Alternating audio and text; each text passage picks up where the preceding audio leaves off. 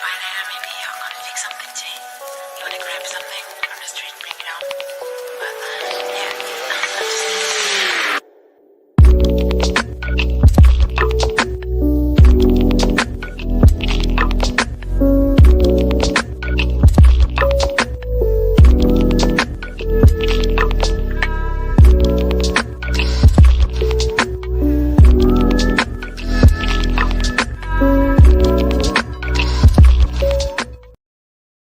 Hello everybody, welcome to EPPS2021, episode 52. I'm your host Paramount, that lovely gothic right over there. She is the one and the only. I'm Paralore. That's right. Just to start off, I have to get something out to everybody right now, because this pissed me off just about 3 hours ago. I was in our Facebook page on Facebook.com, and I am getting this notice from them, and it pissed me off. And it says, Facebook notice to all podcasters. Podcasts are going away, which means if you're on their platform for podcasting, you might as well say bye-bye to that shit. Podcasts will no longer be available on Facebook starting on June 3rd of this year. Your existing podcast will remain available, and new episodes will continue to publish until that date, June 3rd of this year.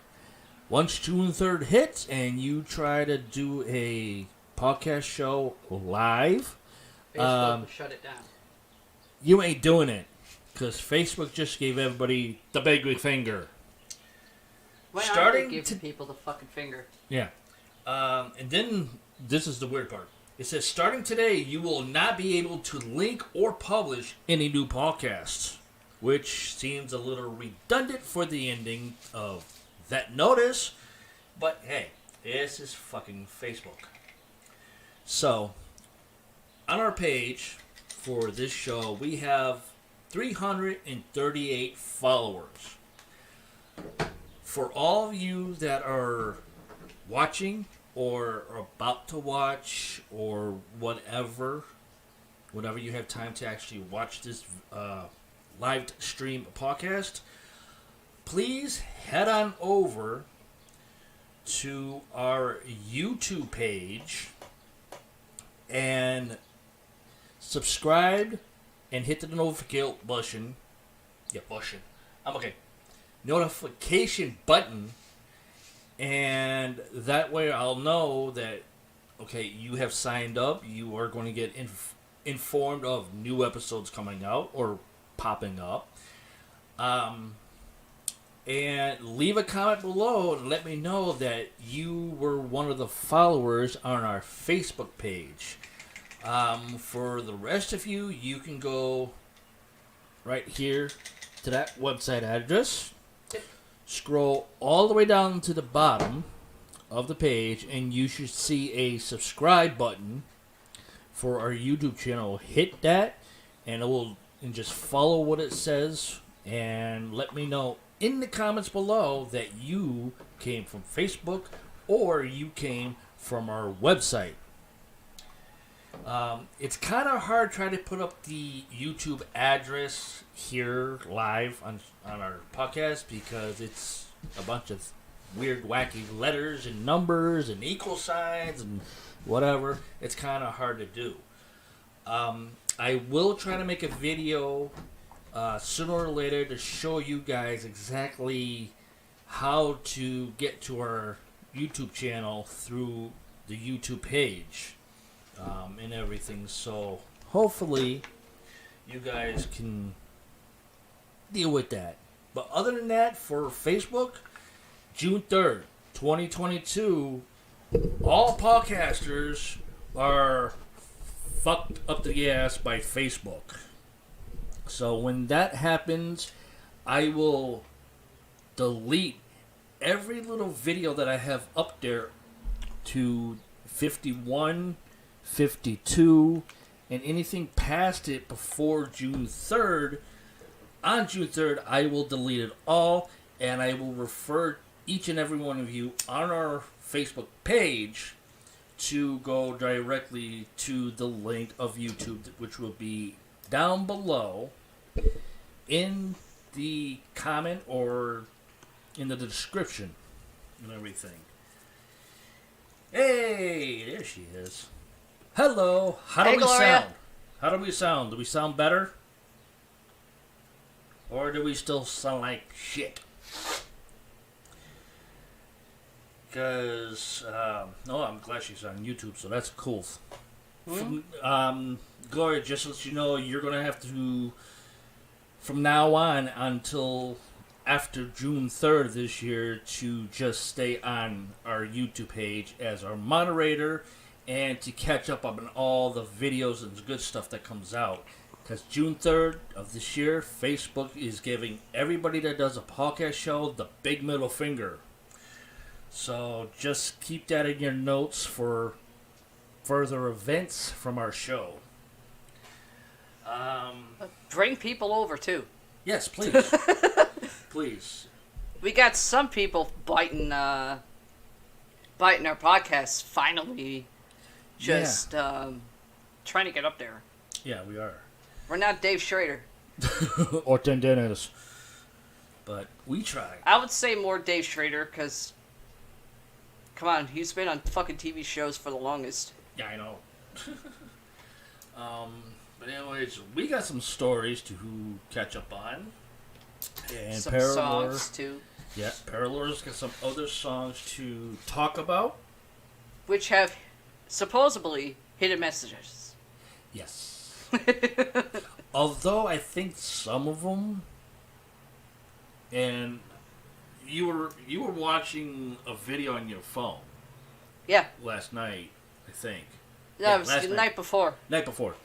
And I like how these goofballs... Most amazing. Decided, I watch them because they're funny.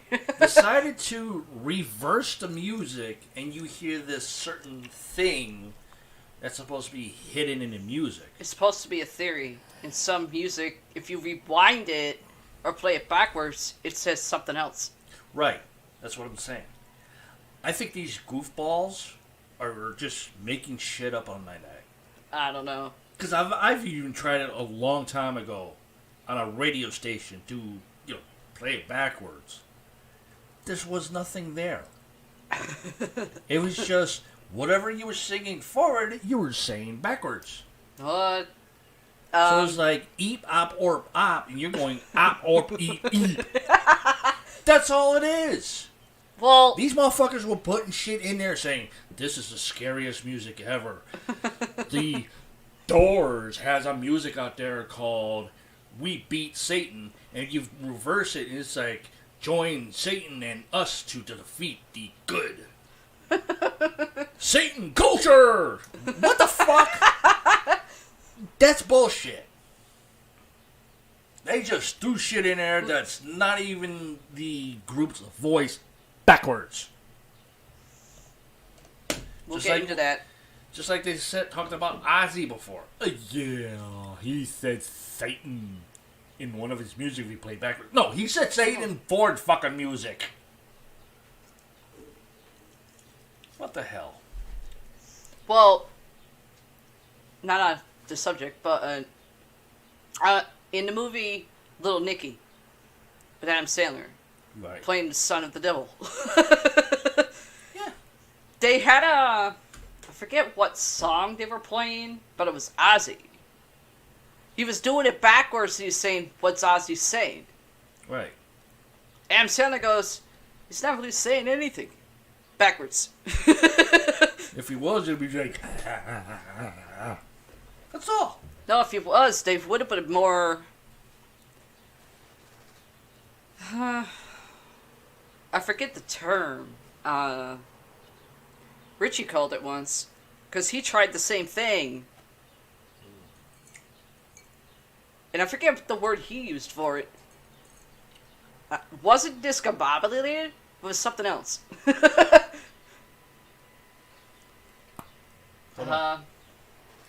Anyway, mine.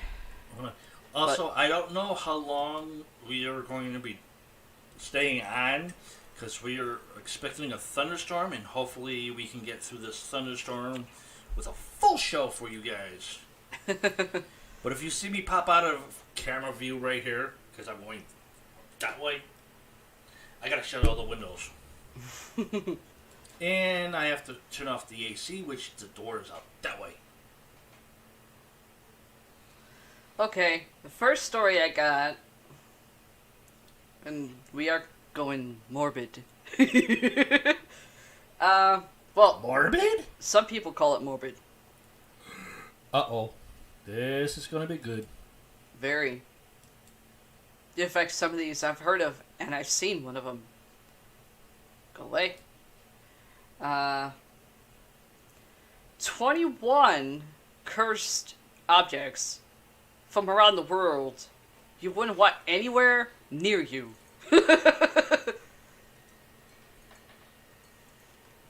I'll take a bath in it. The human mind loves to unravel mysteries. Listed on the site I'm about to read.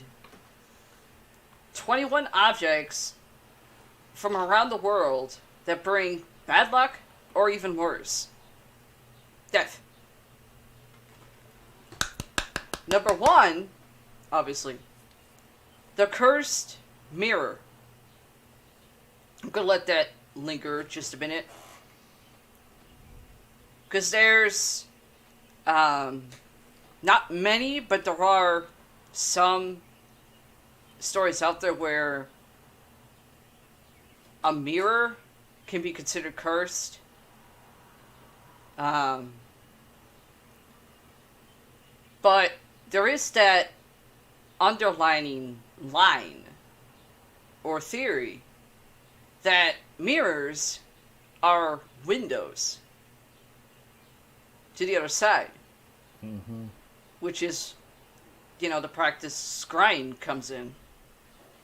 I do. Mm-hmm. But at the same time, with mirrors, they can also be considered parallel dimensions, if you believe in that. I'm a little skeptical on that. Mirrors can they be considered a cursed object? One, yeah. Consider if you listen to the paranormal, or you're raised in it somewhat, like I was, kind of the hard way. With a mirror, obviously it looks at reflections. You're seeing, obviously you look at a mirror, you're seeing a reflection. But there are people that have said they've seen weird shit in mirrors, but usually that's certain times at night, as in midnight, which is at the actual witching hour, not 3 in the morning. 3 a.m., which is another time where that can be distorted. 3 a.m. is the devil's hour. Not the witching hour. The devil's hour is 3 in the morning. Now, I could go on a tangent about that, but why bother?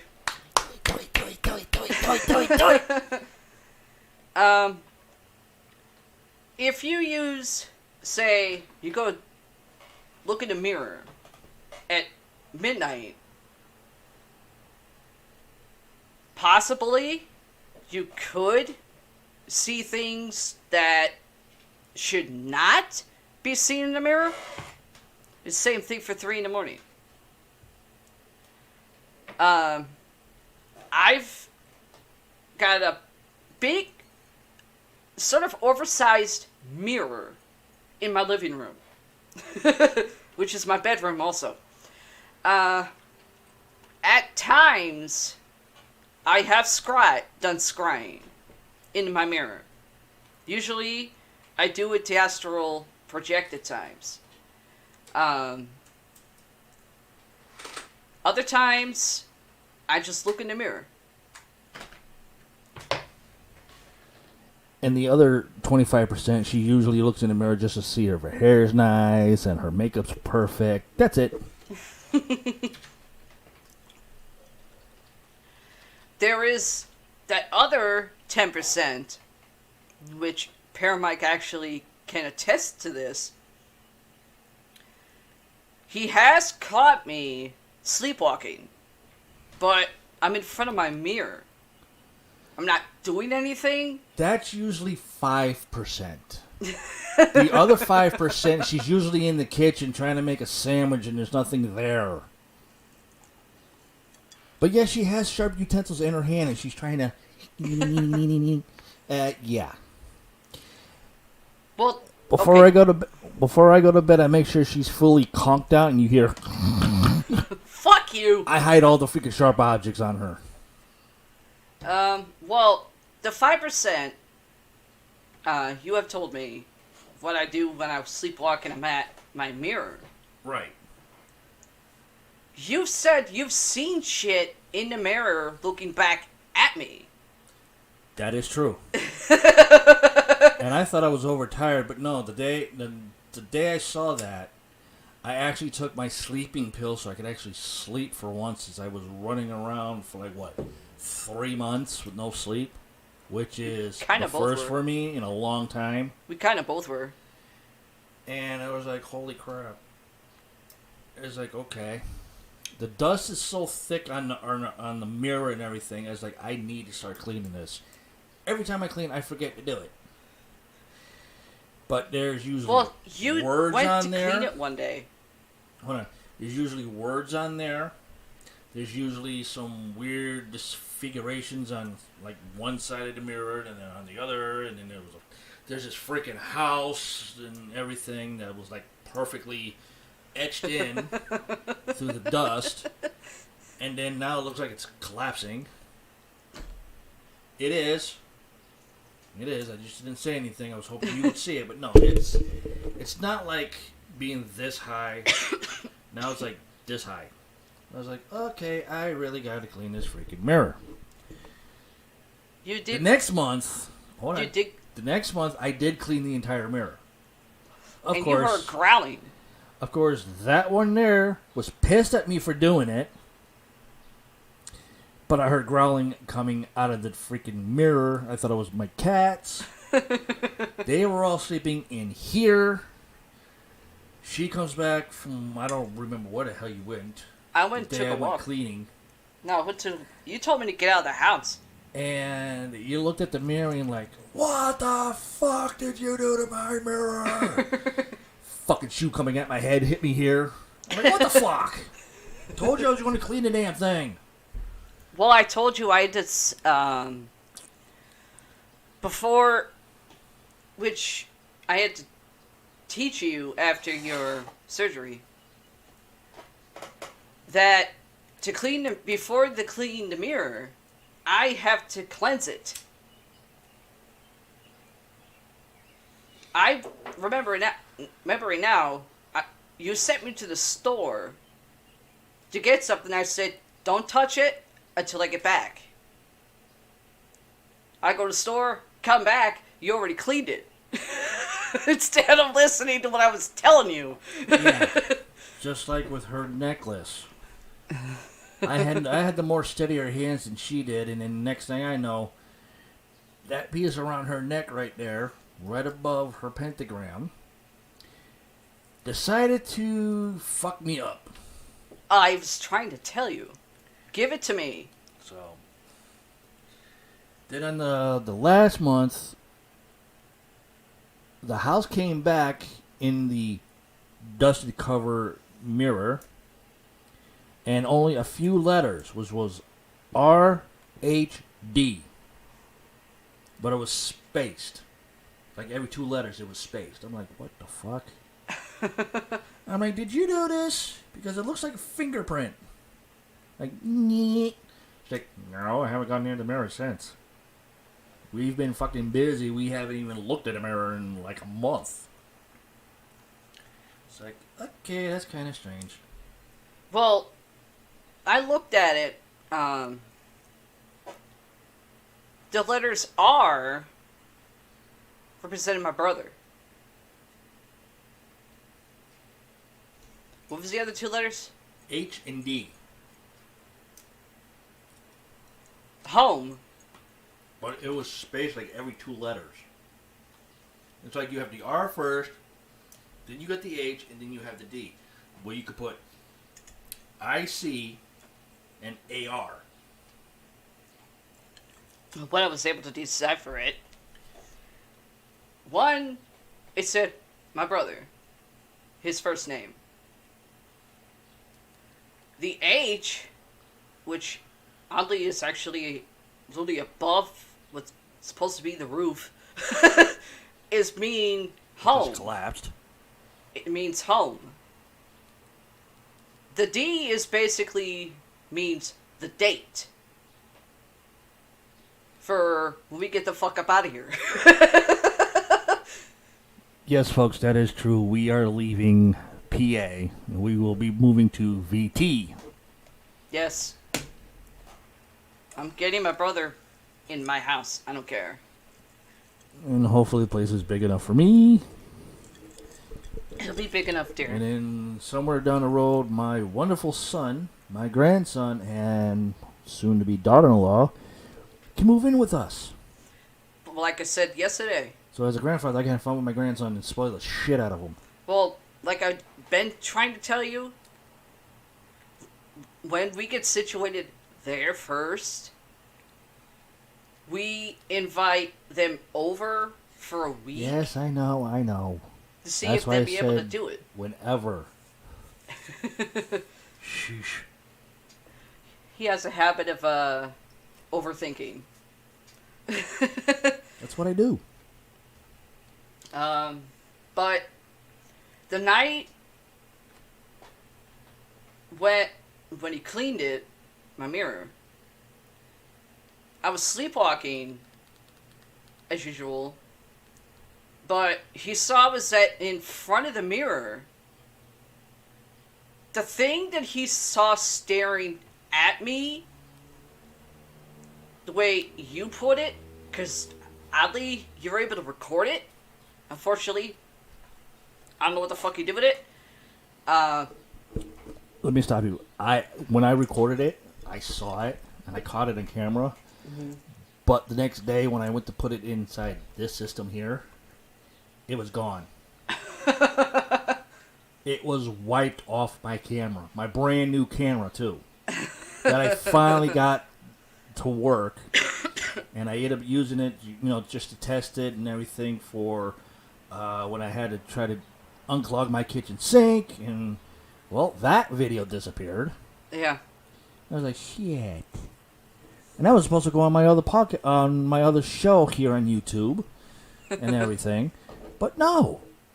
The card was like brand spanking new, like I just stuck it up the ass and everything and got it going. But no recordings. I was like, what the hell? So, the I'm figure pissed. that you saw, which to me, I was surprised, you were actually able to see it. Obviously, I didn't know what the fuck was going on.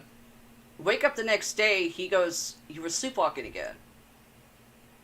I went, okay, what was I doing? After I said that, she said, no, I wasn't. I was in bed all day. No, you weren't. I didn't... When I sleepwalk, and trust me, my eyes are open, but I don't know what the fuck I'm doing. Her eyelids are open, but her eyes are not open. There ain't nobody driving. I don't... You were told not to do that. I was doing the driving thing. Oh. Eyes wide open and just driving, but nobody's there driving.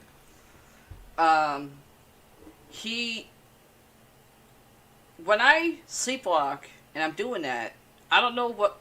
I don't feel myself move. I don't. I wake up the next day. Am I tired off my ass? Yeah.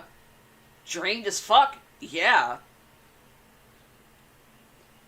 And I have, okay, I don't think I slept at all.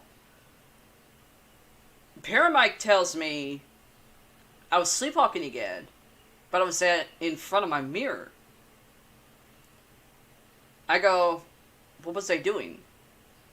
Because the last time, I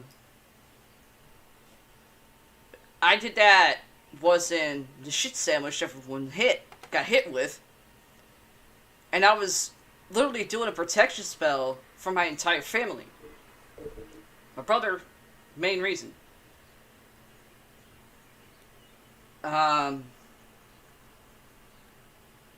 This time around, I wasn't saying nothing, I was just looking in the mirror.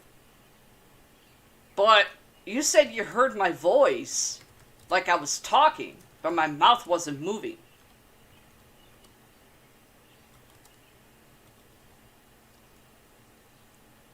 He showed me actually showed it to me. I did see the footage.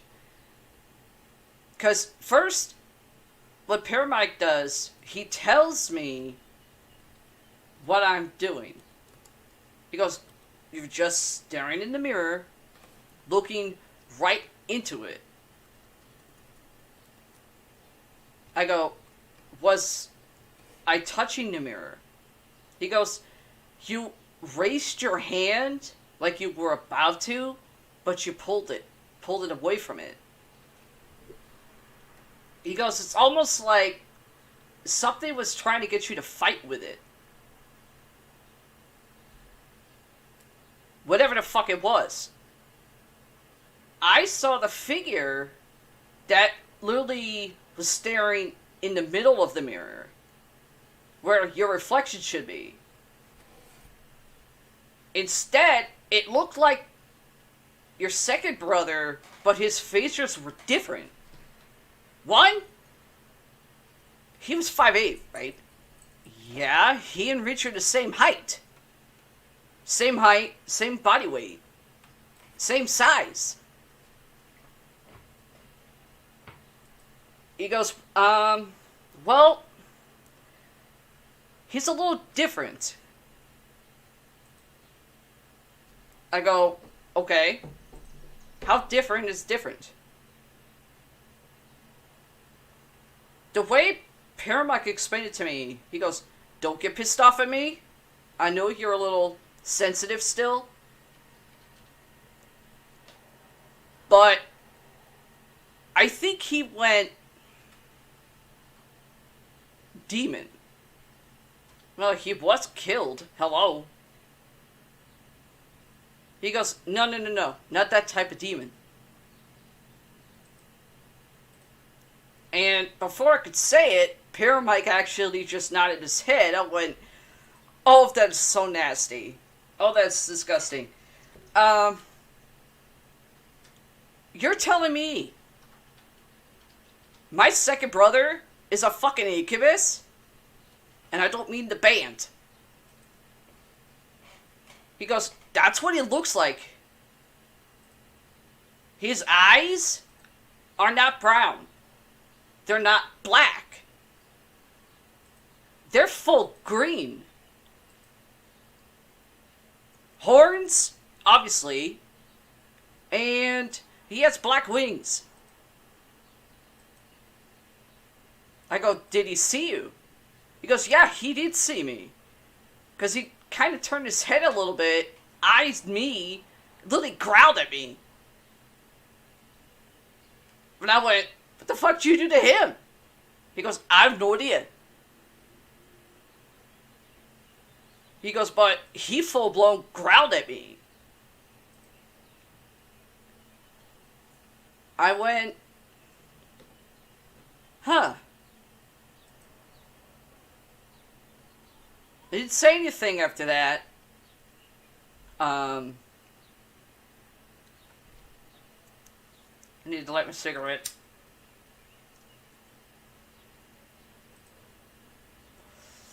And Paramike, he showed me the footage of it. I'm looking at it. Surprisingly, he did catch it. The whole thing. He caught what supposed to have been my second brother saying something to him, but he couldn't make it out before it mysteriously disappeared. He goes, I have to send it to you, to Richie. But no, he's got enough shit going on. He goes, if I don't, he's coming down on my ass. I went, you know that's going to give me a headache? Sends the footage to my brother. He eyes it, sees the same thing.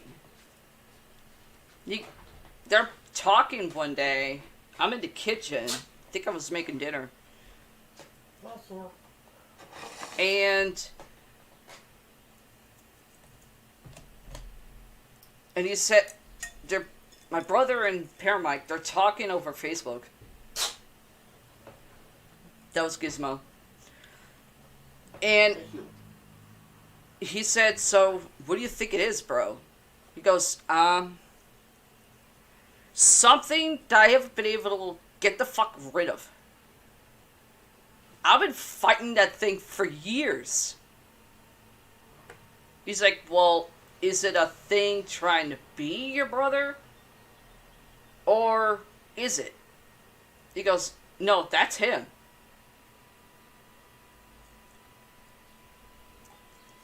He goes, what the hell is he saying to me, though? He goes, you don't want to know.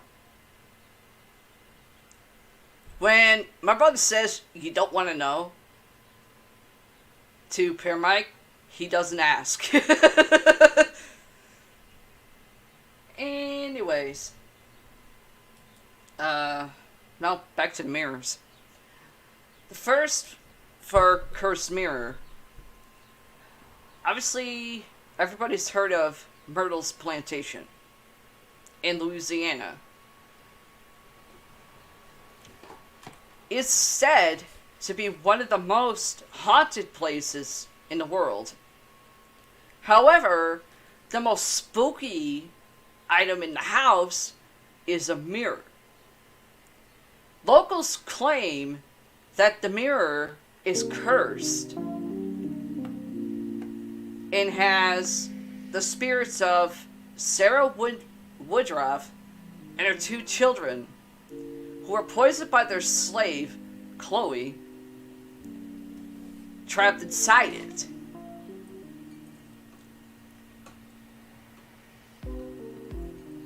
Why am I hearing music? It's background music. Oh. Too loud? No. Just threw me off because I'm hearing this in my ears. Sorry. He still doesn't let me know when he's doing something. Yeah. I've heard of these claims on that mirror. I mean, Myrtle's Plantation, that's been on Ghost Hunters. When they were originally on Sci-Fi. Yep. It was featured on Ghost Adventures. Yep.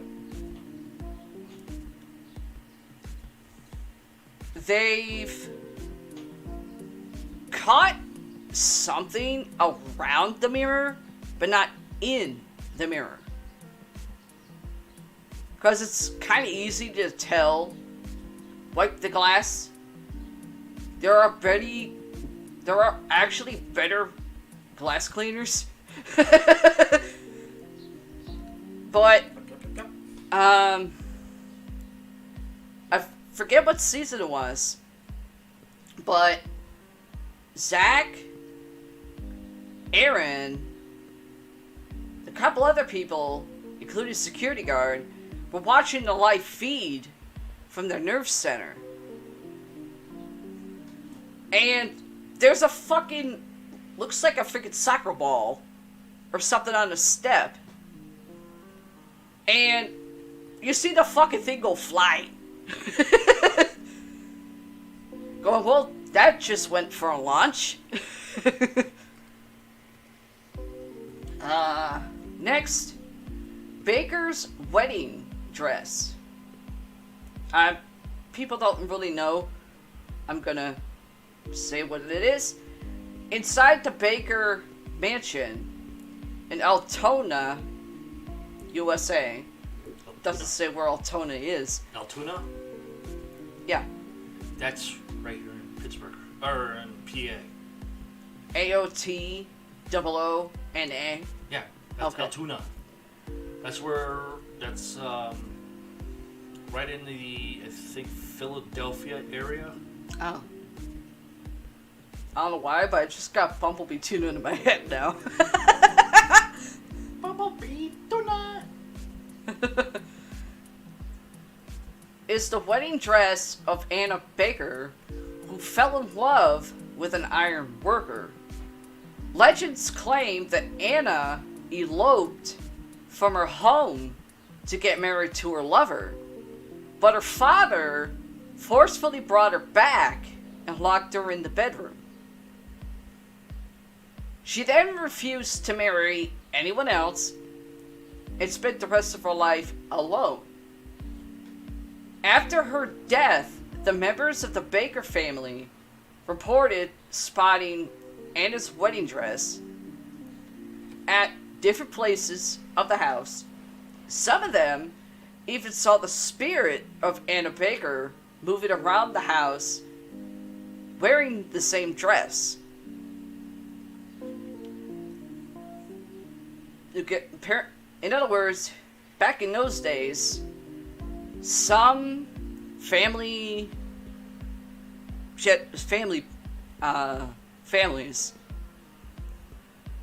did arranged marriages. Obviously, this girl was in one of those families.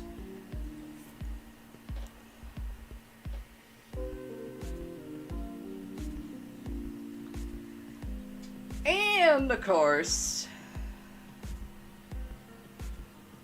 Annabelle. Hold on. The discovery of this doll dates back to 1970, when a mother bought it at an antique shop as a birthday gift for her daughter. Soon, the family noticed strange things happening inside the house related to the doll.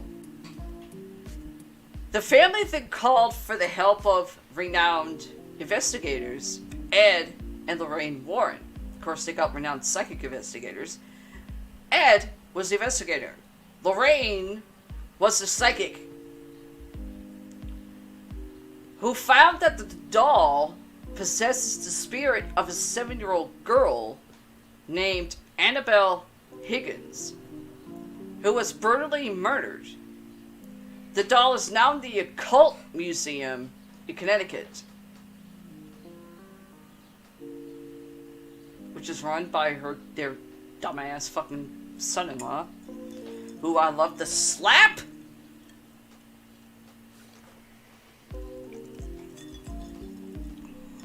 I can tell you by fact, I've seen this fucking thing when I was a teenager. I mean, yeah, I grew up in the fucking 80s. Anybody who's anybody knows what fucking Raggedy Ann is. Raggedy Ann, in general, were either little pocket handheld size things to something you could carry, like a regular doll. Muppet Puppet. But the size of Annabelle is much bigger than an actual Raggedy Ann doll. And there's no maker mark. When Raggedy Ann came out, they had the maker mark on him. And they had the tag. That thing does not have either or. Which means what? It was handmade. For one. Which is my theory, but no one's been able to prove me wrong. With a bullshit story. You know I'm sensitive on that. I'm just saying, you saying it's a handmade puppet without a maker's tag, right? I didn't say handmade puppet. I said handmade doll. Whatever. I call it a big old puppet. Anyways, made without a maker's tag. And the story that goes along with it. Bullshit. Well, outside of myself, actually seen the doll, so didn't my brothers. Richie basically tortured a brother for a couple of since because of it had red hair.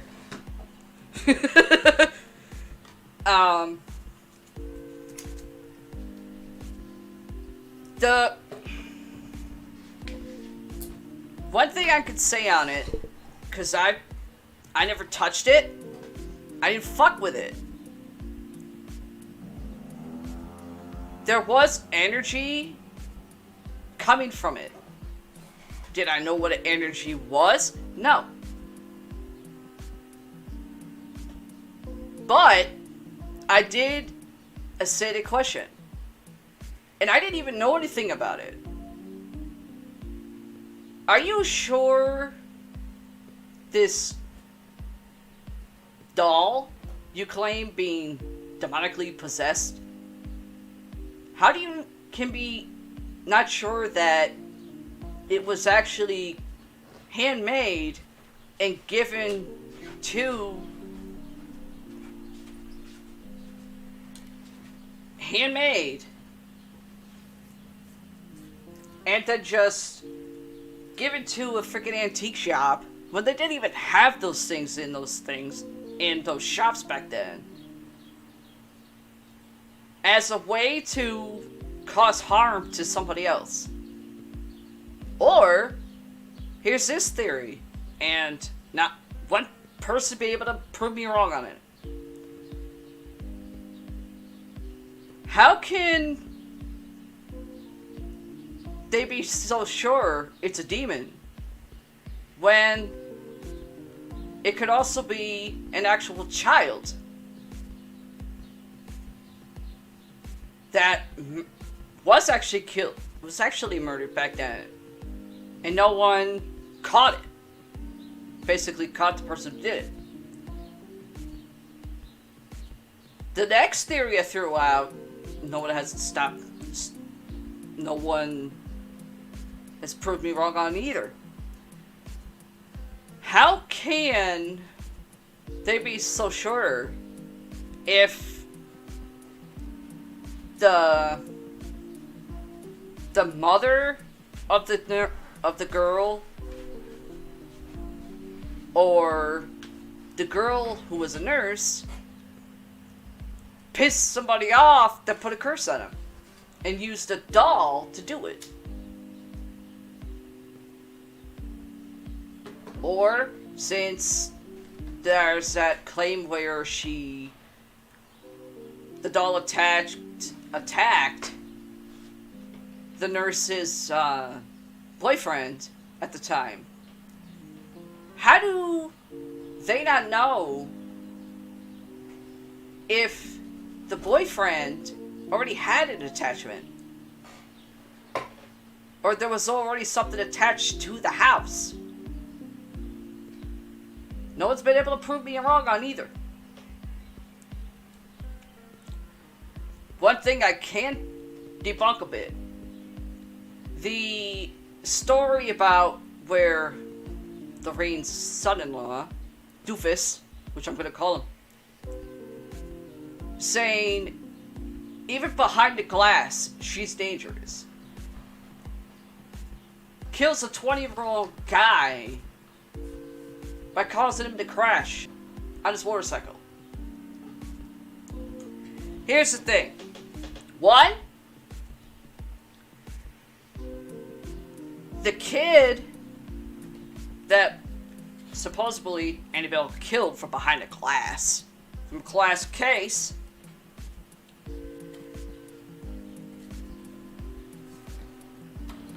Was taunted. The 21-year-old college kid literally was taunting it. Calling it bullshit and even fucking banging on the glass. Saying, oh, if this thing's real, kill me right now. What is that? Oh, invitation.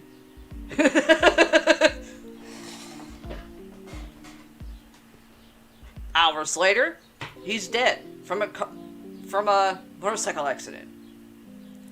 There is proof that the motorcycle that he owned were recalled because of a faulty mechanism in,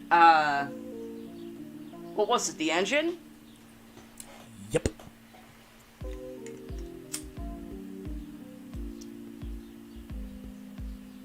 The way I see it, if you're told something has an attachment, if it's cursed, or if it does have a spirit attached to it, you don't fuck with it. If you taunt something going, oh, this is bullshit, it's not real, you're pretty much saying, here's the door, it's wide open. I'm an idiot, please kick my ass.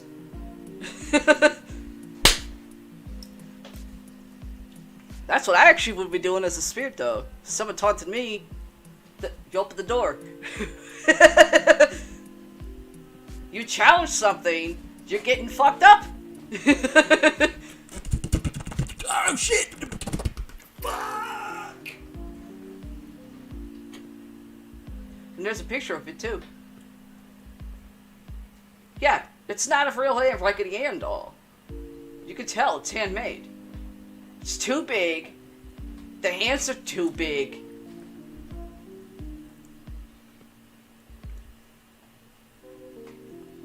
Screaming, the fourth one, moving on, Screaming Skull.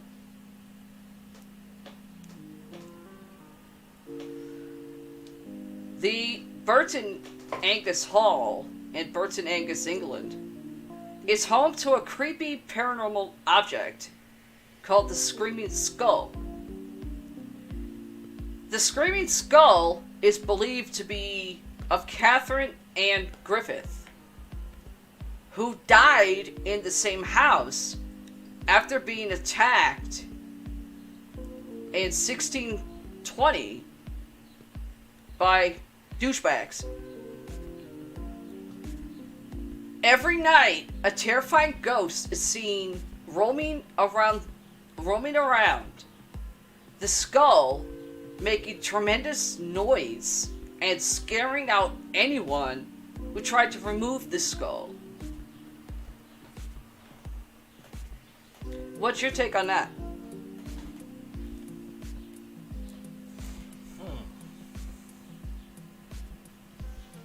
Seems a little weird, Yeah. but it's more skeptical, maybe like a folklore. That's just my brain thinking that way. Other than that, I honestly don't know. Well, I know. Normally with Screaming Skulls, you usually see it as a Halloween prop for Halloween. Yeah, I know. And that's the only time you see Screaming Skulls. But for this one, my brain is on the skeptical side of the whole thing. And that's where it's going to stay. The other side is saying, well, this sounds like a folklore. Or urban But legend. yet there's a possibility of maybe being an actual legend. Not an urban legend, but just a legend. Local. Legend. Yeah. Well, I know. Well, I have a witch sister that lives in England. Karen. The way she puts it, if you live in UK or anywhere in Europe, and if you say you don't believe in the paranormal, you don't believe in ghosts, and yada yada, you're looked at as the weird one. Sometimes that happens here a lot. Yeah, it does. You try to explain something, they're just like, you're fucking weird, dude. Oh, bitch, you're fucking weird. Oh, I hate people like that. Number 5, the hand resists him painting. By artist Bill Stoneham, is probably one of the most haunted pieces of art. According to the artist, this painting is a representation of the doorway that connects our world with the world of the spirits. The owners of the painting have claimed that the characters in the picture move or disappear in the night. Well,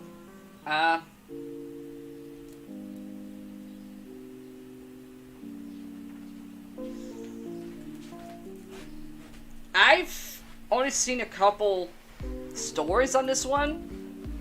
It's all like the same fucking one.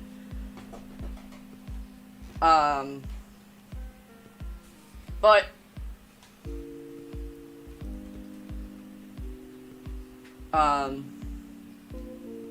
that's actually something I can't really come up with anything for. I mean, I'm not someone that can sit here and go, look at a painting and go, oh yeah, there's something to it.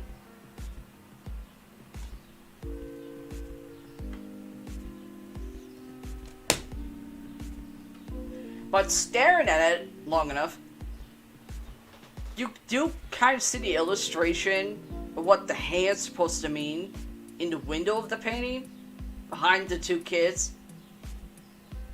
being possible. But the figures moving in the painting, yeah, not saying that's not possible. Skeptical. Have a couple of drinks, you'll think a lot of shit's moving. The Anguished Man painting, another painting. Fascinated by the charm of the Anguished Man painting, Sean Robinson inherited the painting from his grandmother, who decided to hang the painting on the wall of his house. Soon after that, Sean and his family started experiencing paranormal events, like cracking of the doors in the middle of the night and sudden blood-curdling screams from nowhere. Sean's wife decided to investigate the origin of the painting and found that the artist who painted the painting committed suicide, and before doing that, he mixed his own blood with the paint that he used in making the painting. Learning this, the couple decided to hide the painting in the basement of their house in Cumbria.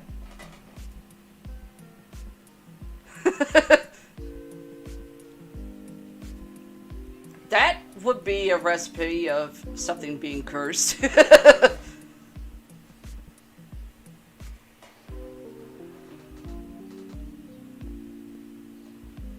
the matter? The video is kind of like freezing up a bit, but you're still talking. So Yeah. I just caught that, so after we're done with this entire show, I'm going to have to take an entire day to go back through the whole thing before I can do the audio files for our audio podcast sites Okay. and mark down all the times. Because this should not be happening unless it's because of that storm coming. Probably. Number 7, piece of Uluru rock. I know I probably butchered that. Uluru Rock is a large sandstone formation in the southern part of the Northern Territory in Australia. Also known as Ayers Rock, this place is sacred for the Aboriginal people of the area. This is the reason they request, or rather advise, visitors not to take anything from the site. However, many tourists, dumb idiots, smuggled home small chunks of the formation. They experienced bad luck, severe illness, terrible breakups, and even death of loved ones. I haven't found any stories or claims on this thing, so I don't know. Leave your comments below. But I mean, if there's places where people that run a spot tell tourists don't take anything, the tourists, whether you tell them not to or not, they're still going to take it. Take something. I mean, come on. Aaron Goodwin did. Every place Aaron Goodwin goes to, he takes a rock from a place. For example, Bill Sure Witch. does. Yep. He took a fucking stone. He's still around. And he still has it too. He's got a lot of stones from places he went to. Mm-hmm. Number 8, Letta, the Gypsy Doll. I've heard of this one due to the fact I am Romanian. According to the locals of Romania, a Romanian man handcrafted a doll for his son Letta, which was normal from centuries ago. Unfortunately, the boy drowned while playing with the doll. His spirit got trapped inside the doll. The man then decided to give the doll to the son of one of his workers. The child claimed that the doll talked to him, while other successive owners reported that holding the doll or being around it causes a feeling of immense grief and makes them cry without reason. If you know the story of the boy dying or drowning after getting the doll, there's the reason why people would just start crying automatically. Because a child died. I mean, me being Romanian, I know of this story because it was told to me. Can I call it bullshit? No, I can't. Romanian? I can't. And it could also be considered, the, Romanian gypsy curse type of scenario.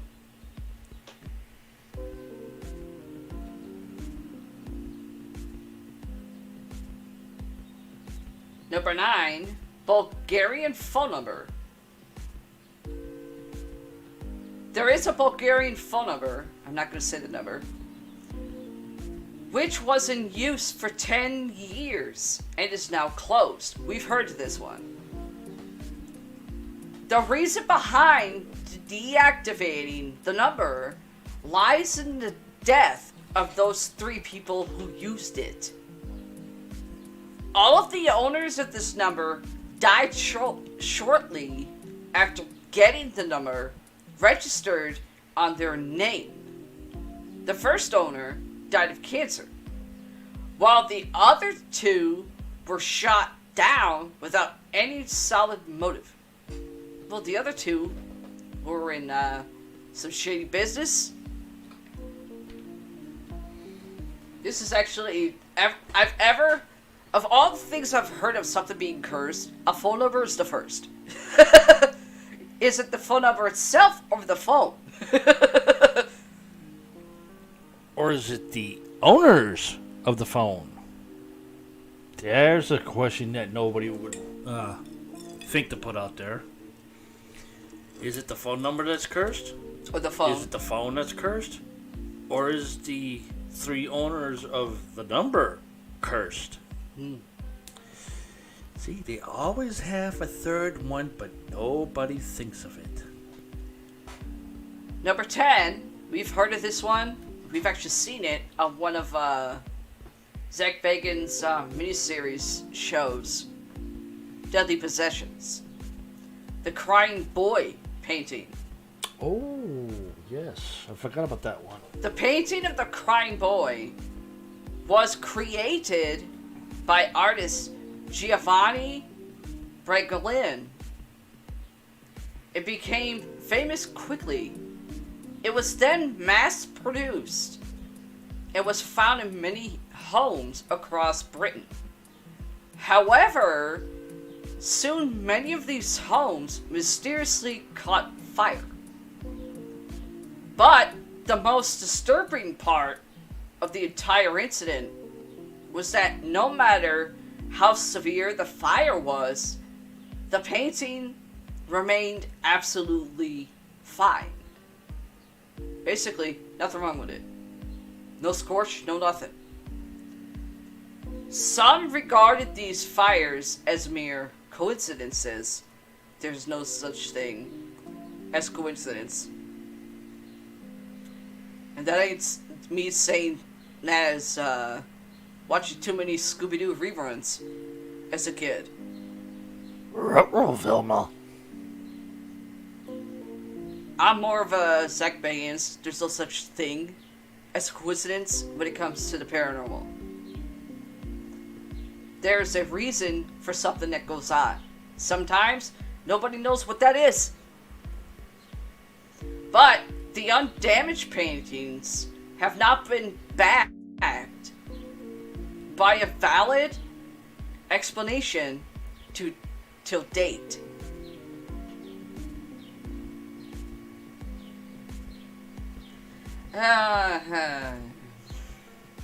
Here's another one. Robert the Doll. I'm not going to go on a tangent just yet. I'm going to read about it first. Robert Otto was gifted a look-alike doll by one of his servants who apparently hated the family. Neighbors of Robert used to hear him having a conversation with the doll. After his death, a couple bought the house and their 8-year-old daughter found the doll in the attic. The little girl often claimed that the doll was trying to kill her. The doll is now on display in a museum in Key West and is still believed to curse people.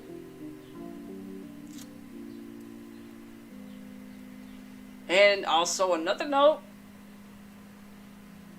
as it's written right in front of my face, and I'm going to go on a tangent in about 5 seconds. I'm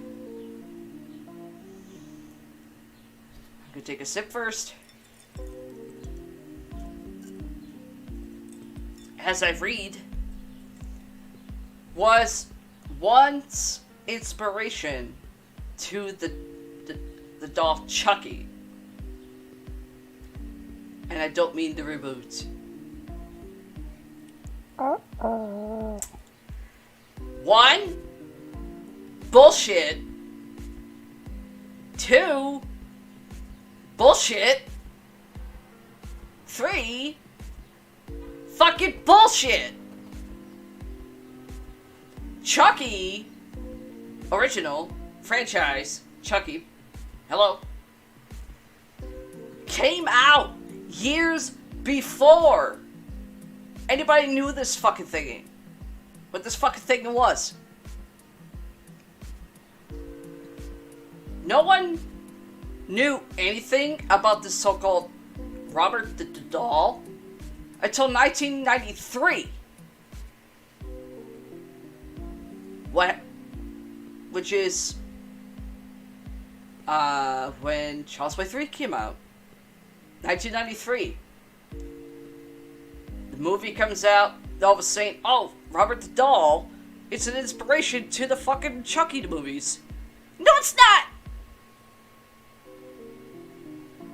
Don Mancini has even gone on record, because he's heard of those claims, and said, no, I created this doll for anybody to start saying, oh, this doll called Robert the Doll wasn't inspired by Chucky. No, it's not. I created it. The doll, Chucky. I created Chucky. From script to looks. Does not correlate with mine. So, whoever's going around saying, oh, this is inspiration for Chucky, will start getting sued by defamation of character of my creation. In fact, there was an episode on Deadly Possessions, Zach's miniseries, because of his museum that he was starting to open. He was filming some stuff that he already got. But he was also filming people who wanted to give him their items because they wanted to get rid of it. One of them is that, if you want to call it a doll. Me, I think it looks like something that's out of sawdust and pine wood.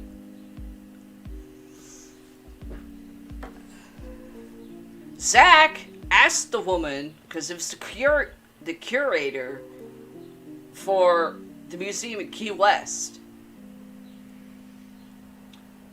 Zach asked the woman, is Robert the Doll the inspiration for the movie Chucky, for the character Chucky in Child's Play? The woman hesitated and said, yes. This is actually the first time Paramike has ever said bullshit the same time I did.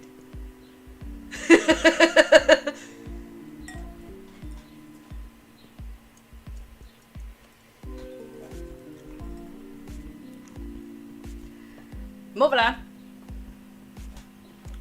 Number 12, Hope Diamond. It's a nice looking diamond, I can tell you that. Another cursed object that must be kept away from human reach is the Hope Diamond. This famous jewel is of an unusually large size with a soothing blue shape and is worth $250 million. However, the diamond is believed to be cursed since the 17th century and brings great misfortune and misery to the person who wears it. Folklore state that a French merchant plucked the gem from one of the eyes of a Hindu goddess statue in 1653. And ever since then, whoever owns this 115 carat blue diamond opens the door for bad luck and a lot of bad shit that goes with it.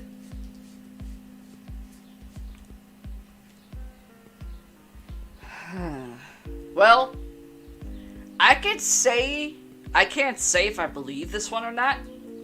I can't say I do. and they can say don't. But if somebody takes something from any type of goddess or god statue and say, "Oh, I'm taking this, it's mine," you're fucked. There is one too many stories of the Hope Diamond. Yeah. You said it's blue. Well, I'm looking at it just to put a picture. Hope Diamond's supposed to be green. Hope Diamond is supposed to be a clear color like glass in a window. It's supposed to be red. It's supposed to be purple. It's supposed to be black.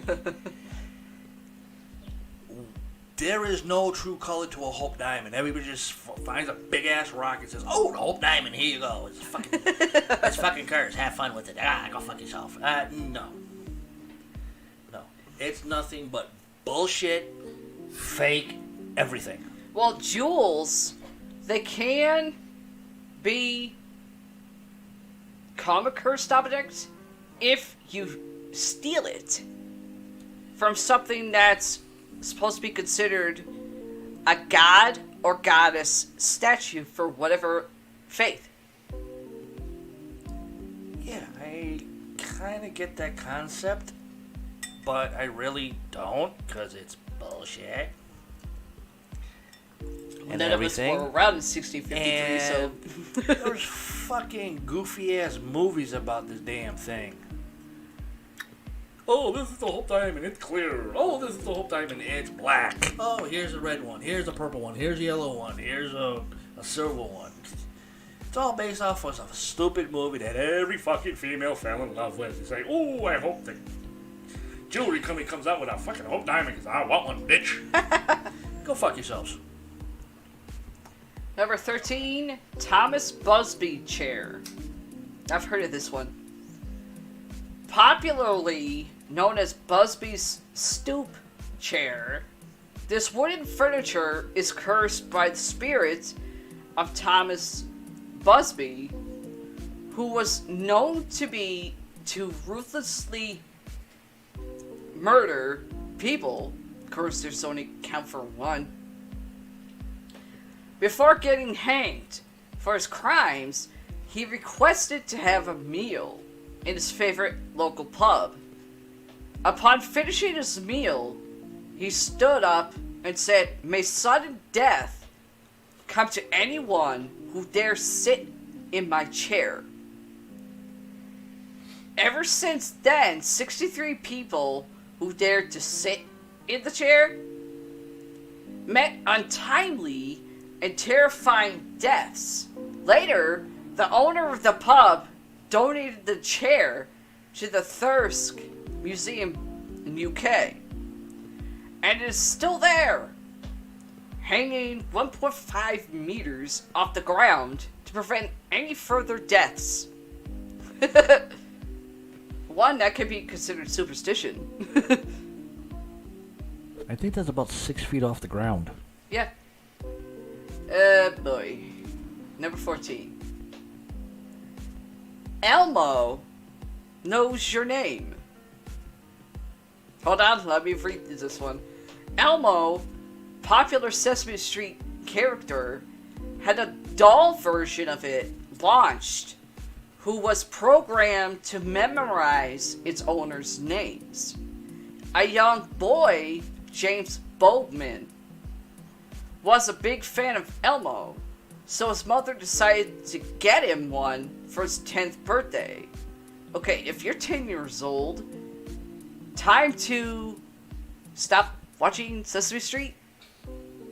Sesame Street was supposed to be for toddlers, little kids, not 10-year-olds.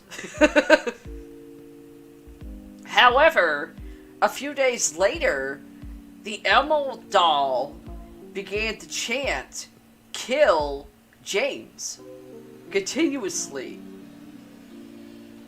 This made his mom throw out the accursed toy. After a couple of years, other such incidents came to light regarding the Emo doll. Apparently there wasn't more than just one incident with this thing. Well,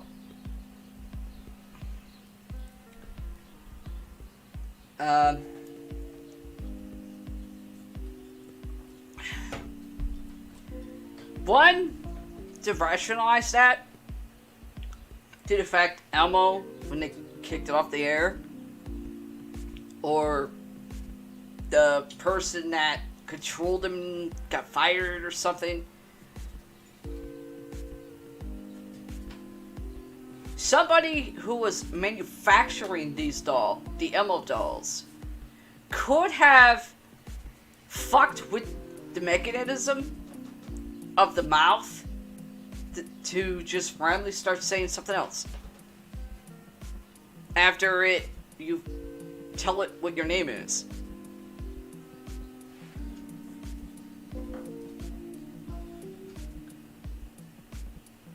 "15. The woman from Lem's statue. The woman from Lem was found in Cyprus in 1878 and is an eye-catching artifact carved from limestone. The statue is said to have been owned by 4 different families, each of them dying within a few years of obtaining the artifact. Terrified by the deadly history of the statue, the only surviving member of the last family donated the statue to the Royal Scottish Museum in Edinburgh, Scotland." I don't know if I could do it, but I could try. Edinburgh! Okay, that sucked. Edinburgh! However, things didn't stop there. The museum curator who handled the statue was mysteriously murdered after a few days.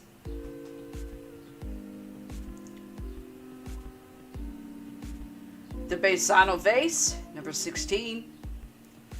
Another cursed object that must not be touched is the Bassano vase that was made in the 15th century by an Italian maiden for her wedding night as a gift for her groom. Locals say that she was found murdered with the vase in her hand that very night. The vase was then passed off from families to families, each claiming unfortunate deaths of loved ones. In 1988, it was offered to multiple museums, but all of them refused to take it because of the curse on it. Where exactly it is now remains unclear, but some say that it was buried in a coffin at an inaccessible place. It's called in a crate around cement at the bottom of the ocean.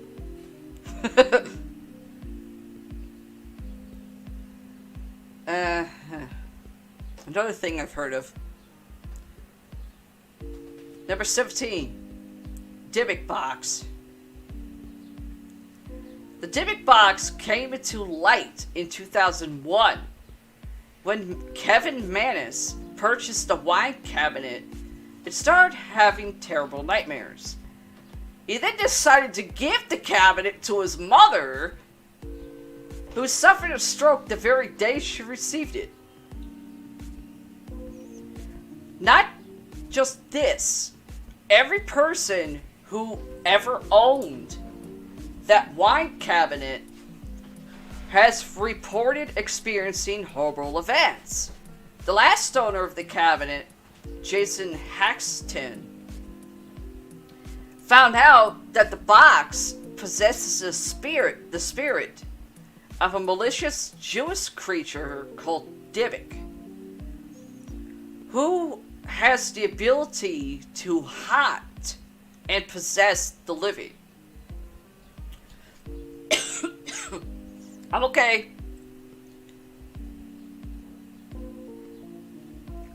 Okay. I know about the movie that was made that's supposedly that was based on this thing. I've wondered something, and I don't think anyone has ever actually came up with an answer. Is there just this Dybbuk box? Or are there other Dybbuk boxes?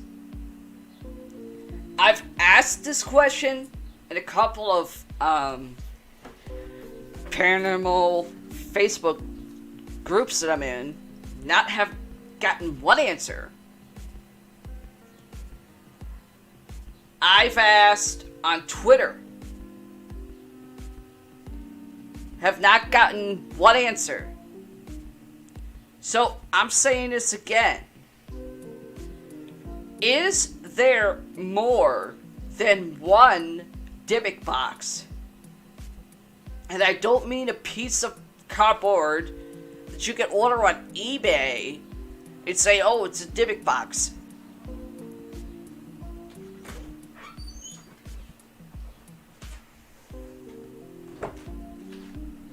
Is there more than one?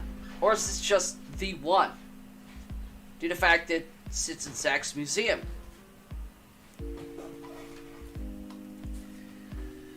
Not saying I will go up and buy one. I'm just wondering. Are there more than one? Like or is that just this one?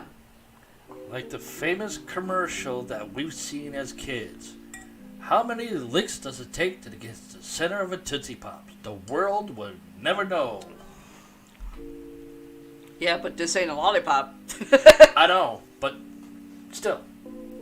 You've asked that question so many times. Yeah. Haven't No one's gotten an giving me a answer. fucking answer. Right. Just like that commercial we see about Tootsie Pops. How many licks does it take to get to the center of a Tootsie Pop? The world may never know. That's basically your answer. People don't know. Either they don't know or they...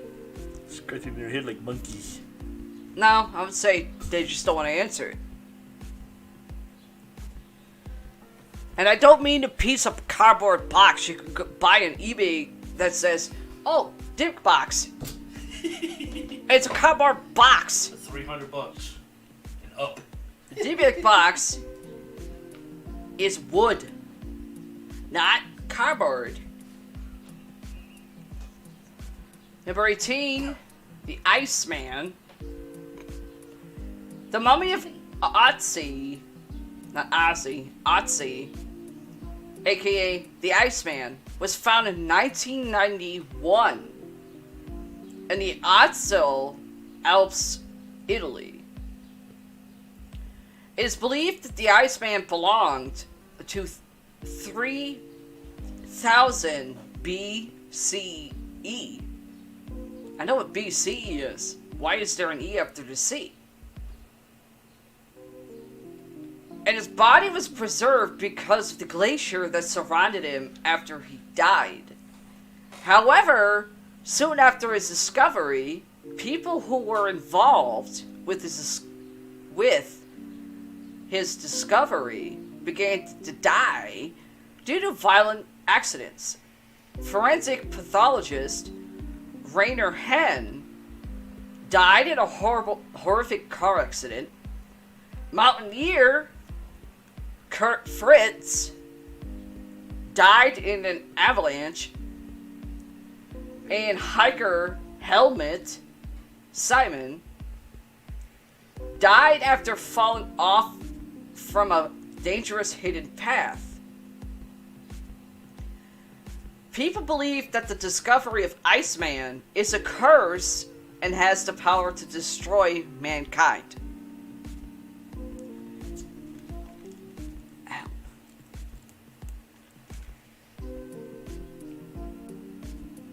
I don't know.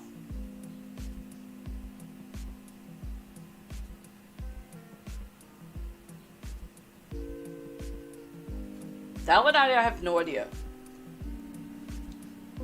Number 19, Terracotta Army. Terracotta Army in Shanxi, I know I butchered it, China, is a unique 2,200 pieces of funerary art, which are regarded as one of the most massive archaeological discovery of modern times. However, it is nothing but a barrier rewind, but a bearer of bad luck for all those 7 farmers who discovered it in 1974. Soon after the discovery, their farmland was claimed by the government, and their homes were demolished to make way for exhibition halls and gift shops. Talk about, hey, great find! Get the fuck out.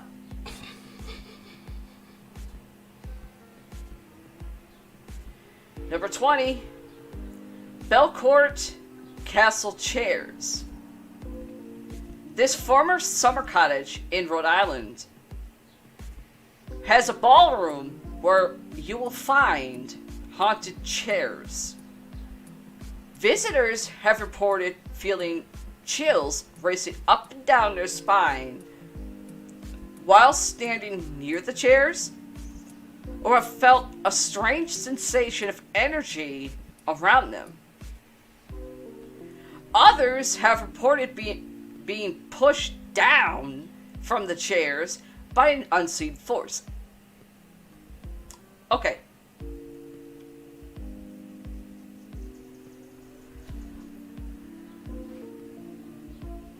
Moral to this one: if you're visiting a place and you see a whole bunch of chairs, here's a clue: don't sit in them. How about that? I'm sure as fuck would want nobody sitting in my chair. Who the fuck are you? Get the fuck out of my chair! Jerk off.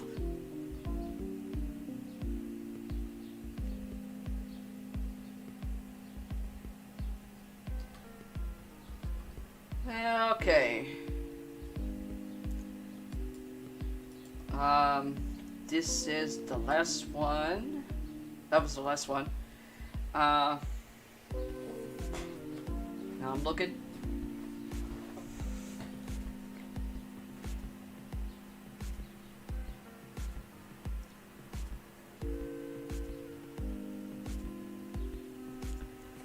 Okay.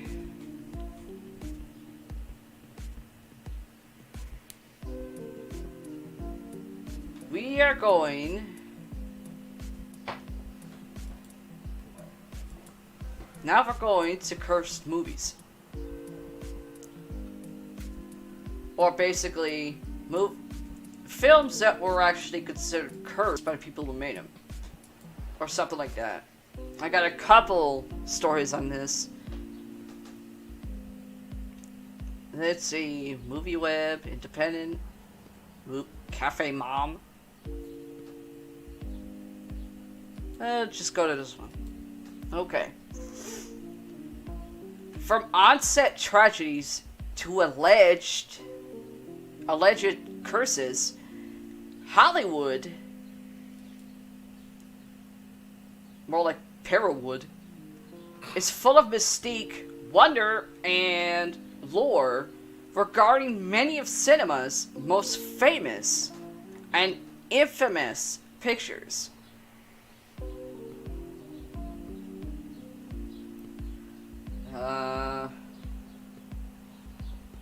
Let's see. Trying to see.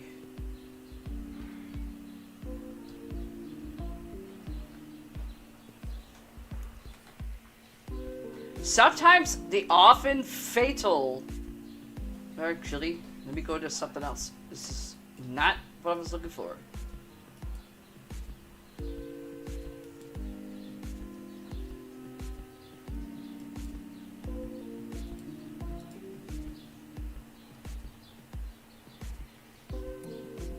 Okay. I found something better.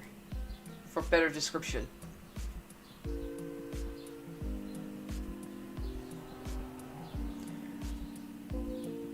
Let's see.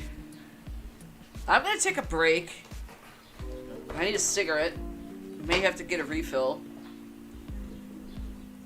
Hey, And want to be on camera? Come on. Paramike will do one of his stories now. Of course. While I take a breather, get a refill, smoke, then we'll continue with cursed films. Yeah, if Gizmo doesn't decide to get on my shot. Huh? If Gizmo doesn't decide to get on my shot.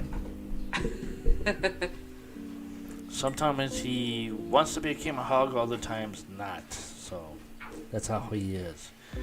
But anyways, a lot of people have been talking about the Ouija board and how fun it is, how dangerous it is, how nobody knows how to use it.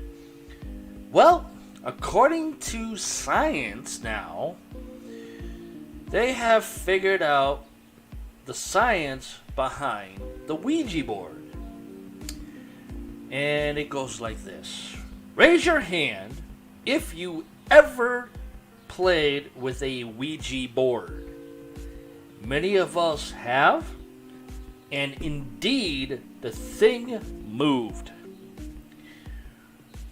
Were we communicating with the other side? Did a loved one want to send us a message, or was it an evil, wandering spirit? Messing with the occult can be tricky, but in this case, there is not an awful lot to worry about. Don't believe us, and it says click through if you dare.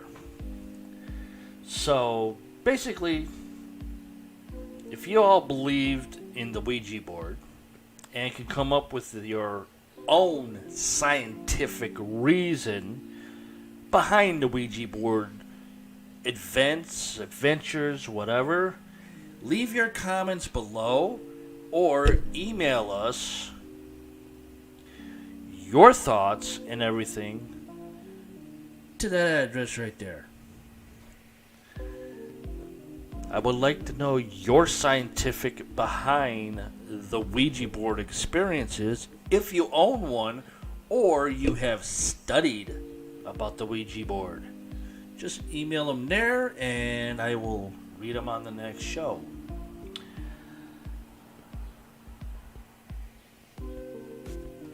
What are Ouija boards? A Ouija board is a device used to communicate with the dead.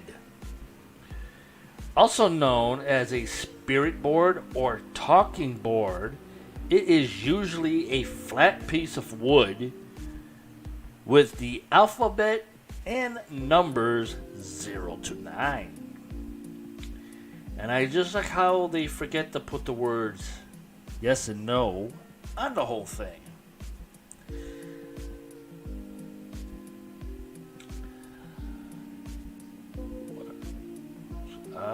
These boards also usually have the words yes or no written on them. Some can also contain the words hello or goodbye. Yeah, that's after the Ouija board gets updated after a few centuries. How do they work? There is usually an additional piece. Traditionally, a planchette holding a pencil was used. Spirits in contact would use to write down messages. I have never seen a planchette like that for this board. This is the first for me. Commercial. These have evolved to a more simple, non-writing pointing device, or sometimes even an upturned glass was used. Either way, the idea is that spirits use energy to communicate messages through these. That's probably how we got the spirit boxes, or free apps on Android and Apple phones just to da-da-da-da. Where do they come from? Ouija boards, as we know them, were popularized by spiritualists in the United States in the late 19th century. How come I don't really believe that What? statement? Believe what? Where do they come from? And we're talking about the Ouija boards. Let me get you back in here. The what? Hold on. Let me get you back in here. The Ouija board. Yeah, what about it? Okay, one of them, it says, where do they come from? And this is one of the slides I'm in. Okay. It says, Ouija boards, as we know them, were popularized by spiritualists Yeah. in the United States in the late 19th century. Due to the fact that the Ouija boards have been involved in so many different directions, and still don't know exactly who made the Ouija boards or where it actually came from before I saw the Ouija board from Hasbro products Yeah. in stores. It ain't no game. Though before Ouija boards, as we know them, these were known as talking boards. Or spirit boards, to be more precise. They became popular during the American Civil War Spiritualism. when mediums would exploit grieving families who wanted to contact the deceased loved ones. Yeah.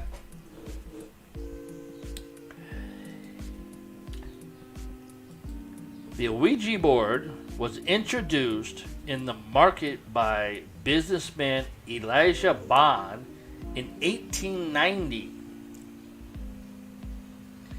and was sold as a parlor game. This until American spiritualist Pearl Curran, pictured here, made it popular among fans of the supernatural.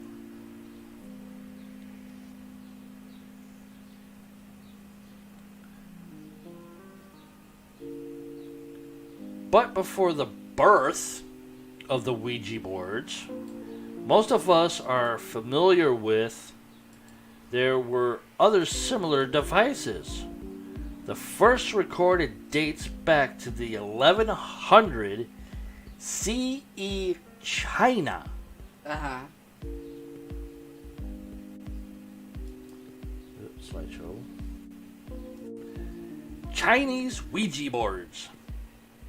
The ancient Chinese system of automatic writing was called Fuji, or planchette writing in English terms. Its use was popular during the song Destiny, but it was eventually forbidden during the Qing dynasty. Religious response, the popular of Ouija boards, was not welcomed by many religions. In fact, most religions condemned any practice of divination, and Ouija boards are no exception. Catholic response. I really think they play with them. Huh. One Roman Catholic Christian apologetics organization stated that the Ouija board is far from harmless, as it is a form of divination, seeking information from supernatural sources. Excuse me. Popularity of Ouija boards from sleepovers to Halloween parties. Many of us have dabbled with Ouija boards. You had to put your finger on the planchette or pointer and it moved. What's really going on with Ouija board or Ouija boards? For over 130 years, these tools have amazed and frightened many people, and indeed enticed the curiosity of skeptics to discover what was really going on. Slideshow.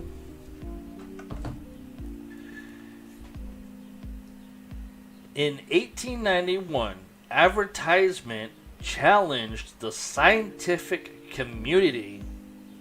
It claimed that for the scientific or thoughtful is mysterious movements invite the most careful research and investigation, apparently forming the link which unites the unknown with the unknown.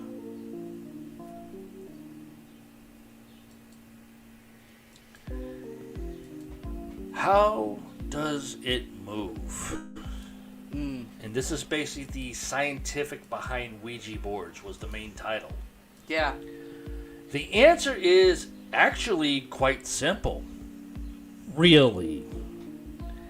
It moves because one of the so-called eidometer effect, also known as eidometer response or reflex. This is essentially an unconscious, involuntary physical movement performed by two bodies. That just sounds like to me like, well, let's see, you're a male, you're a female. Well, hey, that's hormones. Yeah. Brain signals. Our bodies sometimes move, even when we try not to.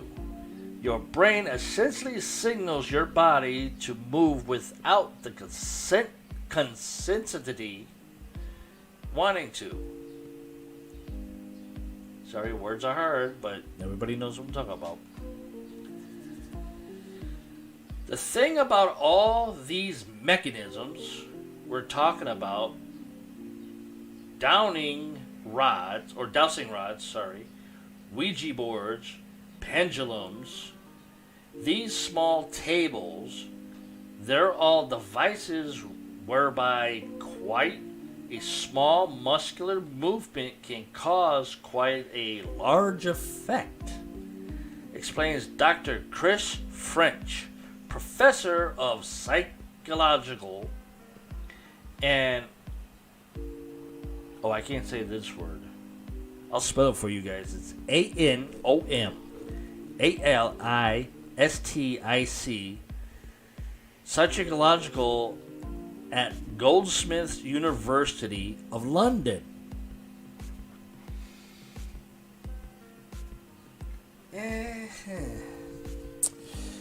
Dowsing rods, Ouija boards, pendulums.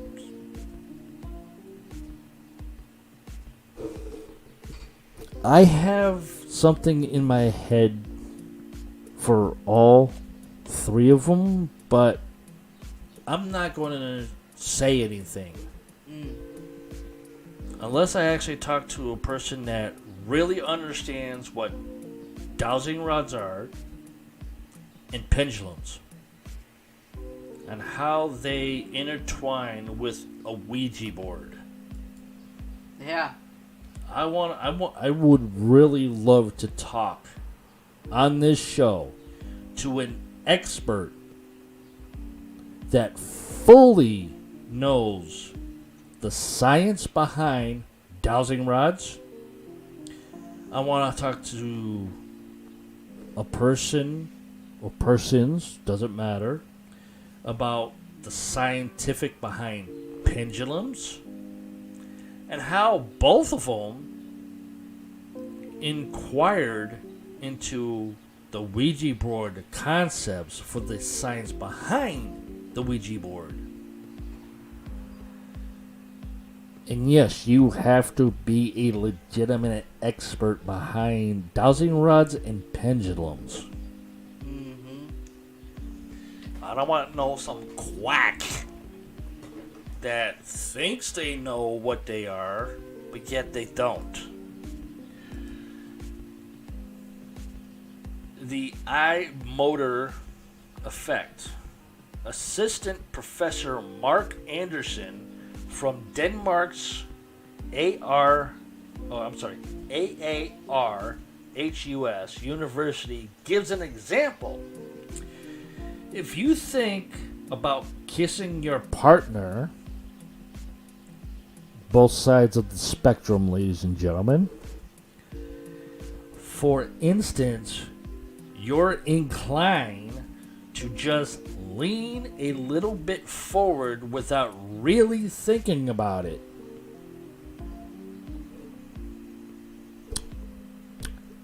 Yeah. I always think before I kiss. What about the message of the Ouija board? It's all very well that the pointer or planchette moves through our involuntary movements. But how about the message themselves? Do they come from our subconscious minds, or do they come from the dead? I don't think anybody have any subconscious minds anymore. Not on this planet. But yet I think they're all dead in the head anyway, so I can see the last part. Yeah, they do come from the dead. The brainless morons that are walking around. You don't need a Ouija board for that. No, you don't. Well, that's us too, as it says. Once it starts to spell something, inadvertently, sorry, words are hard, you're trying to guess, even if you're not doing it consistently, or if you're not doing it consistently. If you ask, what's your name? Like every paranormal person does when they have a spirit box. What's your name? And it goes to that letter P and then E. You're automatically thinking, Peter! No. Probably everybody else around the board is also thinking, Peter. And that's what is likely to be then spelled out, says Dr. French.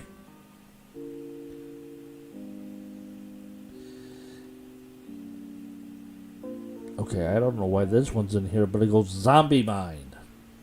Maybe we can use a Ouija board to tap into our subconscious. Well, according to a 2012 study, it sounds like we might just be able to do that.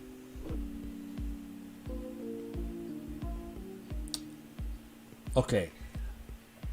The title, Zombie Mind, I could relate to because that's how this was. when I was growing up. I was a walking zombie with a zombie mind, but yet I still don't know where the hell it was going.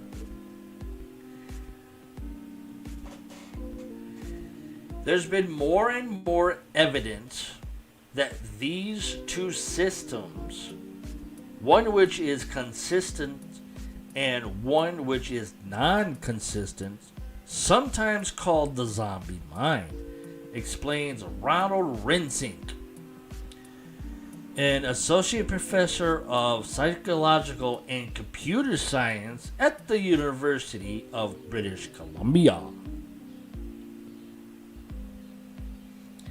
Your conscious mind says, I'm just going to give up because I'm not a complete control, or not in complete control. In which case, your zombie system then takes over. The dark side of the idle motor effect. Unfortunately, the idle motor effect is also behind many other Fox therapies. And that's FAUX. Hoaxes and scams. I think the whole damn thing is a scam. These include demonic possessions. The person indeed believes he or she is possessed, meaning that the idle motor effect will kick in, and the person will lose control of their body. Yeah.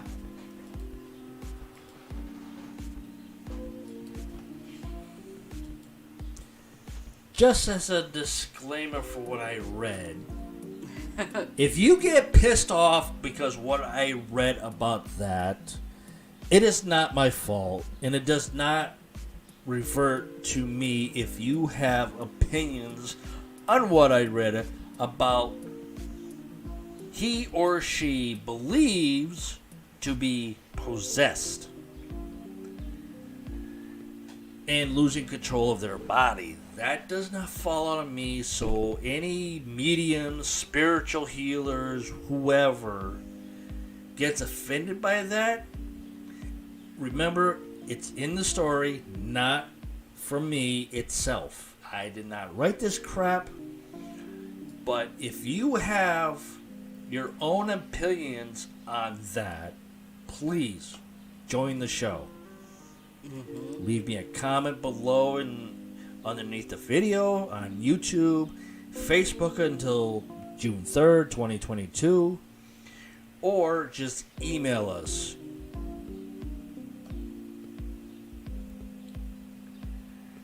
Dowsing rods. Here we go. Dowsing rods, a type of divination used to locate numerous things. Groundwater, gemstones, oil, so on and so forth, is also a good example of the idle motor effect in action. Before I go on, we've seen so many different dowsing rods that are actually out there by paranormal enthusiasts, as I would call you guys. The original dowsing rod was actually made of wood, which is just a big stick that looks like a big wire and everything with a little nose. That's how dowsing rods first started, to look for groundwater and oil. Back then, I thought it was completely garbage, bullshit, and these people were just fucking dumb. Mm-hmm. Then, centuries later, we see two L-shaped sticks, basically. Yeah. That just, one will move one way in one hand, and one will either stay in the middle or decides to go different directions. And they're not attached. Yeah.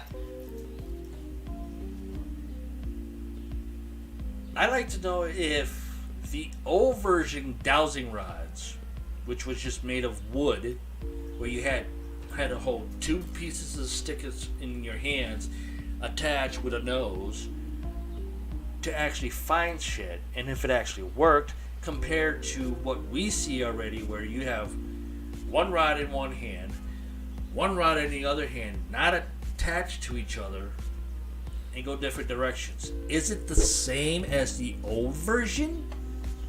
Or are these more advanced version and the old versions were just bullshit and made up?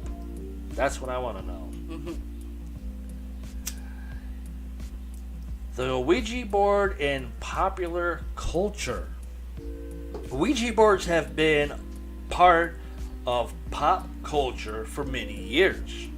For example, it is an essential piece in the plot of the horror classic The Exorcist Yep. in 1973.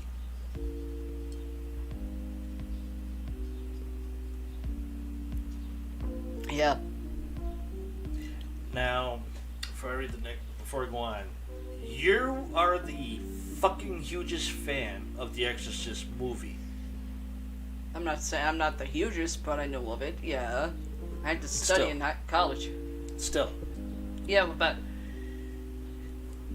where do you sit right now after I read that on it? what the movie made this bad, sort of like a bad name for Ouija boards? No, I mean, in 1973 for The Exorcist, Yeah. for the pop culture for many years. Yeah. And it was an essential piece in the plot of the horror classic The Exorcist back in 1973. You watched the movie Yeah. from front to back to front, up and down, left and right, every way, every which way. Yeah. Plus, you read the book. Had to. Out of the two things that you have done, Yeah. compared to what I read here, and the other type of the Exorcist movies that have come out, Yeah. where do you sit on how the Ouija board fits into this movie compared to the book? Well. Due to the fact that I read the book of The Exorcist before, Yeah.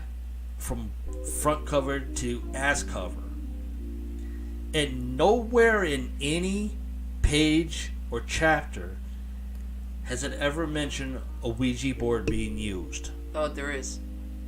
Remember, the book was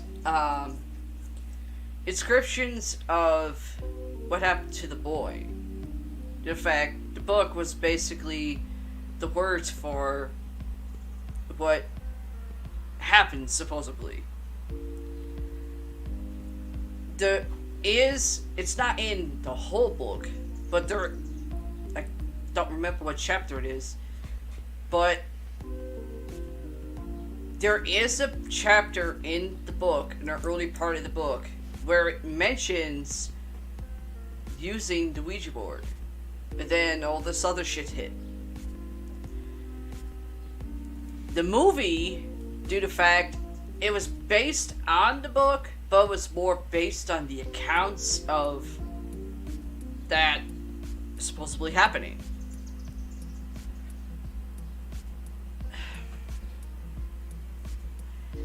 I don't know if the Ouija board, well, in some parts, the Ouija board, it could be easily blamed for the shit going on in the movie, that parts of it happened in real life, years prior. But it was really the movie more the movie than the book.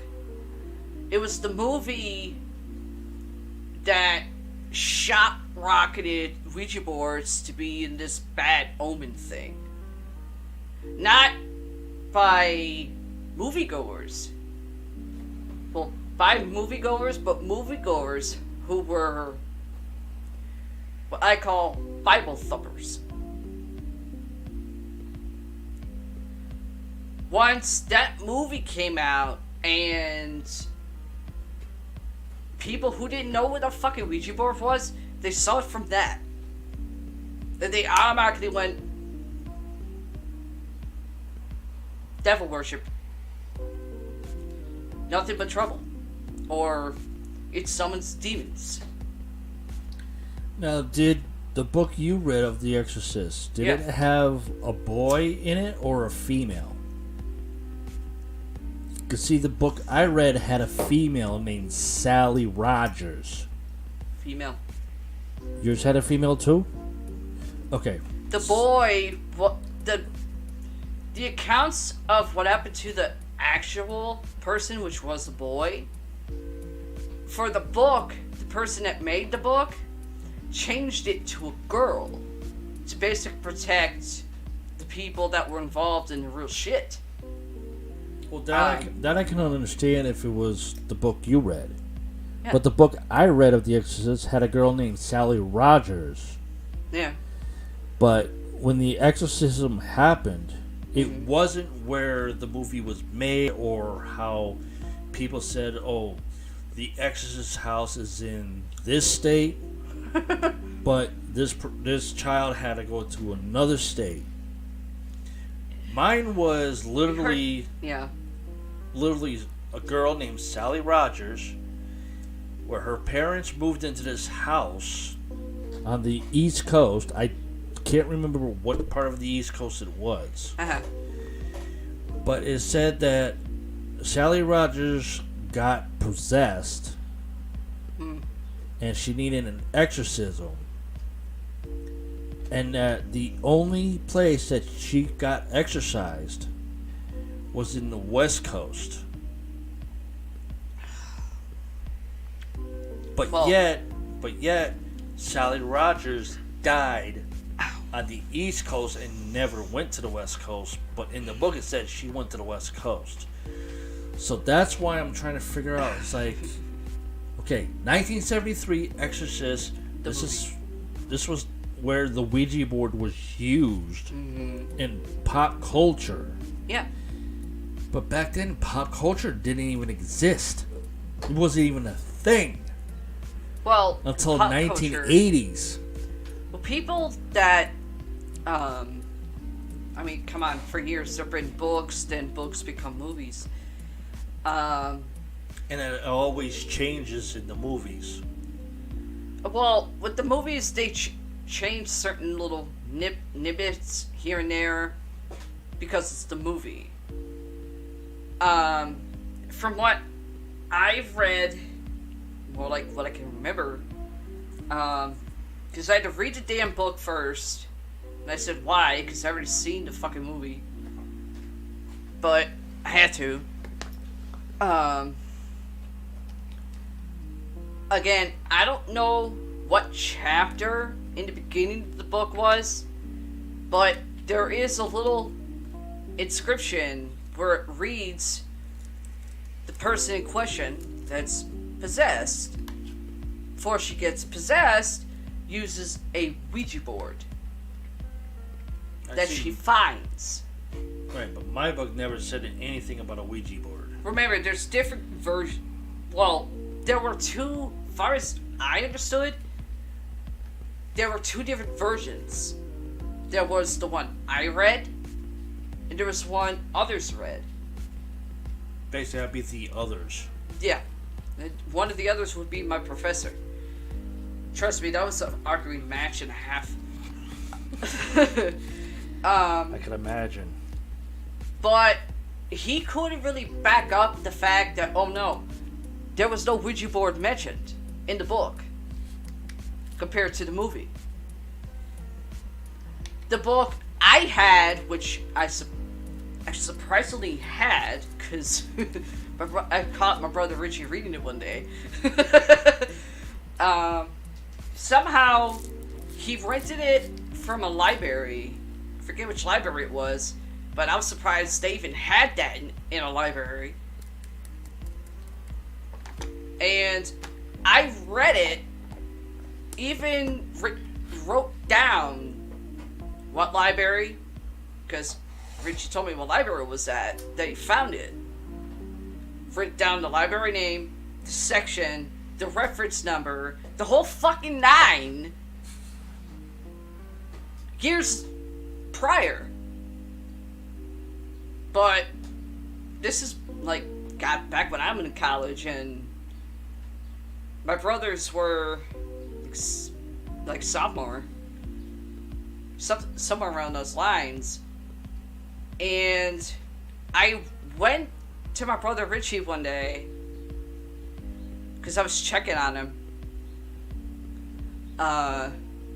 Long story short, he and our mother had a big ass fight. He left, decided to move in with a few of his friends, which I didn't have a problem with. Went to him and asked him about it. He goes, "What? You read the book?" "Yeah." "You remember where you found it?" Gave me the name of the library, the section it was at, the reference number, everything. And I'm like, how the fuck do you remember all that? And it's like, I don't know. He goes, it was only like a year ago. Okay, smart ass.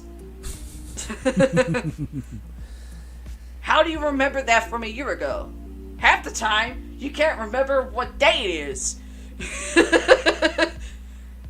He goes, that's because I don't feel like getting out of bed. That's me too.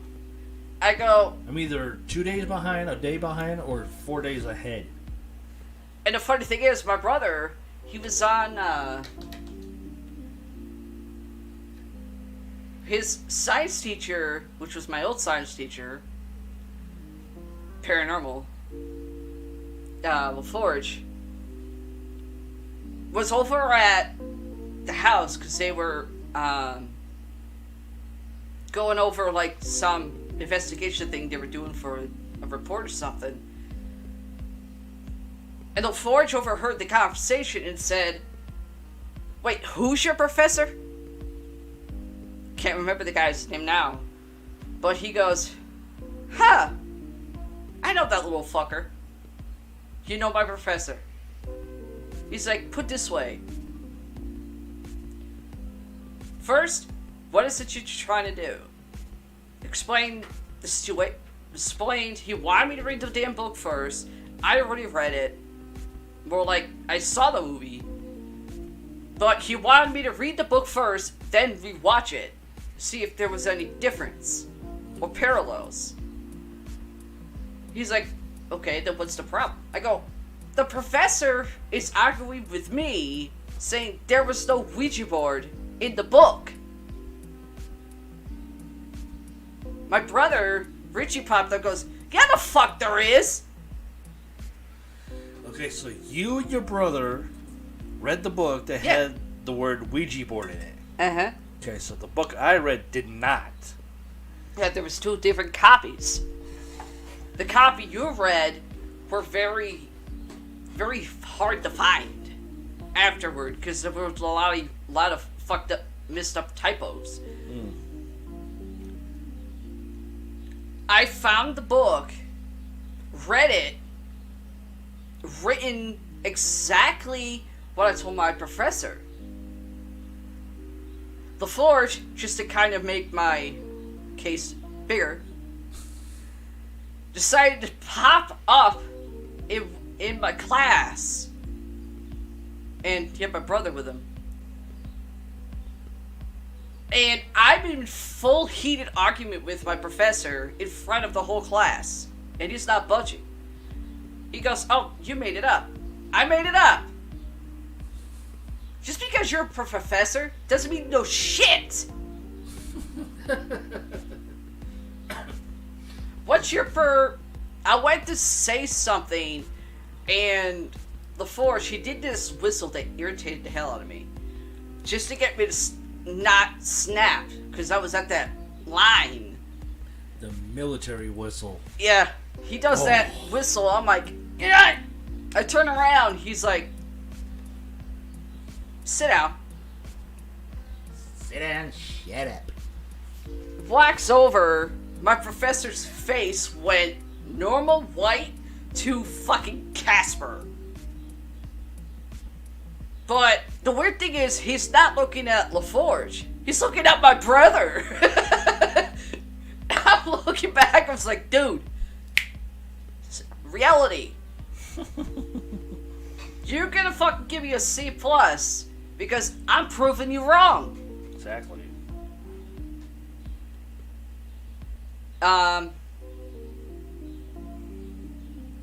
And funny thing is, another ironic thing, LaForge actually had the book and actually proved it.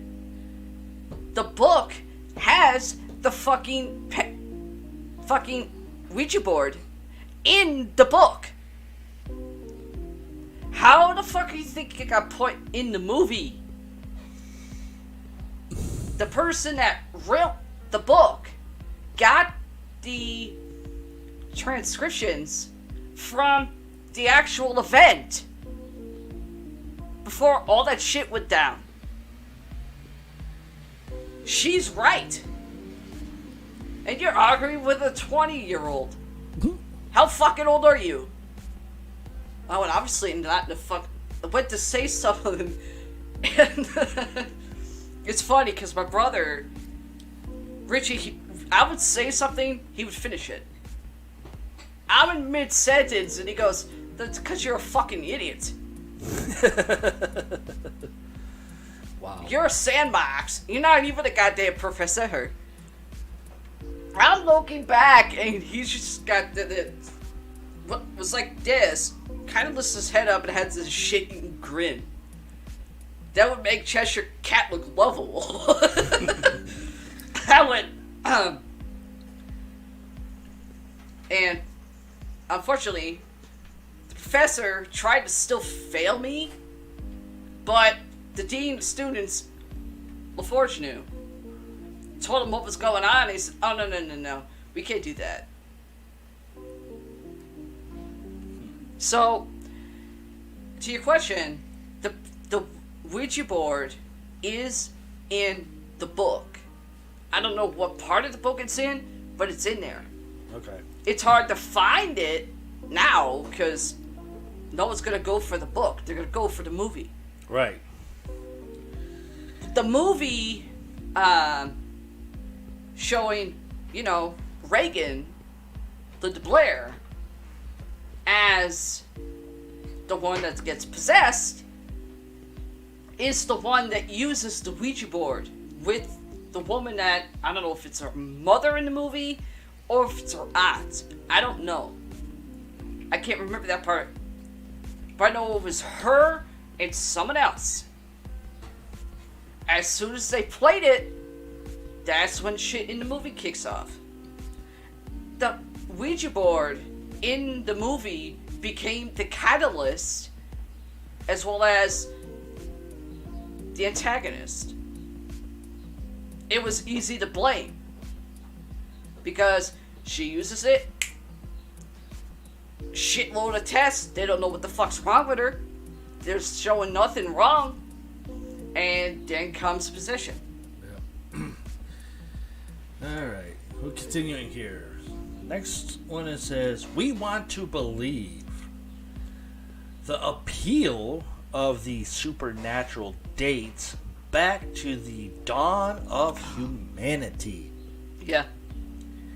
So it's natural that we want to believe. Very. This makes users of the Ouija board think they are indeed experience something real. So, dawn of humanity, would that be the age of the dinosaur and the fucking caveman? I wonder. Psychological tool. Yeah. Ultimately, Ouija boards and similar devices might, after all, be useful in the study of our brain and the link between our conscious and non-conscious thought processes. But you're not communicating with the dead. Really? That's the end of that one. And yes, this story will be up on our webpage under news. One thing I could say, I mean, on Ghost Adventures, on a couple of seasons, or a couple episodes, Zach's brought a Ouija board in as a tool to not only see if it works, but to see if there is something there and they could channel it. I think one episode was the Zozo house. Yeah. Another episode was that old jail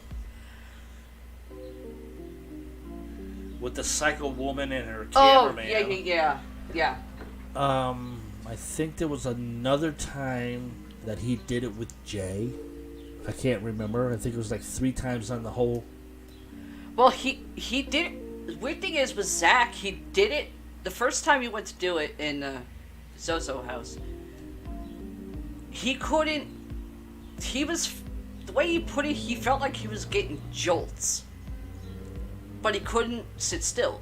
No, that was the old jail. Yeah, the jail.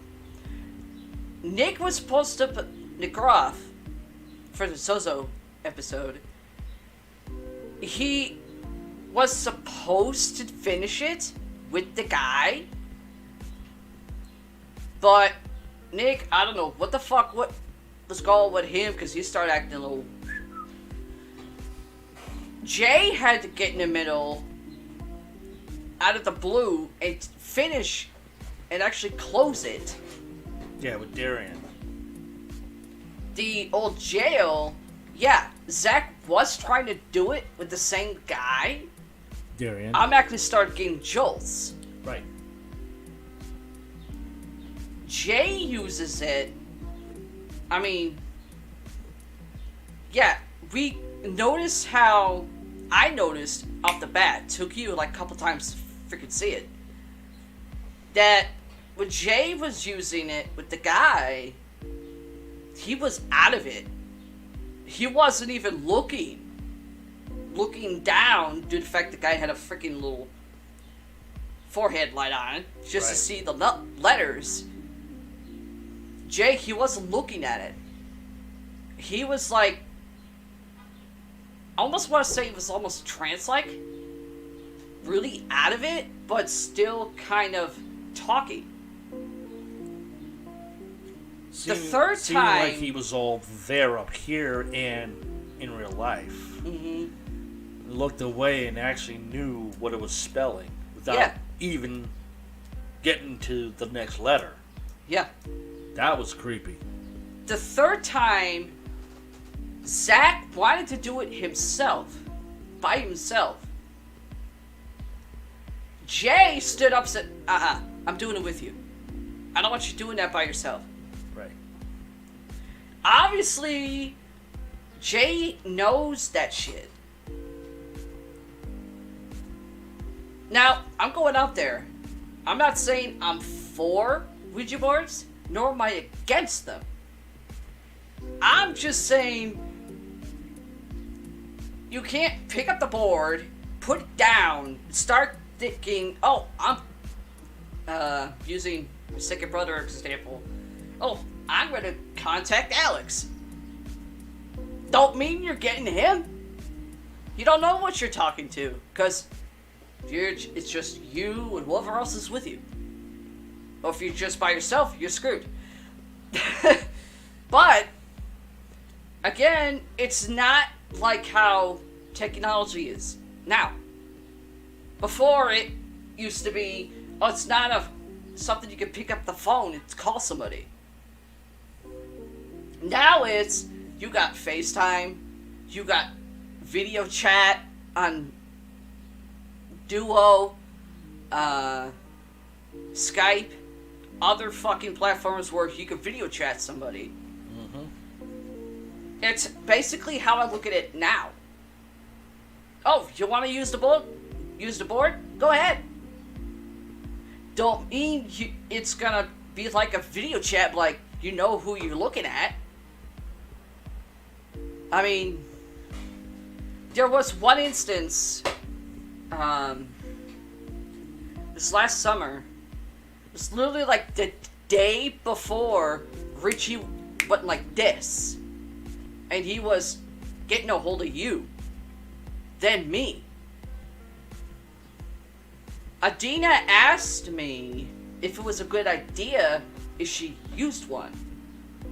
I said, Adina, you remember when you were 10?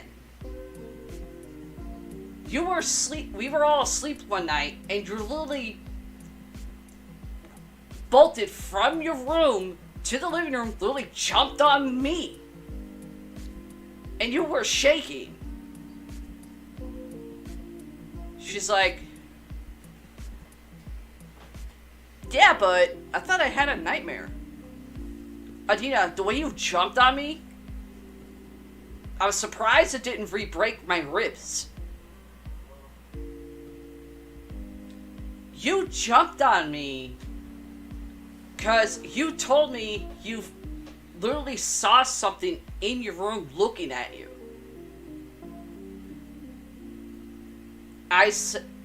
And I wasn't the only one in the room. Your Uncle Richie was in the room. Mike was in the room. All three of us look at each other like, what the fuck is she talking about? I walk up the stairs with you first. But as soon as you told me you saw someone solid staring right at you, I felt it. Not 3 seconds later, Richie felt it. I walk in your room, naked eye, you don't see nothing. Mike went to turn the light on. I said, no, leave it off. Keeps the light off, we see the figure. But it wasn't standing like my niece was saying. It was under her bed. I walk to the bed, and some people probably could be thinking, well, have you not seen horror movies? Get the fuck out of the house. No. But I knew there was a difference. Oddly, Paramike saw me and my brother at the same time reach under the bed, drag what looked like this weird black thing out from under it. And its eyes were fucking yellow. Went from yellow to red to green.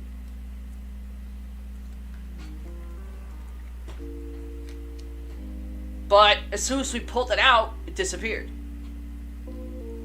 I'm looking around. We checked every nook and cranny. For the hell of it, to be on the safe side, she slept in the living room with us. More like Paramike and my brother Richie fell asleep. I stayed awake. Because I was waiting. The next day, my niece, even though she was petrified to go back in the room the night during the night, she went back in like there was nothing wrong. A couple minutes later, she starts shrieking again, and the shriek sounded like me. Mike bolts into the house. My brother bolted in the house. They go, "What's wrong?" I didn't scream. Well, like, let me correct that. I didn't shriek. He goes, somebody shrieked. We see Adina running in, literally shrieking. Almost same reaction, but she said there was something under the bed that she thought the thing was laying on. I walk up into the room, flip the bed sheets, and from the bottom of the stairs, Paramike and my brother both heard me start laughing. And it wasn't normal either. It was, oh, I'm gonna fucking kill you. Whoever it was that actually brought it in the house. Due to the fact, my niece, she's a bit of a fraidy cat.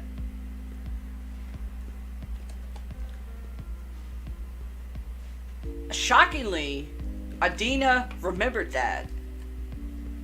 I said, do you remember who brought it in the house? I thought it was my dad.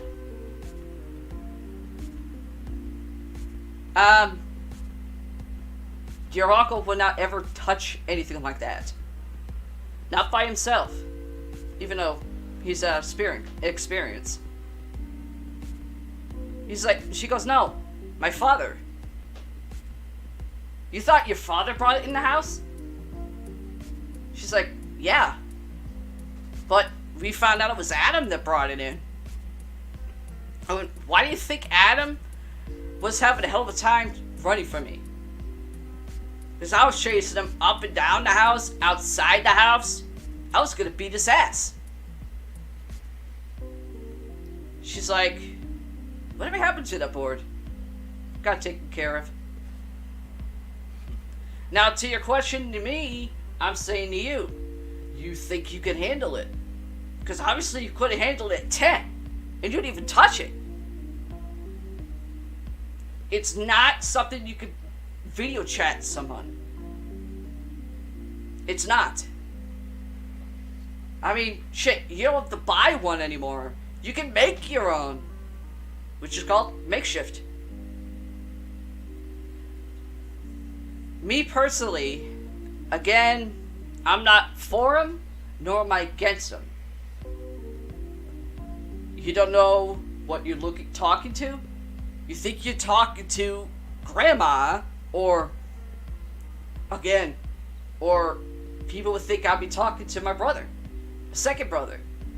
But they wouldn't know if it would be or not. There's the double-edged sword. You think you could be talking to someone that you've been trying to get a hold of for years, or to know your ancestry anymore.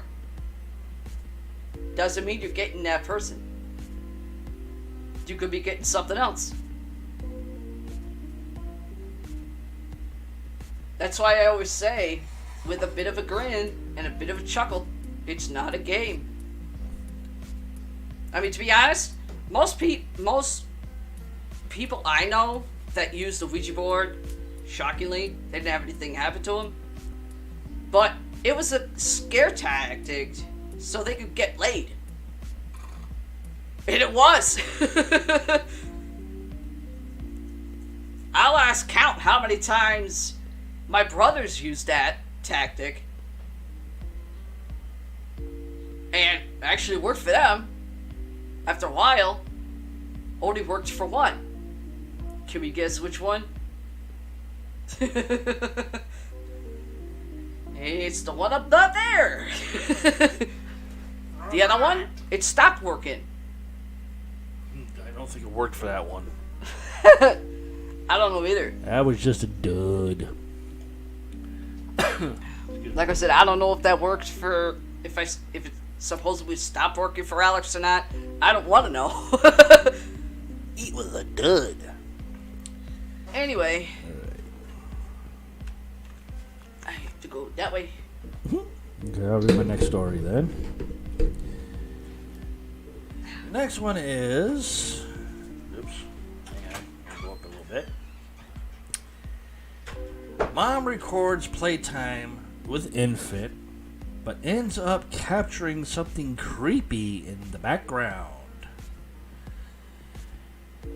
Now, we all love to have our moments with certain devices, like video cameras, the old-fashioned ones where you had like the VHS tapes until the tapes decided to get a little smaller to like a DV tape, and the cameras, and now we have the technology of smartphones, tablets, handheld cameras. We all love those devices that we can record on. Well, smartphones, tablets, whatever type of device that you may have made it possible for parents or paranormal investigators to document every moment with their child's lives or wonderful adventures into the paranormal world, or just beautiful scenery that you can see to capture the moment. And many of us are happily obliged. The old saying that the nights are long but the years are short couldn't be any truer when it comes to children, sightseeing, paranormal. So we are prone to wanting to freeze every moment of time. Sometimes that can mean capturing something we never had any intentions of finding. But this mother on TikTok learned the hard way. Mom Jessica decided to take a funny TikTok with her infant daughter and left it in the drafts. When she went to rewatch it, she noticed something disturbing in the beginning. And yes, there is a video of it, but I can't show it here because they get really sticky with it. But the link will be on our website and our news page for it, so just look out for that story. In the top left corner, underneath her toddler's son's bed, you see something unexplainable or inexplicable movement rusting around.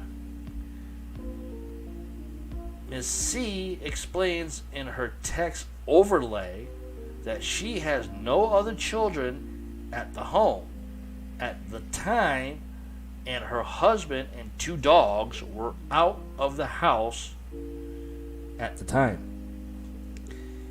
Being that she and her daughter were the only ones in the house, she was stumped as to what it could be.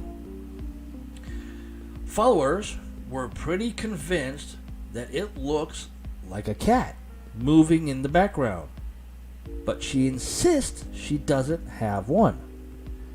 What's creepier is in her replies, she references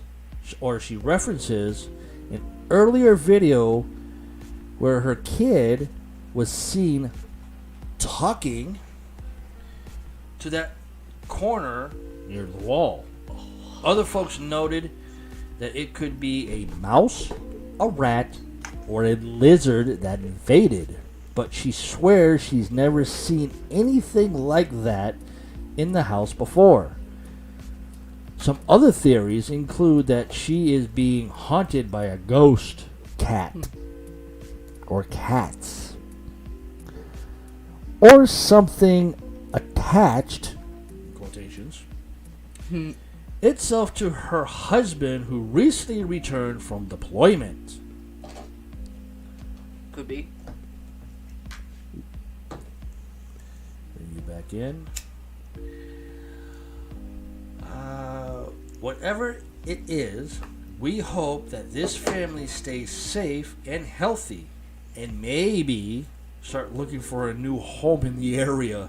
And that's a question mark for that one. So yeah, I'll have the link posted to our website under news, and you guys can all go check that out and watch the video as well.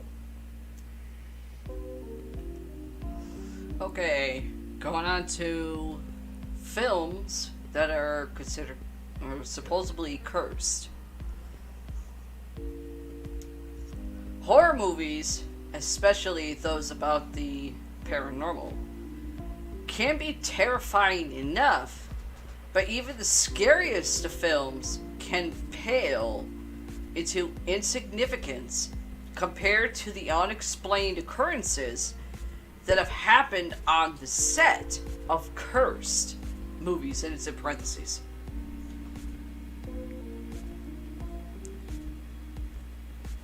From members of the cast and crew dying or being injured in mysterious circumstances, to on-set fires and lightning striking twice, creepiest movie curses of all time. And of course, the number one, The Omen, 1976. The original Omen. Not the piss poor reboot from 2006. The Omen centers on a couple whose baby dies at childbirth, and the father agrees to adopt another baby whose mother had died without telling his wife about the old switcheroo, which is actually what the original Omen was based on. Mysterious events and brutal deaths seem to surround the child, Damien, who turns out to have the mark of the devil, a birthmark of 3 sizes, on his scalp hidden by his hair. While that may give you a nightmare or two, things that happen to the cast and crew of the movie are enough to never let you sleep again. Sounds like a freaking Freddy Krueger reference. Never sleep again. No, I mean original. I wouldn't be too surprised. I mean the original Freddy Krueger. Screenwriter David Seltzer's plane was struck by lightning, as was executive producer Mace Newfield's plane, as well as actor Gregory Peck, who plays Damien's father in the film, who is also on a plane struck by lightning. The crew had planned to charter a plane to get some aerial shots, but canceled at the last minute due to a scheduling conflict, which proved to be a good decision, as the original plane ended up crashing and killing everyone on it. The hotel the director, Richard Donner, had been staying in at the time was bombed by the IRA the day after filming. And a zookeeper at the safari park where they filmed the baboon scene was killed by a lion.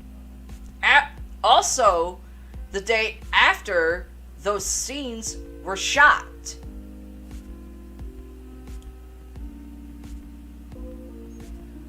On the first day of filming, some crew members had a head-on car crash,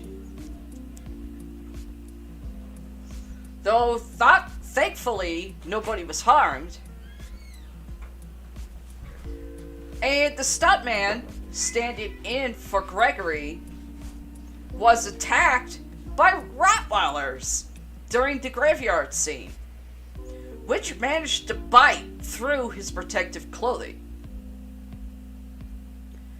By far the most terrifying incident, however, happened to the special effects director, John Richardson, and his assistant, Liz Moore, after the filming had finished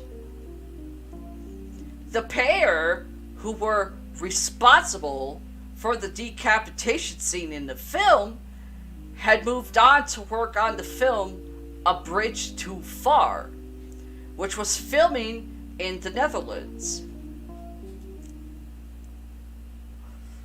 During filming, the pair were involved in a serious car accident, which John survived, but Liz was tragically decapitated, eerily similar to the scene they had both worked on.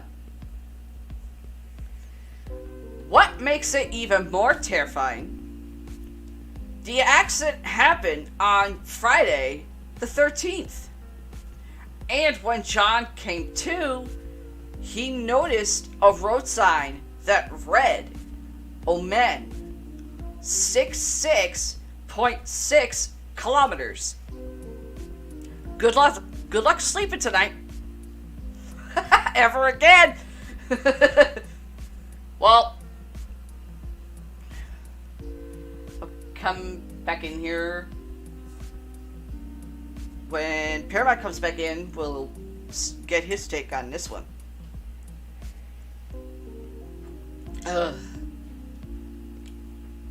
People wonder what I'm drinking? Sorry. Blood Red Moon.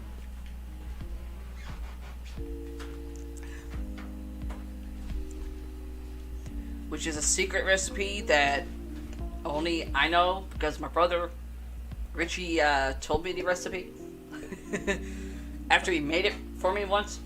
I'm sorry, I was out of the It's okay. studio. I was trying to find something to snack on, but then outside caught my eye. What? We have our local law enforcement over here at the corner house, Uh-huh. and I don't know what exactly is going on, but I know there's the front porch lights on, the inside second floor lights on, and the cops are trying to get into the house and everything. Uh-huh. And I'm like, what the hell? Probably someone broke in and probably caught the person and reported it. Don't know. Well, I just finished reading off about the Omen, 1976 version. A year The before I was accidents that born. happened on the set, and the last bit of it, which I said, the pair who were responsible for the decapitation scene in the film had moved on to work on the film A Bridge Too Far, which was filming in the Netherlands. During filming, the pair were involved in a serious car accident, which John survived, but Liz was tragically decapitated. Ouch. Eerily similar to the scene they had just worked on in The Omen. Ouch. What makes it even more terrifying, the accident happened on Friday the 13th. And when Which is John yesterday. came to, he noticed a road sign that read Omen, 66.6 kilometers. Good luck sleeping ever again. Yeah, literally. And I think the Friday the 13th was yesterday. I know. I wonder if it actually happened on that day. Hmm? I wonder if it actually happened on that day, That's what I just said. on the 13th. That's what I just read. So it'll be like an anniversary every year when the 13th falls on a Friday. Oh, I don't know. But I never watched The Omen, I did. I had to. so I have nothing to say on that. Well, you know The Omen. I know. I mean, the closest thing you got to The Omen was watching Damien, The Omen 2. I didn't watch that. Huh? I didn't watch that. I don't see how, because it was playing in the Lower East Side of Hell, in the living room. Never Me and watched Rich it. were watching it, you were actually sat down and watching it. No. I never watched it. The only Omen I know is Thundercat Sword. That's it. You had to have blocked that one out. Number 2, The Amityville Horror, 2005. Oh, what's the matter? They don't have the original?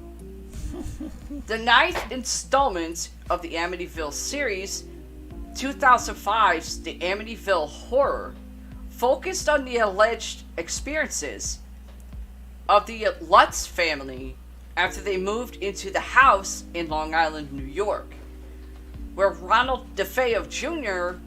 murdered 6 members of his family in 1974.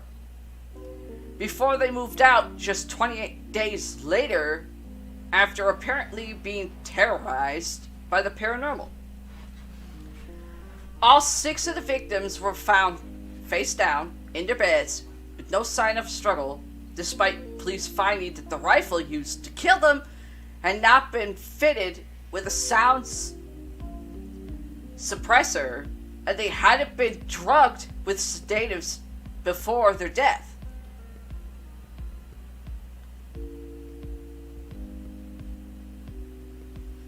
None of the family's neighbors reported hearing any gunshots, and those who were awake at the time of the murders say they only heard the family's sheepdog, Shaggy, barking. Ryan Reynolds, who plays George Lutz in the film, reported that he and members of the crew kept waking up at 3:15 a.m. every day, which was the time Ronald DeFeo Jr. was said to have murdered his parents and 4 siblings, which also happens to his character in the film, too. Before filming began, a dead body of a fisherman also washed up ashore by the film set, and the real Kathy Lutz also died during filming. I don't know how that would be cursed. More of a, oh shit, shit happens sort of type of saying. Really? Twilight Zone, the movie, 1983. And I was only 2 years old then. Doesn't say when in 83.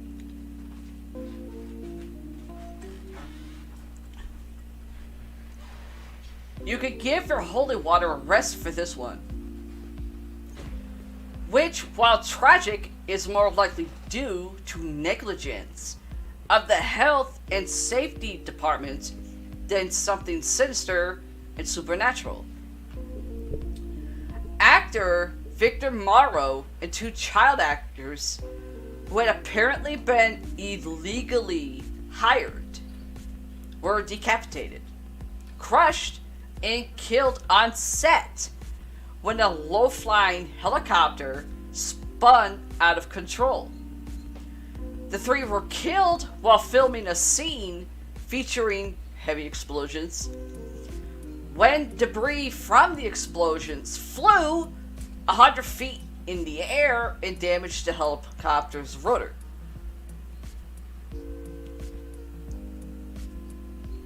I have to say this one. Passion of Christ, 2004. Another case of lightning striking twice, or in this case, 3 times. This movie, about the final 12 hours of Jesus Christ's life, seemed to anger the man upstairs. As I'm reading. Jim Caviezel, who played Jesus, dislocated his shoulder carrying the crucifix. Ow. Had flesh ripped off his back while being whipped and suffered pneumonia. Yeah,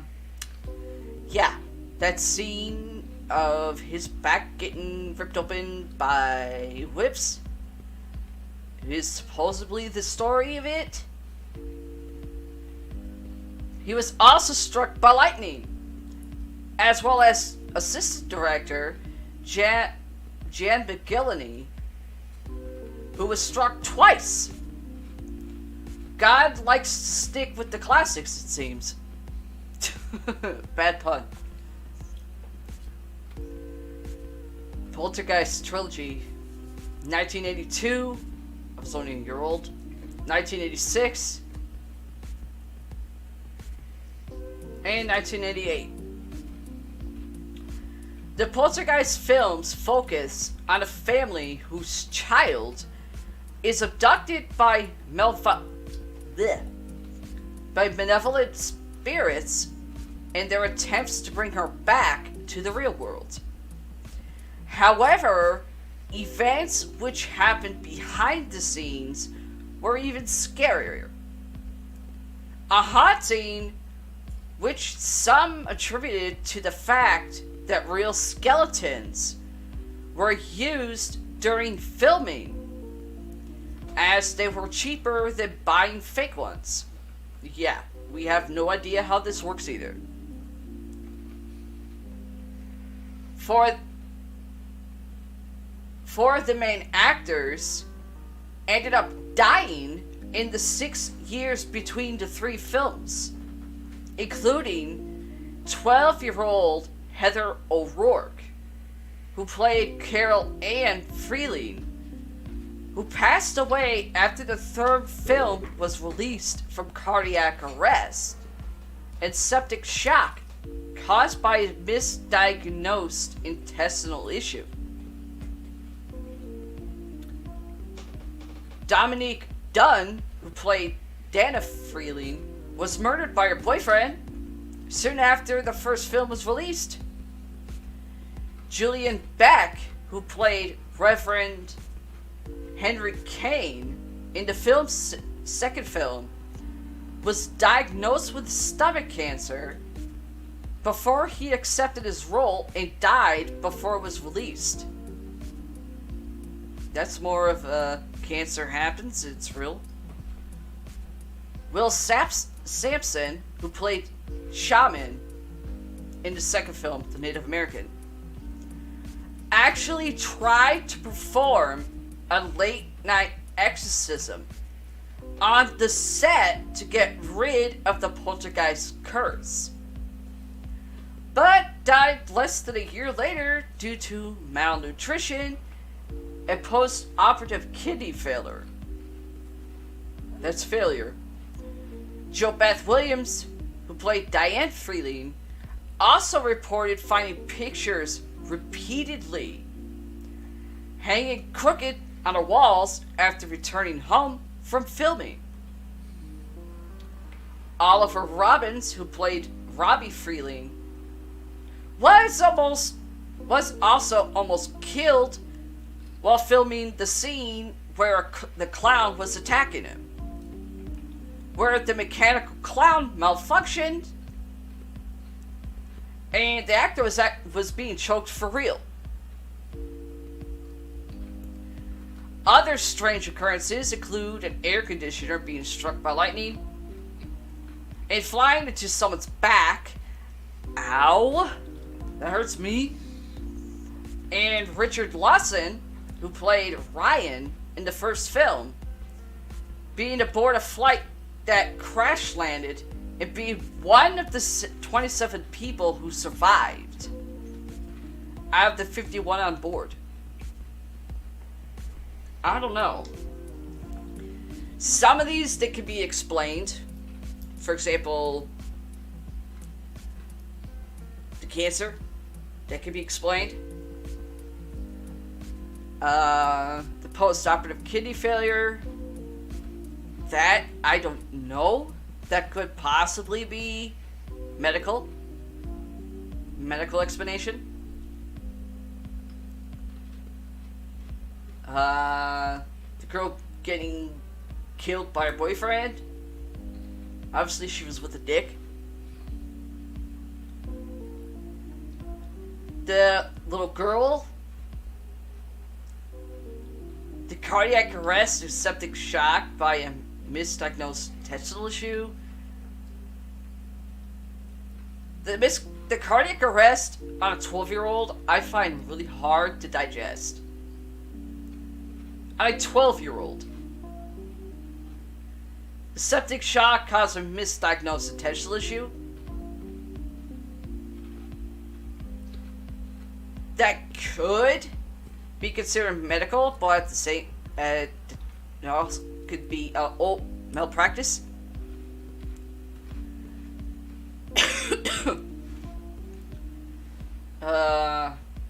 Or she could have had gallstones. I know I did.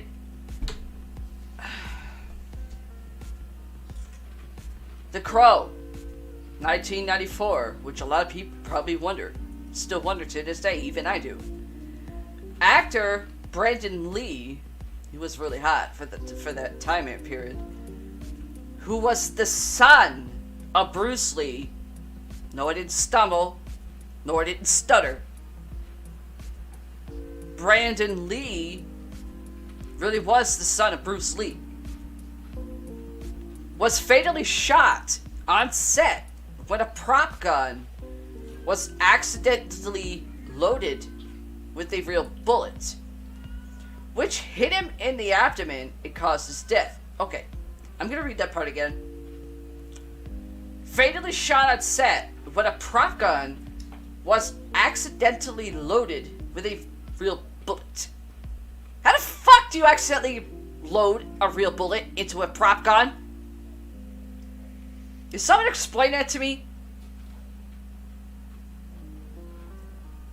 Which hit him in the abdomen and caused his death. While that could easily be attributed to a freak accident, which probably some people listening probably could be saying freak accident, what makes it so much more creepy is the fact that he had apparently predicted his own death after having a premonition that he would die suddenly.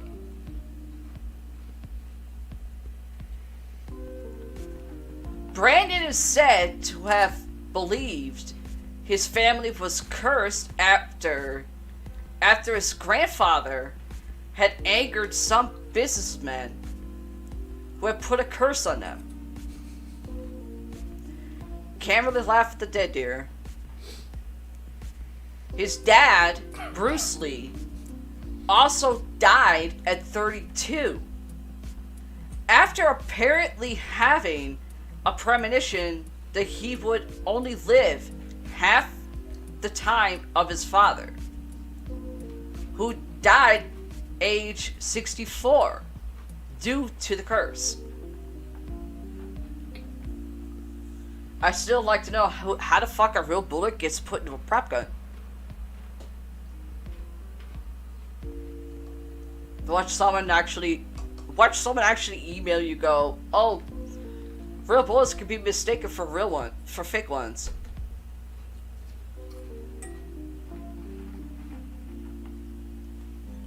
If you can mistake a real bullet, a prop bullet for a real gun, or the other way around, then you suck at your job, and you shouldn't be doing it. Rosemary's Baby, 1968. Rosemary's Baby centers a pregnant woman who believes an evil cult wants to take her baby to use in their dark rituals. But the stories that surrounded the making of the movie are enough to make the hairs in the back of your neck stand up. Let's find out, shall we? The most famous being the death of Roman Polanski's pregnant wife, Sharon Tate, who was brutally murdered by Charles Manson's followers a year after the film was released. Producer William Castle also suffered sudden kidney failure after receiving hate mail about the film and apparently screamed, "Rosemary, for God's sake, drop the knife." As he was being admitted to hospital, he later died of a heart attack. The composer, I'm gonna end up butchering this one, Christophe Comeda, also died of a brain clot a year after the film was released in a really similar way to how Rosemary's friend, Hutch, dies in the movie. In another bizarre coincidence, Beatles star John Lennon was shot and killed outside the building in which Rosemary's apartment was shot at. And next, what you just talked about, The Exorcist 1973. But John Lennon died in a plane crash. Supposedly. So there's two different stories out there about John There's Lennon. a lot of different stories to a lot of different shit, and no one's coming up with the real shit. The Exorcist 1973, as well as the set of The Exorcist being plagued by unexplained electrical problems throughout filming and a mysterious fire, 9 of the cast and crew lost their lives during or after filming. Jack McCowran, who played Burke in the movie, died from complications of the flu just days after filming finished, as well as a crew member and technician, who both died during the shoot. Linda Blair, who played lead character Reagan McNeil, found out her grandfather passed away, as did the brother of Max von Sydow, who played Father Merrin. Father Damien Karras' mother, played by Vasiliki Valeros, also died after filming and before the film was released. But by far the most terrifying occurrence on set was a mysterious fire which broke out one night when cast and crew were not around. The flames destroyed the set, but one room was inexplicably untouched. Can we guess which room that is? Would that be the bedroom? The one that Reagan's bedroom was in. Yeah. That's all. Okay. The other ones, I could probably say, oh shit, bad luck. If you make a film and the person dies. But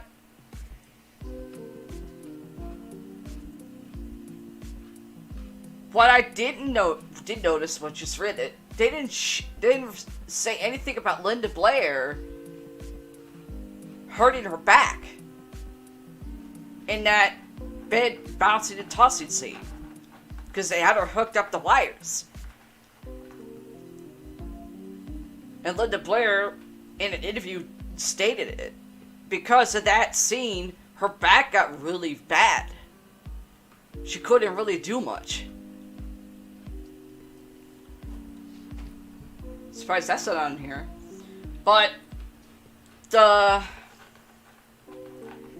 flame that I just read about, the fire that I just read about, where everything was destroyed except for the room that was supposed to have been hers, her bedroom, I can't debunk that. Nor can I come up with an explanation on how that's even possible. A whole fucking set goes up in flames except for one part? I don't know. Yeah, literally. And she's still alive today. I know Linda Blair's still alive. But she's still an actor and everything, but she can't do stuff like that like she used to. I mean, she was lucky she was able to do the spoof of Exorcist, Repossessed with Leslie Nielsen. She was lucky she was able to do that. To the fact she had a stunt double. No, that was really her. That was really her. The only thing, the fact it was a spoof, they couldn't have the bed actually bounce her. I mean, she was really doing half-ass flappery of herself. But it worked. If you're wondering why you've never seen this one, it's because the took never ended up getting made due to the terrible fates that ended up befalling some of the characters. The comedy was about an Eskimo immigrating to New York. Was definitely shelved after actor John Belushi died of a drug overdose shortly after reading the script.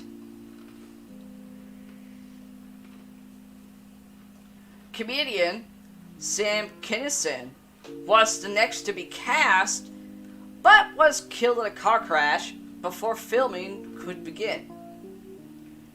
The role was then given to John Candy, who died of a heart attack, which was actually true. He did die of a heart attack that year.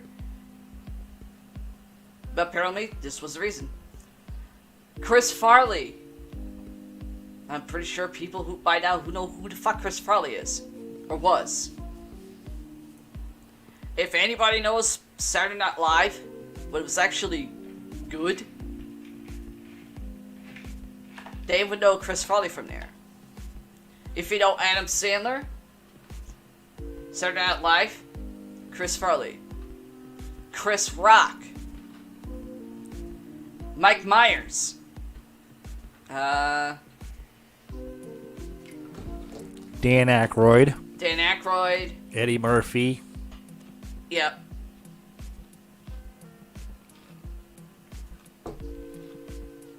Trying to think. There were a few other ones too that they were actually pretty good, but I can't remember them.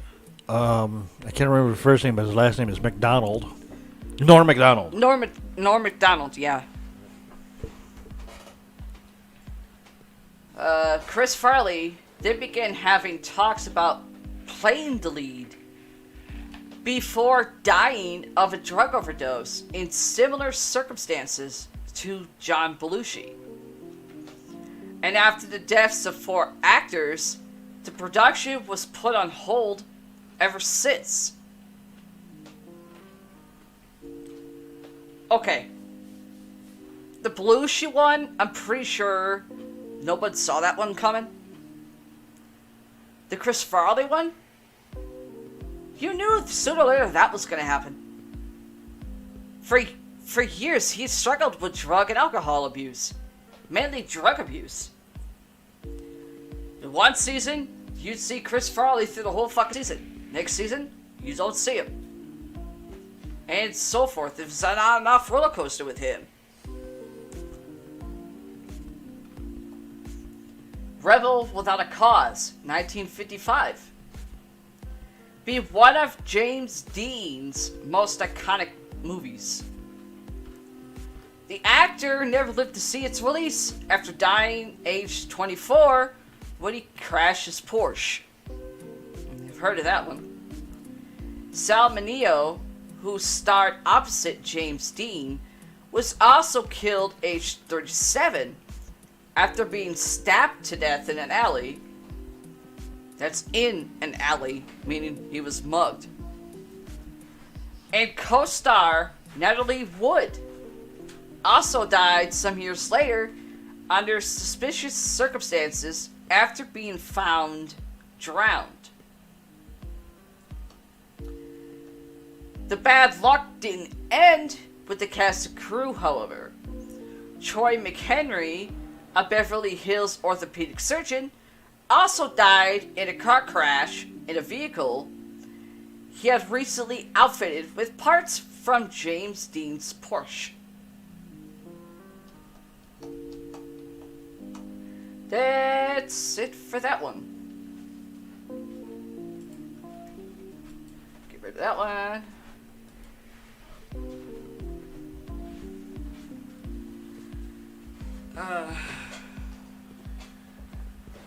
I know I gotta get to the music. I don't need to Dina meow whining. Don't need a Dina to meow at me. Huh? You were about to say I don't need a Dina to meow at me. Pretty much. I don't. I hate it when she does. She gives me guilt trip. And I know she didn't learn that from me. Only thing she's learned from me was doing the sad cat eyes, which she works on my brother.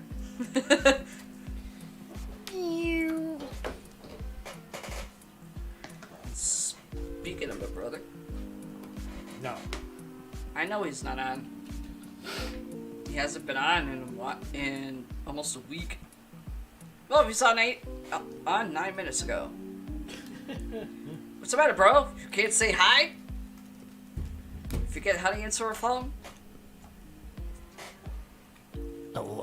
The only time he can answer the phone is if it's his work or his spouse. Anybody else, he just tells him to fuck off. Well, he knows not to really... He doesn't normally tell me fuck off, dear. You know that.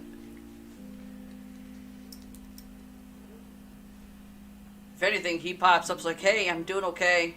Just going nuts. It disappears. Yeah, but at least I know when he's... At least I know my nephew can't do shit on his Facebook anymore.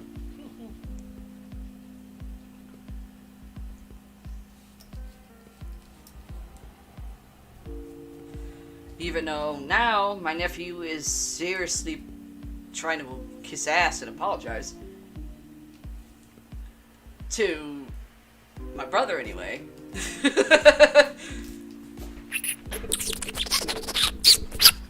I don't know what he's doing, but apparently it's working, because I don't know what how he's doing it, but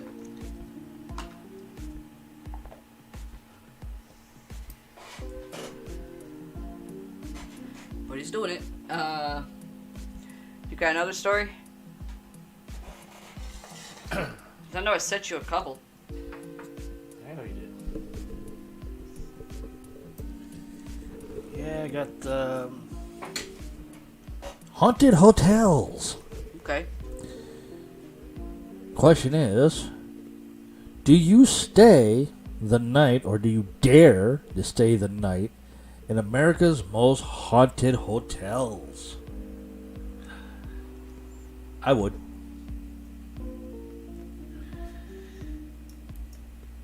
Places that goes bump in the night.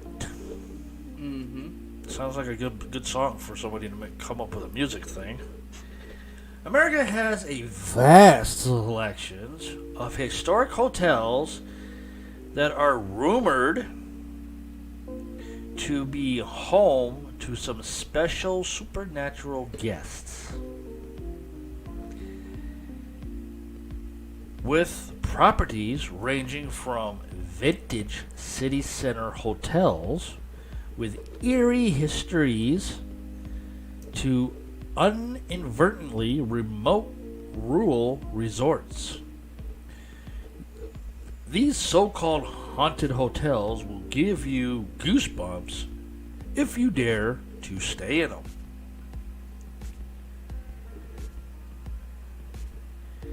The Myrtle Plantation in St. Francisville, Louisiana. This grand and impeccable decorated plantation house turned bed and breakfast dates back to 1796 and is marked by dramatic old oak trees shading the grounds, a vineyard complete with delicate decorative ironwork, and a few centuries worth of ghosts. Its dark history and swampy grounds means there's plenty of legends that make prime fodders for spooky stories of ghosts lingering around the property.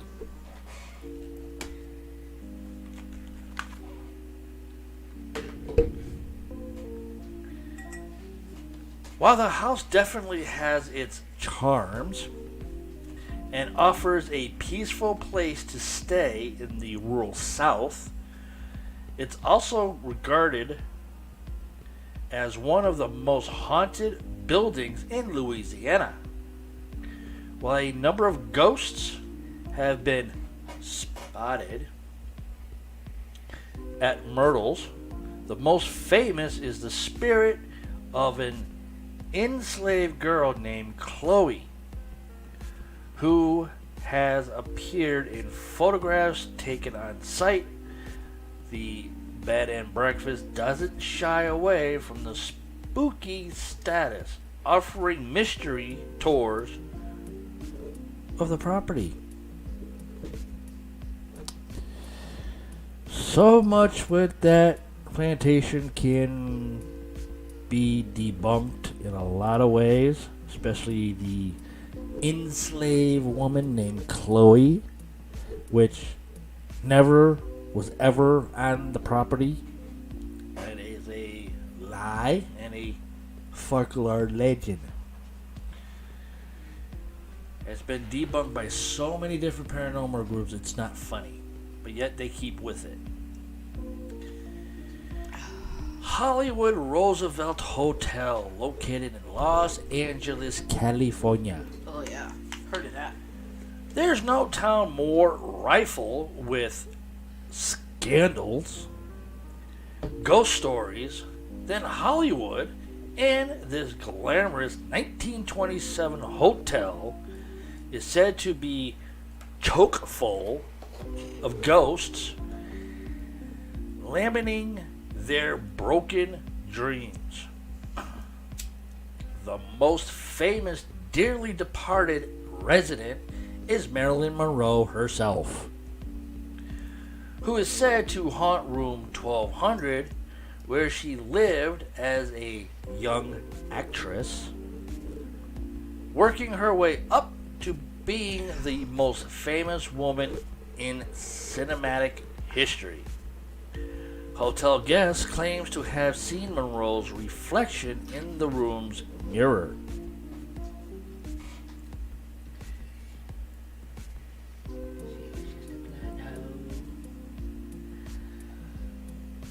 Located right at the iconic Hotel Walk of Fame, the hotel is home to a lot of history, having hosted the very first Academy Awards in its Blossom Ballroom in 1929. The ghost of actor Montgomery Clint is believed to be loitering in room 928 and has apparently tapped living guests on the shoulder. Ghost aside, the Roosevelt remains a beautiful hotel and a striking respite from the chaos of Hollywood Boulevard.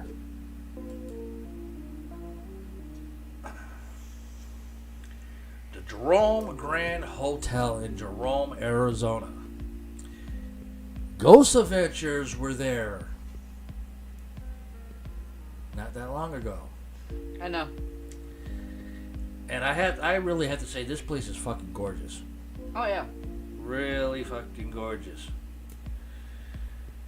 Is there any possibility of a former historic hospital in an Arizona mining town not being haunted? That's the question. The Jerome Grand Hotel is the only full-service hotel in what is known as the wickedest town in the West, thanks to its history as a rough-and-tumble copper mining town.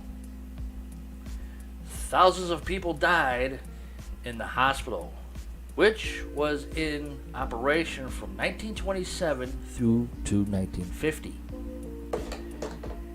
It sat largely vacant, with an old on-site caretaker until the mid-1980s, until it was purchased by a hoteler in 1994.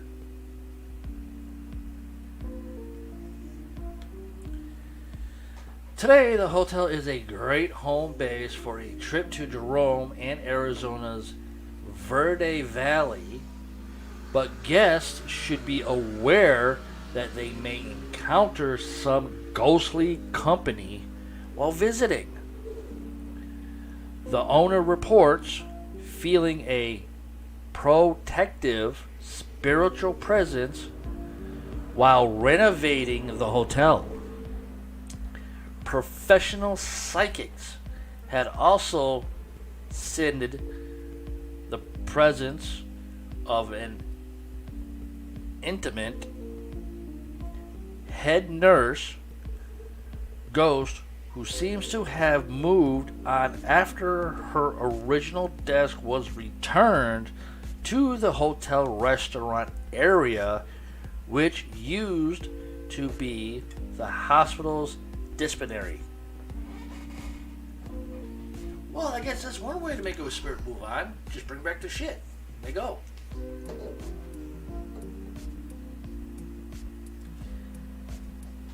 Hotel Montillon in New Orleans, Louisiana. If I said that name wrong, I'm sorry. Words are hard. One of the French Quarter's most historic places, the luxurious Hotel Montillon's, first opened in 1886, giving it plenty of time to develop a collection of spirits. The hotel and its revolving carousel bar are a famous, literally haunted, pun intended, I didn't see the pun in it, attracting many great writers, ranging from William Faulkner to Anne Rice, combined with a long history in the New Orleans' most famous neighborhood. All of that literally mojo has also made room for some very spooky supernatural tales.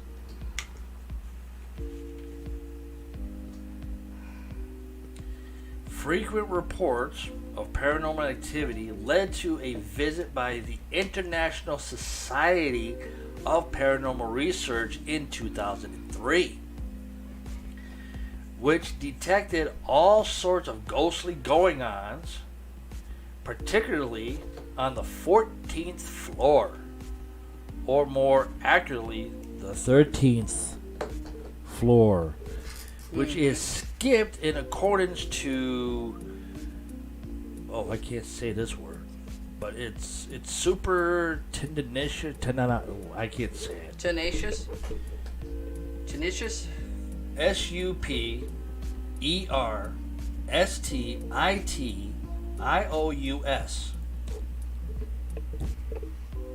Is that superstitious? Something like that. Tradition. From doors that open by themselves to sightings of child-sized ghosts, including one believed to be a child who died in the hotel in the late 1800s. There is plenty of paranormal activity to delight ghost seekers.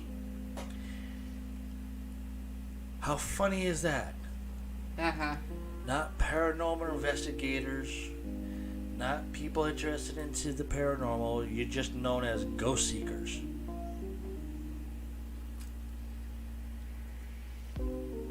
That's basically what YouTubers are. Seekers. No, I'm talking like real paranormal teams. Yeah, I know that. Obviously, this place doesn't believe in calling them paranormal enthusiasts, paranormal investigators interested into the paranormal world. They just call them ghost seekers. Ghost seekers, I can understand, like CJ and Sonny and Mo and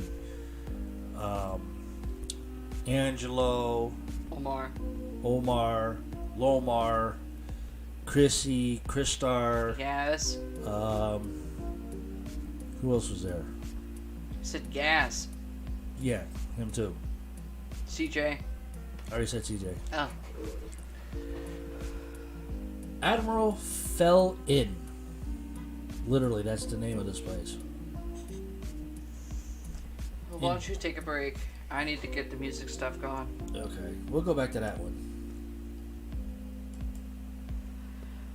Okay. Hopefully I can get a damn cigarette to stay lit. 50 songs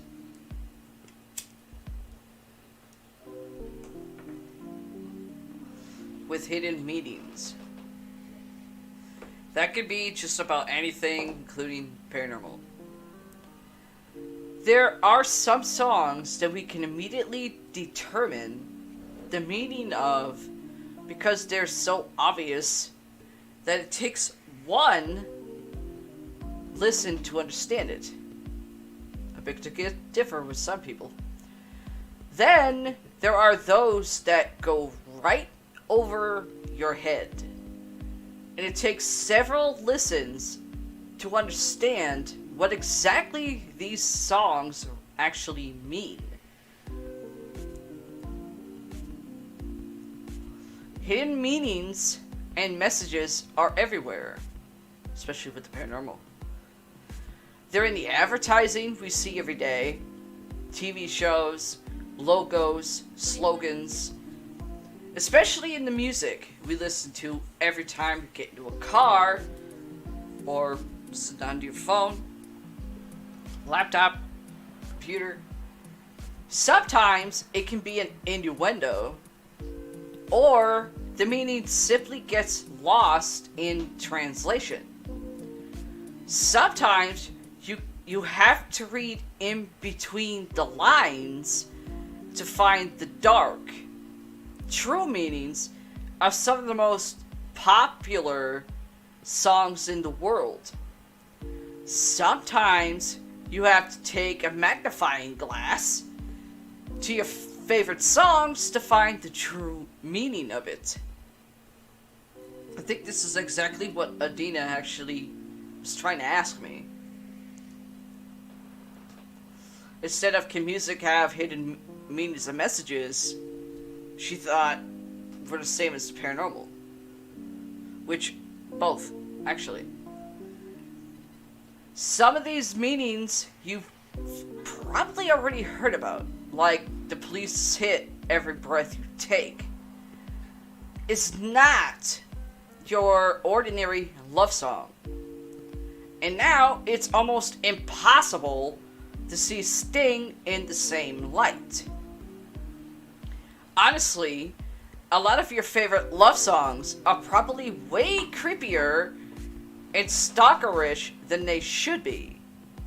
Not to mention, there are some other super popular songs from around all different genres that have hidden and dark meanings. Songs you thought were fun and poppy is actually about some pretty dark shit. That's just tip the iceberg of dark meanings in some of the most popular songs in the world. And of course, the first one is Born in the USA, Bruce Springsteen.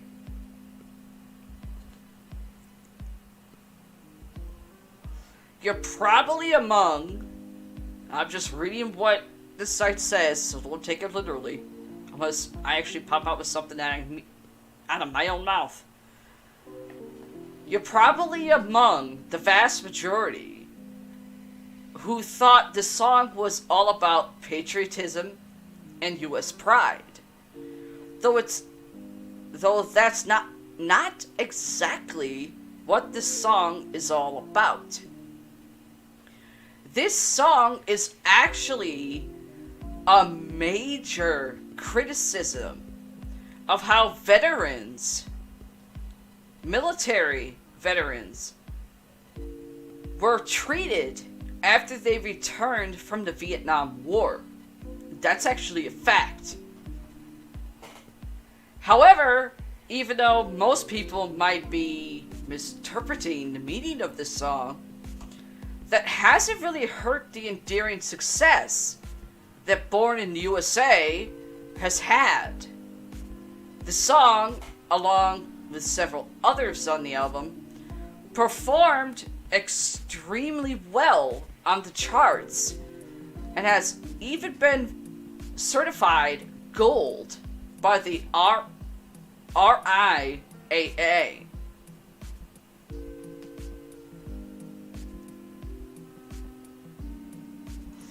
Number 2 is one of Pyramid Mike's groups,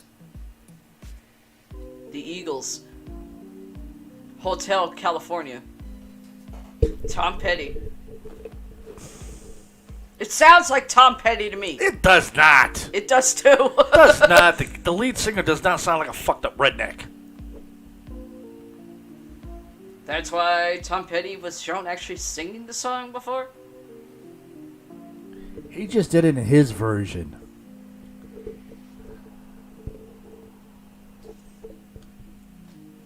The song is simple and straightforward. Or so everybody thought. Hotel California isn't exactly a luxury hotel for tired travelers to relax in. It's actually a bit deeper than that. Hotel California is a metaphor about the greed in the music industry that actually leads to the artist's own self-destruction. Even though Hotel California isn't a real location, the Eagles based this iconic spot on the real-life Beverly Hills Hotel, where the band had spent a significant amount of time. Vocalist Don Henley noted, "We were getting an extensive education in life, in love, in business. Beverly Hills was still a mythical place to us.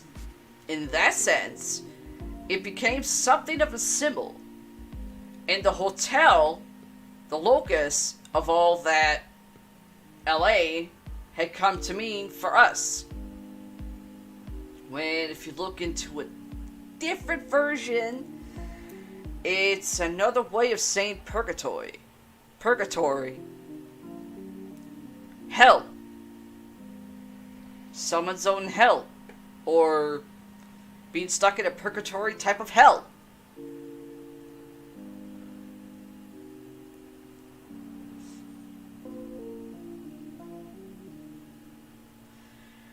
Of course, now we go to the Beatles.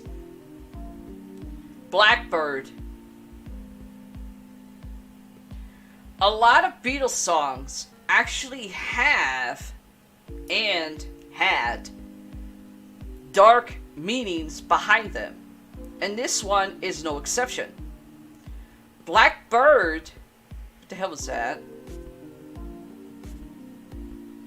And I don't mean the music playing in the background.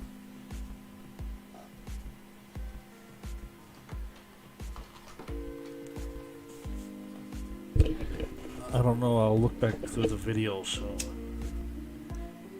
the fact that I didn't have my headsets on.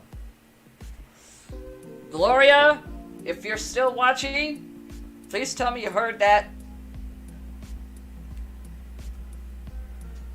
It sounded like brother number 2.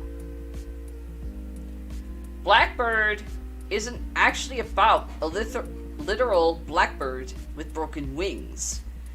It's actually about the American Civil Rights Movement. However, the band has given various interpretations of the song over the years. In 2008, Paul McCartney confirmed this in an interview with Mojo when he said it wasn't necessarily a black bird, but it works that way. As much as then you called girls birds. It wasn't exactly ornithically ditty. It was purely symbolic.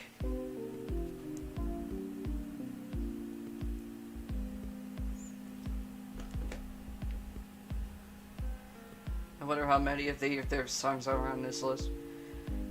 And of course, like we said with the Police, Every Breath You Take. Sting. Hard to believe that the epitome of emotional songs actually has a darker undertone. This song is all about stalking and possessiveness. Sting wrote the song when he suspected his wife of having an affair. So we penned the famous lyrics, every breath you take, every move you make, every bond you break, every step you take, I'll be watching you. This song takes on a much creepier tone than when you realized. It's about a scorned lover. Or the person's really whacked out in the fucking head. Like a certain shithead I already know of.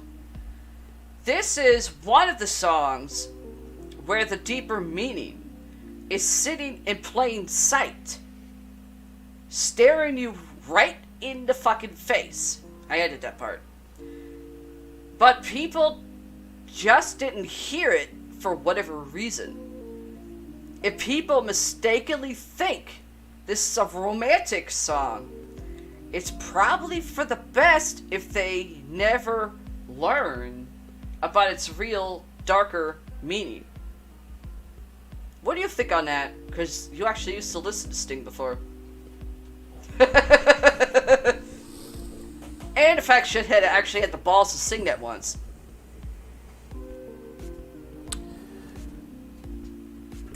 That was actually a song that he did for a friend that passed away. I know, but different underlining. Depends on the interpretation people think. A lot of people criticized that song for the way he sung it. Yeah, no. Which they were all fucking blithering idiots in the first place. Because they did not understand why he did that song. Yeah. And said, every breath you take, every step I make. His friend passed away from a very nasty disease, which only Sting and a few other people know about, not the entire fucking world. Yeah. But he sung that song for his friend. And a lot of these blithering idiots criticized it and wanted the song off the air and off the CD. And thank goodness that Sting's lawyers, producers, people that make the CD just said, fuck you people. It stays in the story. You don't like the song? Don't listen to it. There are fucking two knobs on the radio. One changes the station, one turns it off. In George Carlin's words, there are two knobs on the radio. Exactly. One turns it off, the other one changes the station. Mm-hmm. You can actually change the station. Yeah. And now it's press a button. Yeah. So now he took that song, and when Notorious B.I.G. and Tupac were killed, yeah, I remember that one. him, Puff Diddy, known as at the time Puff Daddy, Yeah. and I think it was Faith Evans, I'm not sure. I don't know, there was quite a few people that But were doing that. They all concert for got them, together. too. Yeah, they all got together and did the entire song with a little bit of R&B and hip hop and Sting, and it was beautiful. And blithering idiots even came down on that one until they realized, oh, wait a minute. Okay, so he knows Notorious B.I.G. Yeah. He knew Tupac, And that's why the song came back with Puff Daddy and Faith Evans One of them was also Ice into Cube. this. Ice Cube too. No, I remember Ice Cube being in part of that shit. no, I don't remember that. And now the blithering idiots realized, oh, he lost a friend and he did it one way, and he was friends with other people that just passed, so that's why the song's out there. Yeah, And now everybody likes it. I know. But what Shithead had the balls to actually say to me, that was actually the first time you ever saw Richie get up as fast as he did run at him. You were like, holy shit, where's the stopwatch?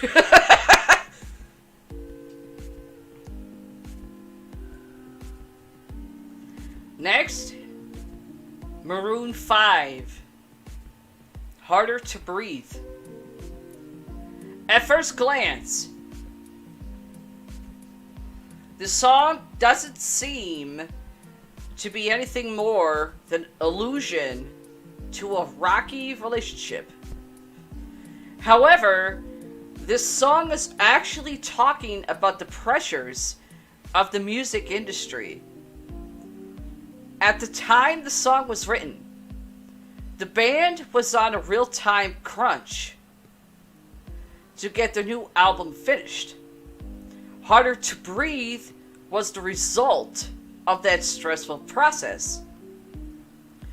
Levine said in a 2002 interview, that song comes sheerly from wanting to throw something. It was the 11th hour, and the label wanted more songs. It was the last crack. I was just pissed. I wanted to make a record, and the label was applying a lot of pressure. I wonder if Jericho goes through that. Due to the fact now Fozzy is getting so much steam.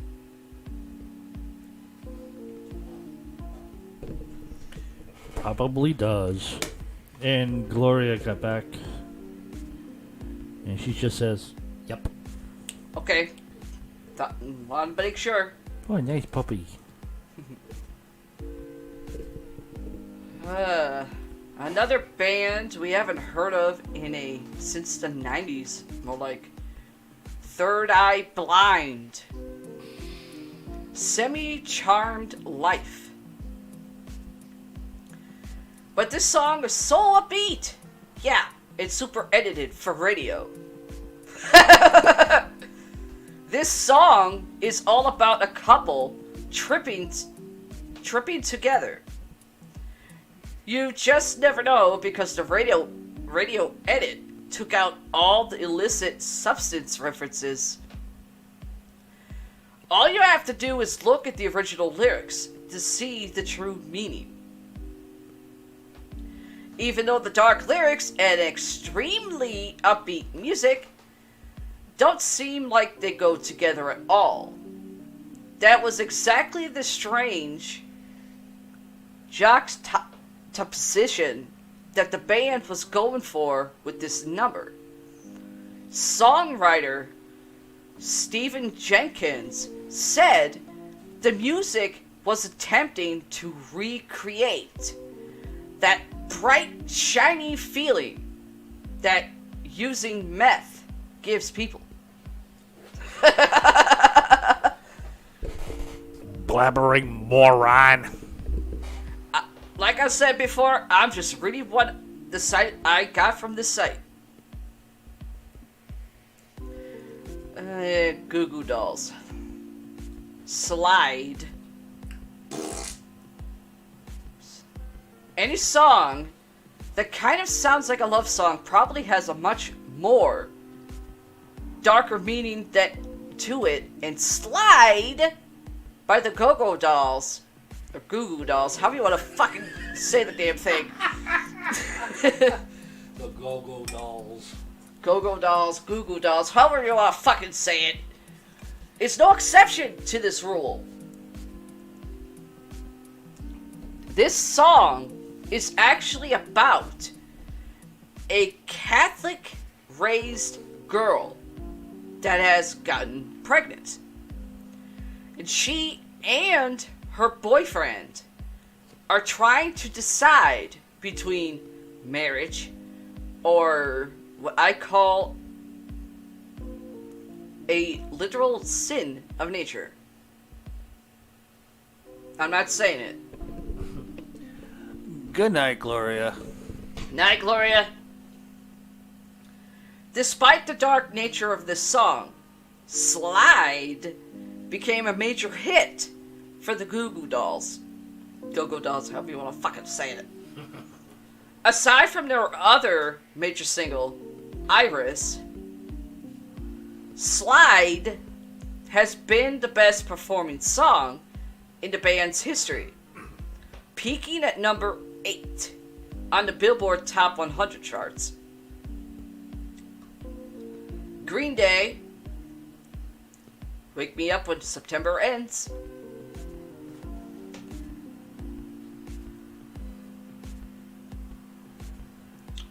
The music video has a lot of people speculating that this song was about a war.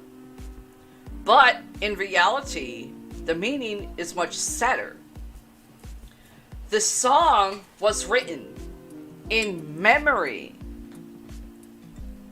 of lead singer Billy Joe Armstrong's father, who died September 1st, 1982, when Armstrong was just 10 years old. Despite the meaning of the lyrics, the music video for Wake Me Up When September Ends took a different approach to the material.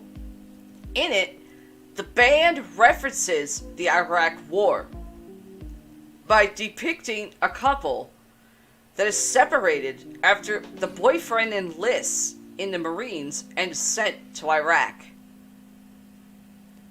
Was that the band's intention, or was that somebody else's intention? Because if I created the song and that shit was... and the video was different from how the damn song speculates, I'd be pissed.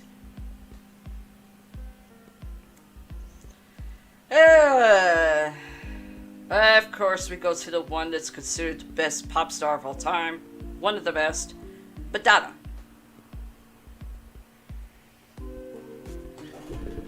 As of right now, she's getting a lot of bad heat.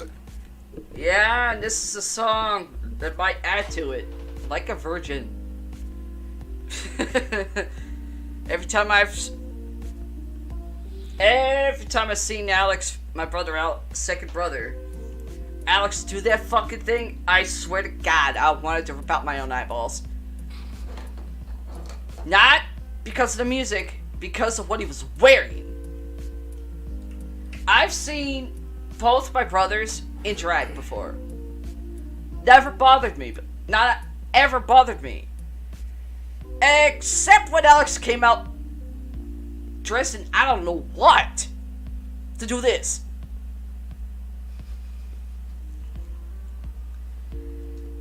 Nope.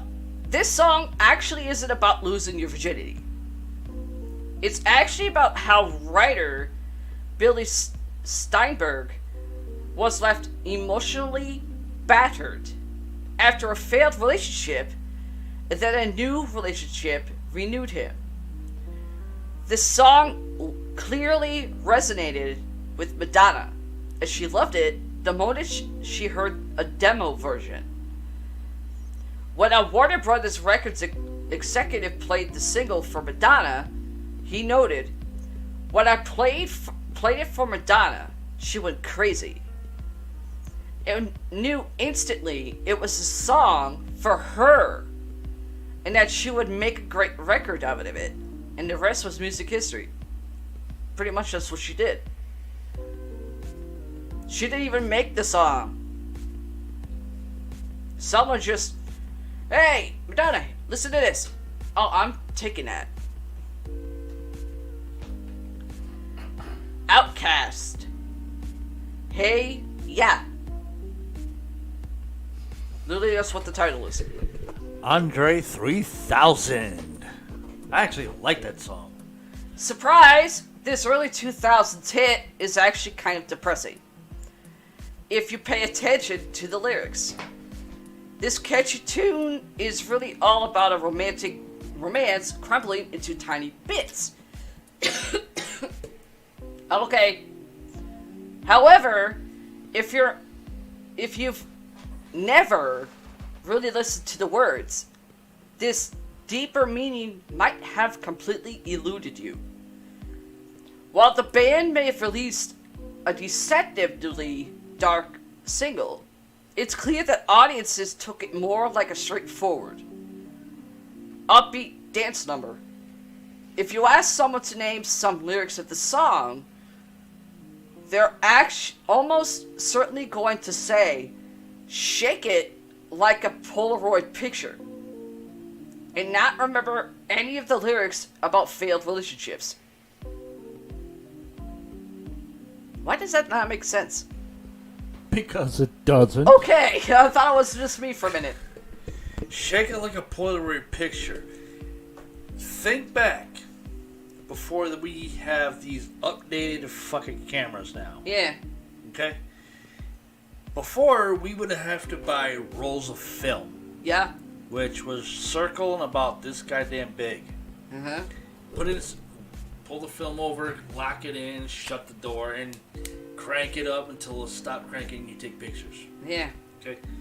Polaroid cameras, maybe I would say 2.5 years later, came out where you opened it up. You got the flasher here, you got the lens here, you got the thing back here, you got the tray right here. Click. You take it out. What do you do when it pops out? You shake it like a Polaroid picture and the picture pops up. That's what that meant. You fucking dolts. The Weeknd. Here's the next one. Can't feel my face. That's what happens when you hit the brick wall. This may sound like a sweet song about a guy so in love that his face is numb from smiling. But the actual meaning is much less sweet. The Weeknd isn't exactly talking about a woman at all. He's talking about a personification of his addiction to illicit substances. Shia, however you want to pronounce it, S-I-A, chandelier. When the poppy music and lyrics like phone's blowing up, ringing my doorbell, I feel the love, and 1, 2, 3, 1, 2, 3, drink. It's easy for someone to just think of this as yet another drink, another party song. However, it's actually about Sia's former illicit substance and alcohol addictions. Thankfully, she's been sober for several years now. Good for her. John Lennon. Imagine. Hailed as one of the most peaceful anthems in music history, Imagine isn't quite as innocent as it seems. Lennon himself has admitted that the song is basically a communist manifesto. Lennon waited until after the song was a major hit to reveal the hidden meaning, because communism is sugar-coated. It's accepted. Now I understand what you have to do. Put your message across with a little honey.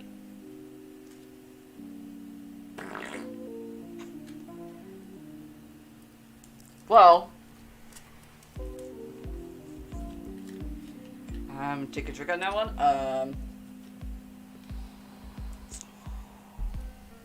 For me, I thought it was going to be the other one. I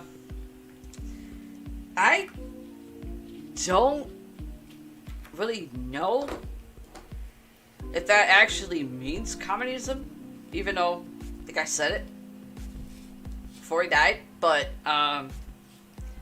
what do you think? I never listened to none of his music. But you know his interviews, you know his music. As a DJ and someone of music, what do you feel of what I just read? Is communism even a thing, or is it just people being one-sided? That's what I always thought. Communism is something that happened when Hitler was alive. And it all started in Nazi Germany, where communists started. Well, if you want to go way back when, Salem witch trials, that was technically considered communism. Well, if you want to go back further, the bombing of Pearl Harbor and Hiroshima. Actually, Communism. No, prior. That was the start of Well, communism as well. Oh, yeah. And it just kept on continuing, but now it's like nobody knows what the word communism means anymore. But when John Lennon did what he did, People went, oh shit. people just like stopped, looked, and trying to register up here, what the hell did he mean? To this day, nobody still knows what communist stands for. No. Which mean, what kind of Because now how they're I all depicted, fucking stupid. kind of like what I just depicted is what, the same thing I was trying to teach my own son. Right. What's sugarcoating shit? Saying, hey, when you're a kid, everything's practically handed to you. Because you're a kid. Even parents that have kids that are just barely making it, Yeah. the kids think they have it good. Because they're still getting stuff handed to them. Mm-hmm. Not really, but when they become adults, because the way I see it, and I blame this on my stepfather,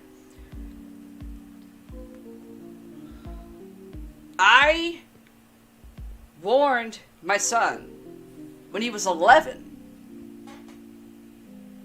you better start learning how to handle your money right. You better open your fucking eyes. You're still a kid, even though you're actually a teenager.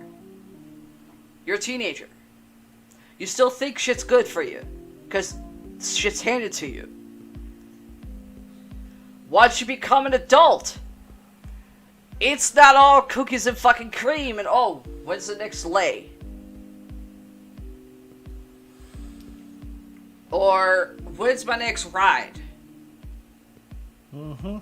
It's not life after you become an adult. If you're not taught the basics, basically, when you're a little kid, you can't really say nothing. No. It's a When you're- glorious ride.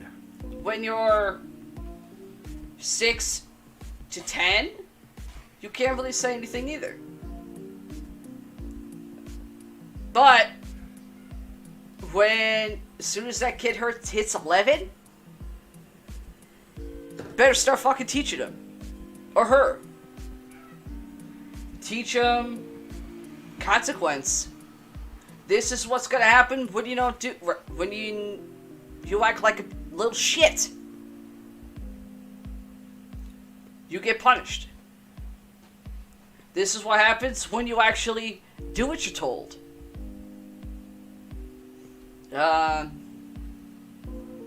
Fucking cigarette. Oh, I don't want to go. Yep. Everybody thinks you're born with a fucking golden spoon in your mouth, but yet you're not. Oh, quite a few of them are, actually. Um, That's why they're stupid. when my oldest son... I wasn't born with a golden spoon in my mouth. I wasn't either. Even though my biological father's rich. So go figure.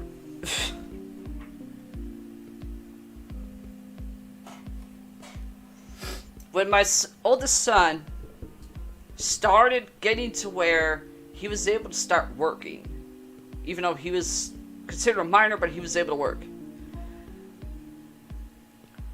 When he was 15, I knew some places up in Massachusetts, they let you work at 15. I knew some places. One of them where I would not even send him. I told him straight up, David, you're 15. Of course, he's going off, oh, Grandpa gave me this, Grandpa gave me that. But he's kind of bitching at me because I was giving him, I couldn't give him much, but I was giving him like between 40 and 50 bucks a month every time the freaking holiday his birthday came around. And I said, David, what do you do with the money I give you? I send you. Once a month, I send him 20 bucks. Holidays, I try to send him at least 50. Birthday, 100 bucks. I go, David, what do you do with the money, the actual money I mail you? Because at the time, he couldn't touch the money I set up for him. He goes, oh, Grandpa's taking me here. He's taking me there. I went, David, the money I'm sending you, you want to go out and get something nice for yourself here and there, that's fine. But I'm trying to tell you, the money I'm sending you is, guess what? Start saving it. To learn how to save it, budget your own money. Oh, you want this, but you're going to kind of have to work for it. You need this. You really have to work for it.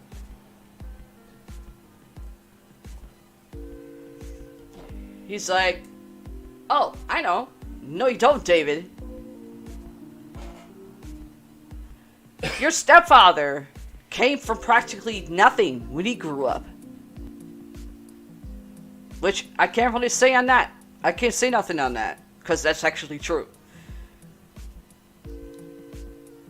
When Carol died, is when he really started spitting. He's like, but the state actually took you out of the house and put you with Grandpa and my uncles. Yeah, but that's beside the point. The point is, just because I went from one place to my biological family doesn't mean I got handed anything. So what? My biological father has money. I had to work for that. Why do you think I worked in his places that he owned? I worked for him. What do you think half the money you got was from where he worked? Where I worked? Some of it, yeah, wrestling, that was my gig.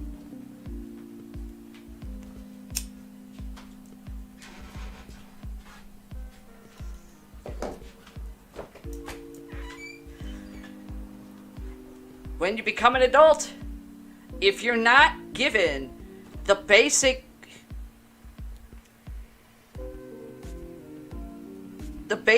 needs of being taught what you need to do to act when you become an adult, you start work as a teenager.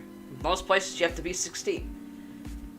Now, when you hit 16, you need to start working to actually learn.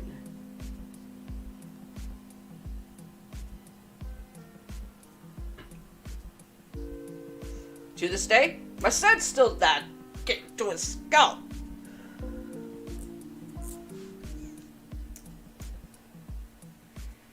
I mean,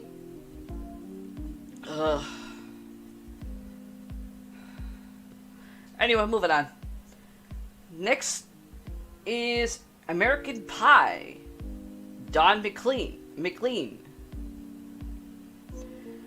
No one really knew about what this song was about until McLean revealed its true meaning.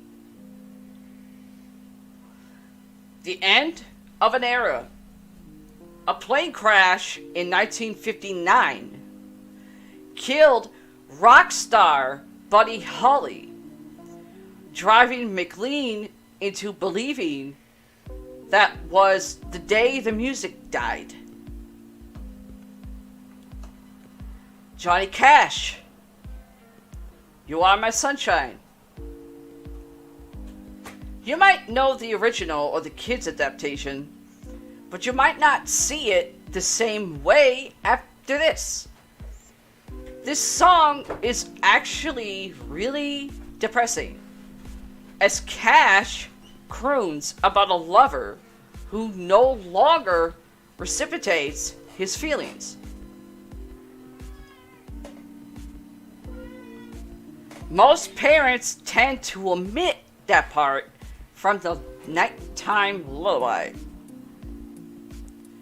Like before, sugarcoating shit. Don't sugarcoat anything. Psy, or Pi, S-P-S-Y. Sigh. Thank you. Gangnam Style. Yeah, I was about to say that. If you owned a radio back in 2012, then you heard this song. The origin of the rise of the K-pop, Korean pop, genre in America, Gangnam Style, is a funk song with a dance craze that swept the world. Though it's not as jovial as it seems. Gangnam is a rich area in South Korea, filled with the uber rich of the country. It's pronounced Gundam. Whatever. Gundam Style. Whatever. Just trying to help. This song is all about people clamoring over each other to get there. And it addresses the insanely high debt rate of the country's citizens. Robin Thicke, Blurred Lines.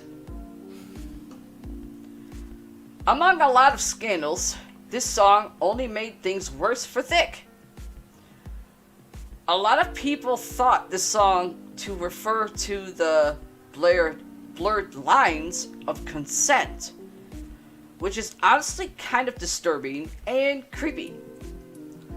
Also, his whole performance of the song at the 2013 MTV Awards with Miley Cyrus was super gross and uncomfortable. So, yeah, not great.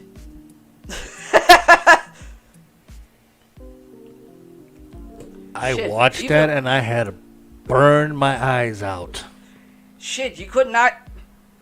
Freaking camera got any closer to Will Smith's face, he'd be kissing it. Even the look of Will Smith's face is like, what am I watching?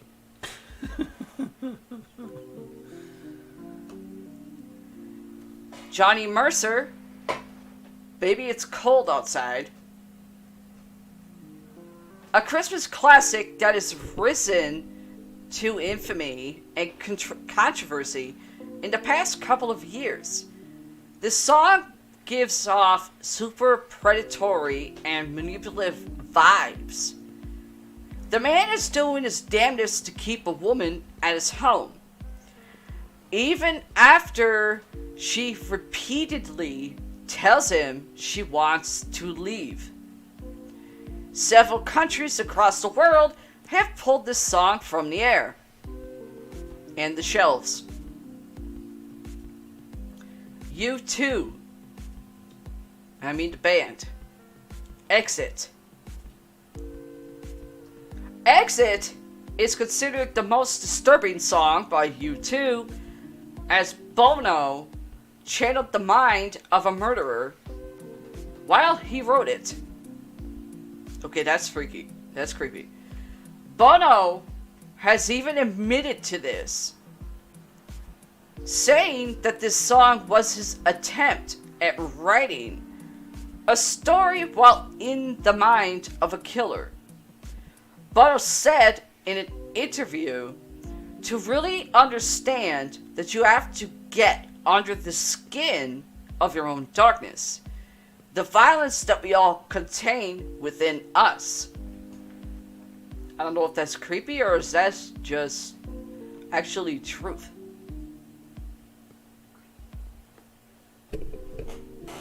Don't know and never listen to them. Blondie! One way or another. We actually heard that quite a few times. After the song Call Me from fucking Chucky. 4. One way or another is actually in Seed.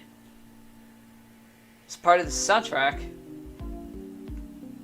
This catchy song, which has been included on Rolling Stone's 500 Greatest Songs of All Time list, isn't as fun as it seems on first listen.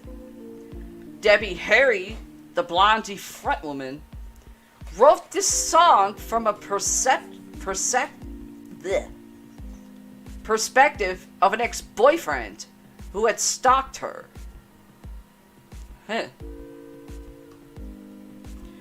Another Beatles song. Did I say that? How many other ones? Run for Your Life. I do that every time I have to come home to this hole.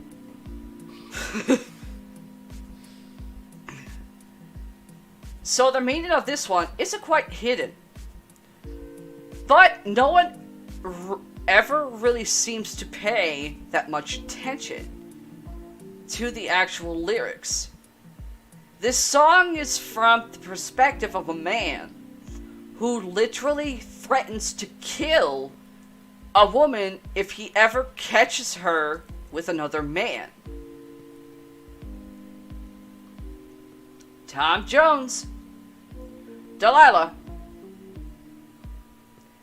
Considered a Tom Jones classic, but if you listen to the lyrics, then you discover that it's much darker than it seems.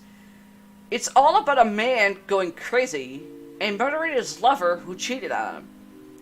Ironically, or ironic, seeing as he famously cheated on his wife with 250 women. Fucking pimp! Oh boy. You might lose it. Phil Collins. In the Air Tonight. Hold on. Most people would think that this song was about a man choosing not to save another from drowning. Though that's not quite the case. The song was all about the grief he felt after divorcing his first wife, Andrea Bertorelli, in 1980. So this one's a little bit less dark than the original theory. That's why people still saying it's about lucid dreaming. I even know that. It's lucid dreaming. But I guess this one works too. 2 versions. The Cranberries. Zombie. If you don't know who this is, YouTube it. In fact, the girl actually did die. The ultimate protest song. This was the song that really made the Cranberries big. The song focused on a bombing in March 1993, one of which killed 2 young boys and injured dozens more. Lead singer Dolores O'Riordan, I know I butchered it, wrote this grungy and gloomy protest song in response to the deaths of those 2 children. I don't blame her for that. I don't. Even though the woman's dead now. Nirvana, Polly. I think I just heard people fall off and cheer. What? Fun fact. This song is actually based on a kidnapping in Tacoma, Washington on June 1987. A 14-year-old girl was kidnapped and tortured.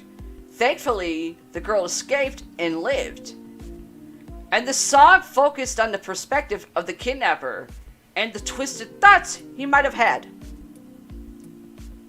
And if that person's still, if that guy is dead, he's in hell. Radiohead, Street Spirit. Radiohead frontman Tom York has said that this song is hard for members of the band to listen to and play. York has said Street Spirit is about staring the fucking devil right in the eyes and knowing no matter what the hell you do, you get the last laugh. Bleak. Pearl Jam, Jeremy. A lot of rock songs have dark meanings to them. Jeremy is a textbook example. Kind of similar to Foster the People's Pumped Up Kicks, this song centers around a kid who was bullied at school and neglected at home. The kid eventually shot himself in front of the class. Yeah. Oh boy. One of rock genre's best rock bands, Metallica, One, which is actually N-O-E. O-N-E, not N-O-E. The fuck? This song is about a soldier fighting in a war when a mortar blasts off his face, legs, and arms. Ouch. So now the soldier is trapped in his body for the rest of his life with no hope of communications with the outside world. On the bright side, there's a fantastic guitar solo. How is that a plus side? Anyway, I need to go that way.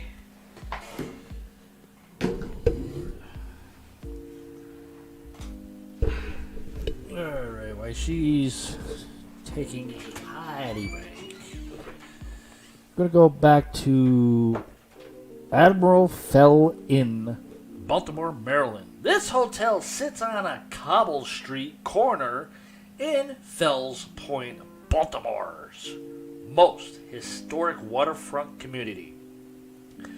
The area was once a major shipbuilding hub and a 1900 boarding house that eventually became part of the Admiral Fell Inn. Offered a safe haven for visiting sailors. The hotel consists of 7 adjoining buildings with the ghosts of wayward sailors that fell ill after their travels, rumored to be roaming throughout. Yeah, other words, seamen. Considered one of the most haunted buildings in Maryland, the Admiral Fells Inn's guests have supposedly seen the ghosts of sailors floating on the outside of the building where a fire escape once stood. The spirits of victims of a local early 20th century crime mob has also been spotted, as has the apparition of a friendly dog running through the hallways. The hotel plays along with the legends offering regular ghost tours. And this hotel is actually located at 888 South Broadway in Baltimore. The Stanley Hotel, Estes Park, Colorado, where the famous movie took place, The Shining. Few American hotel stories are as terrifying as the one of an inn caretaker driven to madness by ghosts in Stephen King's The Shining, which was inspired by this remote hotel in northern Colorado. There are actually 4 hotel brands on the property, but the original sprawling Stanley, built in 1909, is re-owned for its charm and luxury, as well as its spooky reputation, which predates King's book and film. Also, with the Stanley Hotel, there is one part of the property that is off limits to a lot of people, and a lot of people still don't know. That's exactly the location where the Stanley steamers once originated, right out of Estes Park, Colorado, where the Stanley Hotel sits. That was the main business for Mr. Stanley.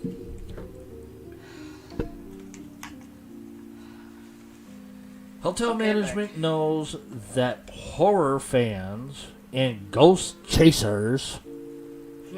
Oh, wow, they got an upgrade. Ooh, from ghost seekers to ghost chasers flock to the hotel because of its iconic pop culture status and rent out specific spirited rooms, including the room where King himself stayed the night that he came up with the idea for his book and movie, of course. The hotel's 4th floor is also known for a high level of paranormal activity, with reports of guests hearing non-existent children playing and giggling in the entryway. I still don't know about that one. I don't know. About the non-existent children playing and giggling. I still don't know about that one. There hasn't been any proof yet. Especially from... kids, or is it something else? Especially from when ghost hunters were there, aka Taps. Ghost Adventures. Yeah, they caught more voices though. Yeah, but none of the children. I believe CJ and Sonny did it. Yeah. A lot of people have actually investigated it. I don't think anyone has ever found any proof of kids. Well, if I remember correctly, I think I have it on a DVD or something, or I don't remember exactly, but I think I have Ghost Hunters. How? Sorry. Ghost Hunters that did this, and I don't think they found any true evidence of children being there at all. No, they didn't. I would have to go back and look at that again. Hope not, because I didn't really like the one. Like it. I mean, it was funny, but to me, it's like, are you investigators or are you just joking around? Yeah. Especially the fact Steve put a fucking tiara on Tango's head. Not being serious investigators, he does that. Hey, they gotta throw a little comedy in. I know, but I enjoyed if you're it. gonna throw comedy in, do it before you're doing the investigation, not during the investigation. That doesn't give you good credibility. It was trying to get these spirits to interact. Come on. It was a technique. If I was a spirit, I saw someone put a fucking crown tiara on someone's head and be like, what the fuck is that supposed to be? Yeah. And also, Jim Carrey also stayed there as well in the same room that Stephen King got the idea for The Shining. Yeah, I know. The movie and the book. Yeah, no. Jim Carrey ran out like a bitch. Yep. Which he's actually retired now from acting. Yeah. I did see that. Sonic 2 is his last film. He's done. Played Dr. Robotnik. Again. Surprised I didn't have the song. Oh, which reminds me, Arigato, Mr. Roboto. which I do remember, I forgot. I do have a quick movie review. Uh-oh. Batman. Yes, I did see the Batman. Paramike suggested I get out of the house just to go see it because he said I needed to relax or something. Apparently, he said I was a little too stressed out. In fact, I was worried about my brother. I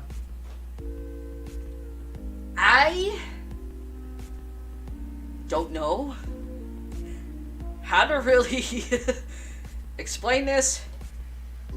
If anybody out there seen the Batman movie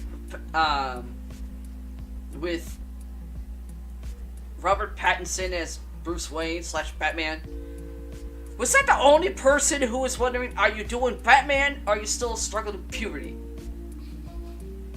That's what the vocal tone sounded. He's doing Wayne. Okay, normal tone. Like Bruce Wayne's supposed to talk. As soon as he puts bat suit on, his voice came a little too high as Batman. It sounded like he was struggling with her puberty still. Which right now is on HBO Max streaming right now. I know. I mean, they did have someone that was Penguin in the movie. The director kind of did okay with that one. Do you think they could have found someone better to do Riddler? I mean, I don't know if Riddler's supposed to be like really scrawny, like a skinny guy with a sort of a big head. But the guy in the movie that they put as Riddler is skinnier than the cartoon. And the head's fatter than the cartoon. Good God. Okay, so They did have someone let me as ask you a question. Catwoman in it. Let me ask you a question first Yeah. before you talk about Catwoman.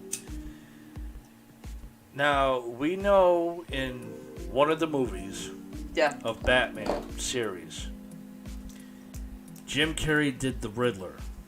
Yeah, it was Batman Forever. Between Jim Carrey's version of the Riddler Yeah. and this guy playing the Riddler in the Batman, Yeah. who was better as the Riddler? I say Jim Carrey, hands down. So Jim Carrey should have been in this movie as the Riddler, but a little bit older. Yeah, but the look they were trying to give Riddler was like a young, almost like adolescent, not an adult. At least that's what it looked like to me, anyway. Okay.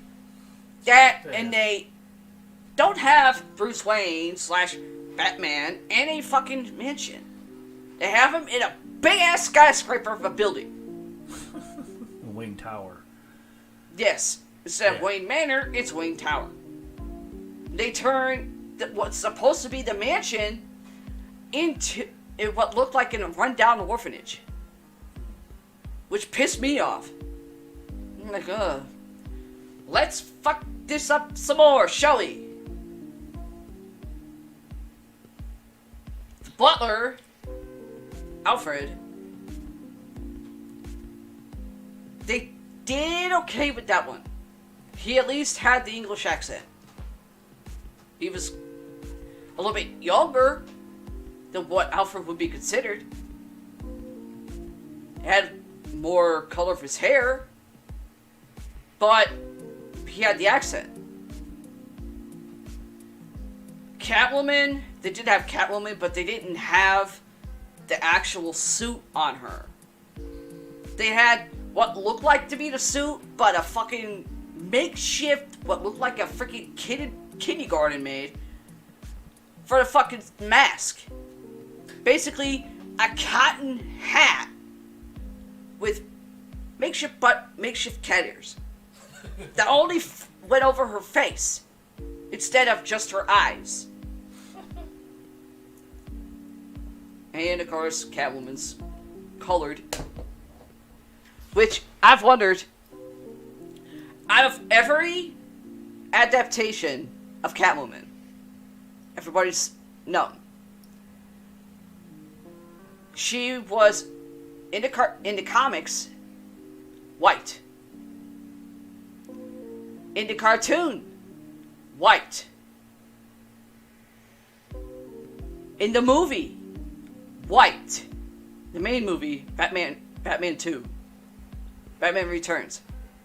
White. The Catwoman movie itself comes out. Halle Berry. Half and half. I think. Not half and half. No, full black. This girl, or the games that Paramike actually has, she's white. The Batman. 1966, Julie Newmar played Catwoman. Yeah. She was white for a while, and then they switched to an African American woman after a while. Then the Batman movie, Catwoman again, but black. So, is Catwoman white, or is she the other? Or is it two people that go by Catwoman and they're different color? Someone explain that one? I mean, I'm just a Joker fan, but...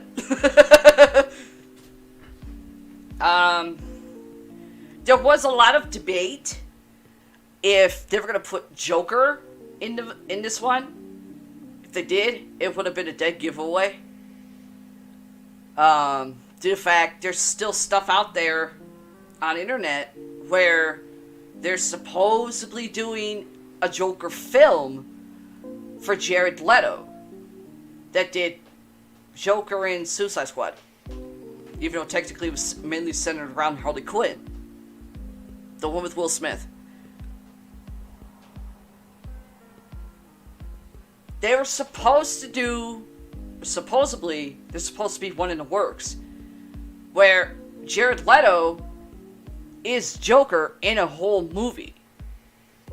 And they do have Harley with him. That leads up to it. Then, the so-called lost scene where Harley turns on him. It says no. Joker is actually infatuated with her. He wants her back, but she says no. And tries to kill her. Or somebody starts trying to kill him because they're trying to kill her.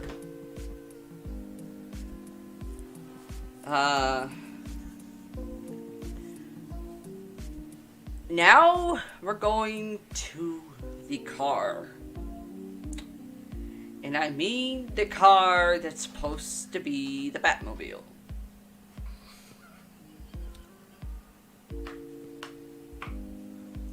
Were people just sitting around stoned, thinking, instead of making the Batmobile the original from the other movies, how about we make it look like a whacked out go-kart racer that looks like an oversized tank?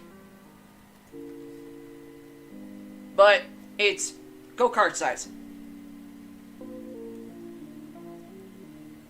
Someone explain that one to me. Because I know I wasn't seeing shit. You barely saw the fucking thing because the shot was so bad. Anyway. Hang on. Huh. Make sure this is the right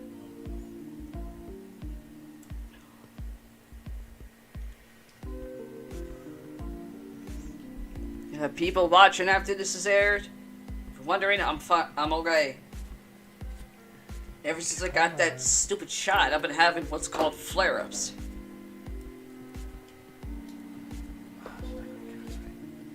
Which, in other words, flare-ups mean hard time actually taking a full breath. It's not because I'm smoking.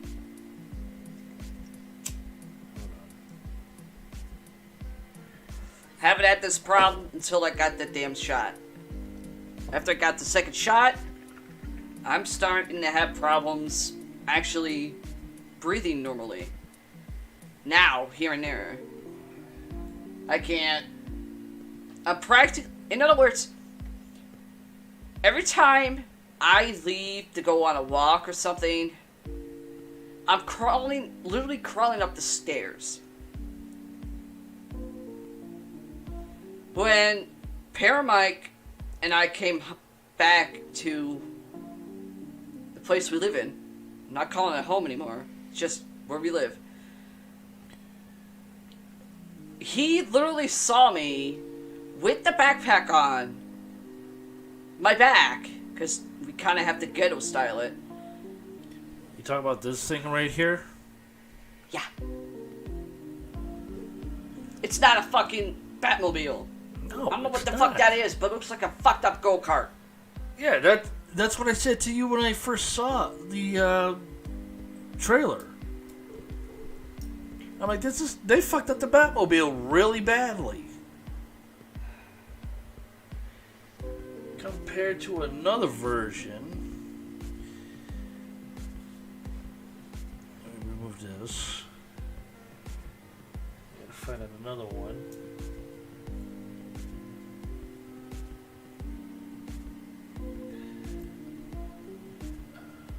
Yeah, so if you people are hearing like the music kind of bounce in and out, it's because I'm using my second screen so it'll happen. Let's see.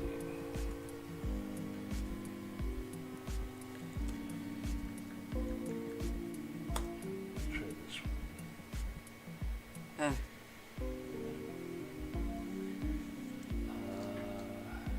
Let's see. Trying to find another.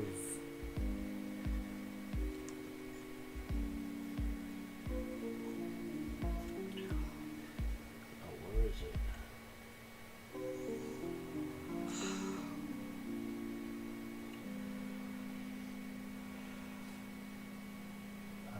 Nope, not that picture. It's not a decent one. Oh, okay, here we go.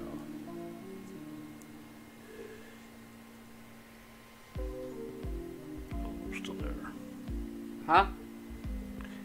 Compared to this one that was in the last movie, That wasn't in Suicide Squad. no, That was... no, the this su- is the Bat you movie. talking Christian Yep. Bale? Yes. Oh, yeah. That was this version. That was really nice. I really like how they designed it and everything this way. Make it more sturdy and more durable. Of course, a pain in the ass to drive, but it worked. You know what I mean? There's the backside of the new version of the Batmobile.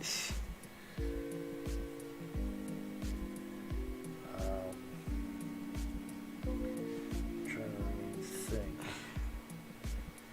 There's the 1966 version of the Batmobile, which is the Yeah. original, done by the original person, and then here's the other one that was used in Batman with Michael Keaton, also used with Val Kilmer, George Clooney, Yeah.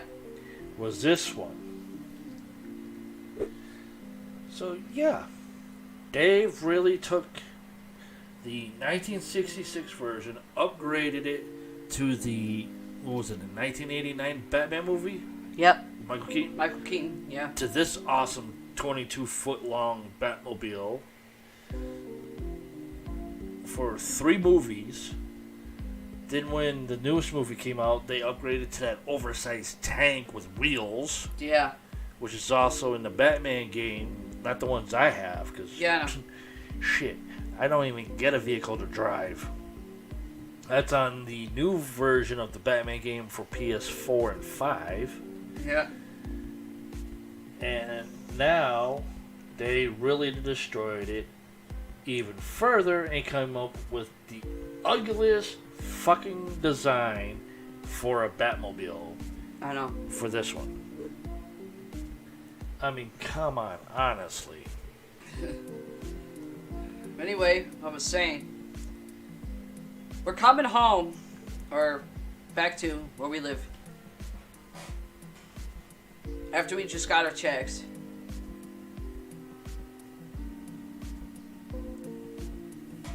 Paramike literally sees me. He's like ahead of me because I told him to unlock the front door. He looks back. He sees me at the second landing of the stairs, literally crawling up. He thought it was because the weight on me. Happened a second time. We were getting food. And I'm doing the same thing, crawling up the stairs. I've got bags in my hands, and I'm still doing it. I don't know how I do it. How I did it. As soon as I stood up, Paramite grabs everything off me and goes, sit down. I sit down. He puts everything away. I was supposed to help him keep the freezer open so he could put the food away. He comes back in, hands me a cold soda. Ice, of course. He goes, when did you get the second shot? April? Beginning of April? He goes, he's looking, goes in our podcast studio, looks at the calendar, then comes back in, he goes, you've been having this on and off flare-up issue for a month. I went, according to fucking Wagner and every schmuck down here, medical-wise, saying it's normal. I know it's not. And it's not because I'm smoking either. I didn't have this problem until I got the second shot. He's like, you didn't have this problem when you got the first one. No. Second shot, I start having problems now. He goes, you think your brother had the same problem? He doesn't. If he did, he would have told us by now. Especially me. He got both and said he had no problems. He's like, gets a hold of our doctor's office, talks to his nurse, tells him what's going on. She literally books me to see him that day for it being his last patient. Paramike's sitting there with me. I'm irritated, which means my bipolar was starting to kick in. And he comes in. I wasn't with you that day. Oh. When you got booked for the appointment to go see your doctor. I had to stay here because I had a bunch of things I had to get done. Oh. My doctor checks me out and everything. He checks my ears because he wants to make sure there's no imbalance or whatever you meant. She had an ear infection. He goes, well, in your left ear, you have an inner ear infection where it's so in, it's really gotta come out the hard way. You ain't sticking nothing in my ear. He goes, no, that's the last resort. It's draining, but can give you some antibiotics. Why the fuck did you do this the first time? He checked my blood pressure, my pulse, because he noticed it was somewhat racing a bit. He's like, your pulse normally race when my bipolar starts to kick in, yeah. Which means it's a counted of who's getting punched. Or how pissed off she's getting. He checks my blood pressure. He goes, your blood pressure, it's not high, nor is it low. It's right there at the margin. Well, Doc, ever since I got the second shot, I haven't been able to actually breathe normally at times. I'm more fucking winded going down my stairs. And I shouldn't be. I would go out for literally a 3-hour walk every other day. And I can't. I'm just barely hit Family Dollar, which is literally up the street from me. Because there's two of them, down the road, up the road. And I'm so winded, I can't catch my breath. Which is weird, because Paramike actually, he got a government phone with 3 minutes on it for every month. He called my cell. It said, "Are you okay?" I went, "I just reached Family Dollar, and I can't get my breath right." He's like, "Okay. Come back home. I know this ain't home anymore, but just come back down here." What you do? Next day, I found out Paramike called our doctor's office for a second time. Gene books me literally for a second day for me to go see our doctor instead of the ear infection appointment. Paramike, he did actually come with me this time. The nurse, which obviously to me looked like a fucking newbie, because she mistook the 100/60 for my fucking blood pressure, or for my pulse instead of my blood pressure, and vice versa. I was about to say something, which is funny, because Paramike, he took over. He goes, how long have you been a nurse? 10 years. Really? Then how do you get someone's oxygen intake from their finger mixed up with their blood pressure? Her blood pressure is 100/60, not the other way around.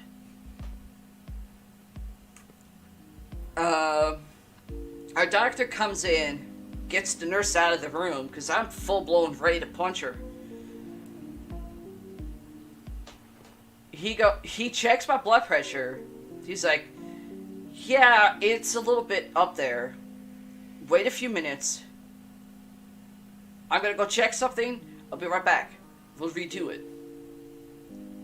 He redoes my blood pressure again after about 5 minutes. He goes, "Well, your breathing's gone back to normal." I went, "Doc, there's nothing about me normal." He goes, "Okay, your breathing's back to abnormal, but your blood pressure is still the same level. It's still, like, oh, is it high?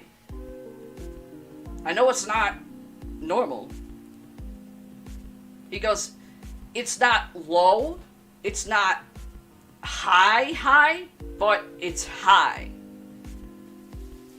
I went, you're still saying this just stay... Medium high, just to let you guys know. Just medium high. I go, well, he goes, you got the shot at your pharmacy. Yeah, that's where you told me to go. I didn't have this problem the first time. Now I have it the second time after? He's like, well, there are some side effects that some people get after they've already had the second shot. You're obviously in that percentage.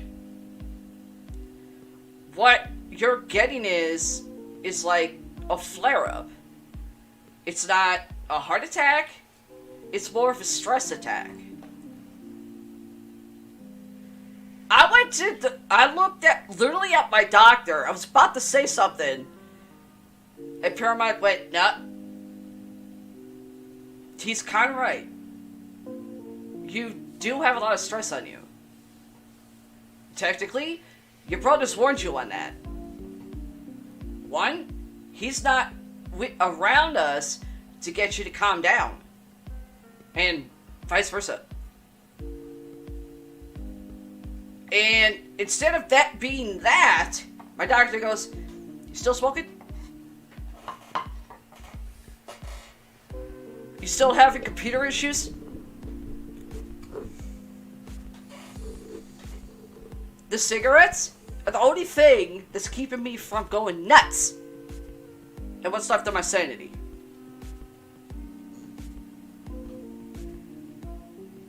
So you're saying the flare-up pains I'm having in my chest for a month is a normal side effect?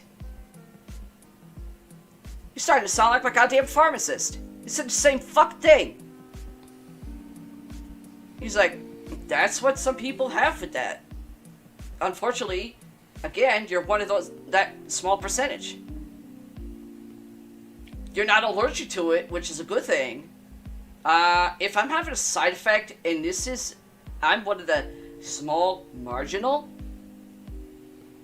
that means I'm allergic to it. He's like, okay, I'll give you some antibiotics, again, for your ear. The antibiotics will also help for your chest. Any problems, get your ass checked. Hey, dumbass. Still doesn't want to go that way. I actually did go that way, and this is the same thing he did. They sent me to him. Now he's trying to send me back to them. Right. Because each doctor is different on certain days. I walk out the doctor's office. Paramedic literally stops me because I automatically almost went to punch the pillar. He goes, nah, I don't need to send you to the freaking hospital for a broken hand. I went, I'm not Alex. He goes, no, I was actually going to say you're more like Richie because he did break his hand doing that once. Get home. Paramedic literally put it up to her on Facebook of what was going on. He goes, you think your brother might know if he's had that too? No. He would have already told us. He goes, we haven't told him what's going on right now. I went, dear, with the amount of work hours he's doing, and the fact that him and Leo are doing something together where they're trying to get themselves healthier, I'm surprised the guy can even take 5 minutes to sit down. Not even, let alone sleep. He's like, You should ask him. Or I'm asking him. Go ahead. I haven't heard from him since Mother's Day.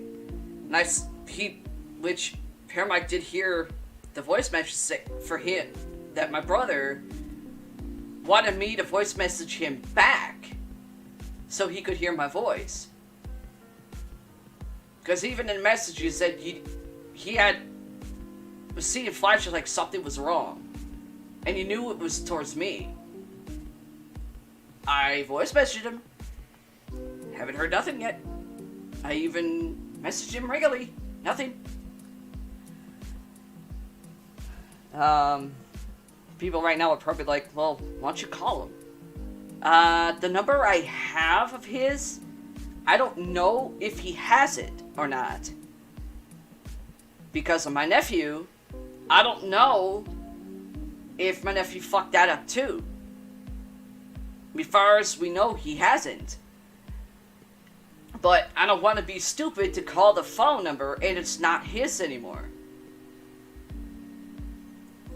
So it's kind of, how the fuck can we get a hold of him? What time is it? It is 5 minutes to 11. I'm starting to get hungry. And I know I need to sit down. Well, you're already sitting down. I mean, on the bed. You mean lie down? Whatever. There is a difference. So yeah, doctor's down here. Lily went, nah.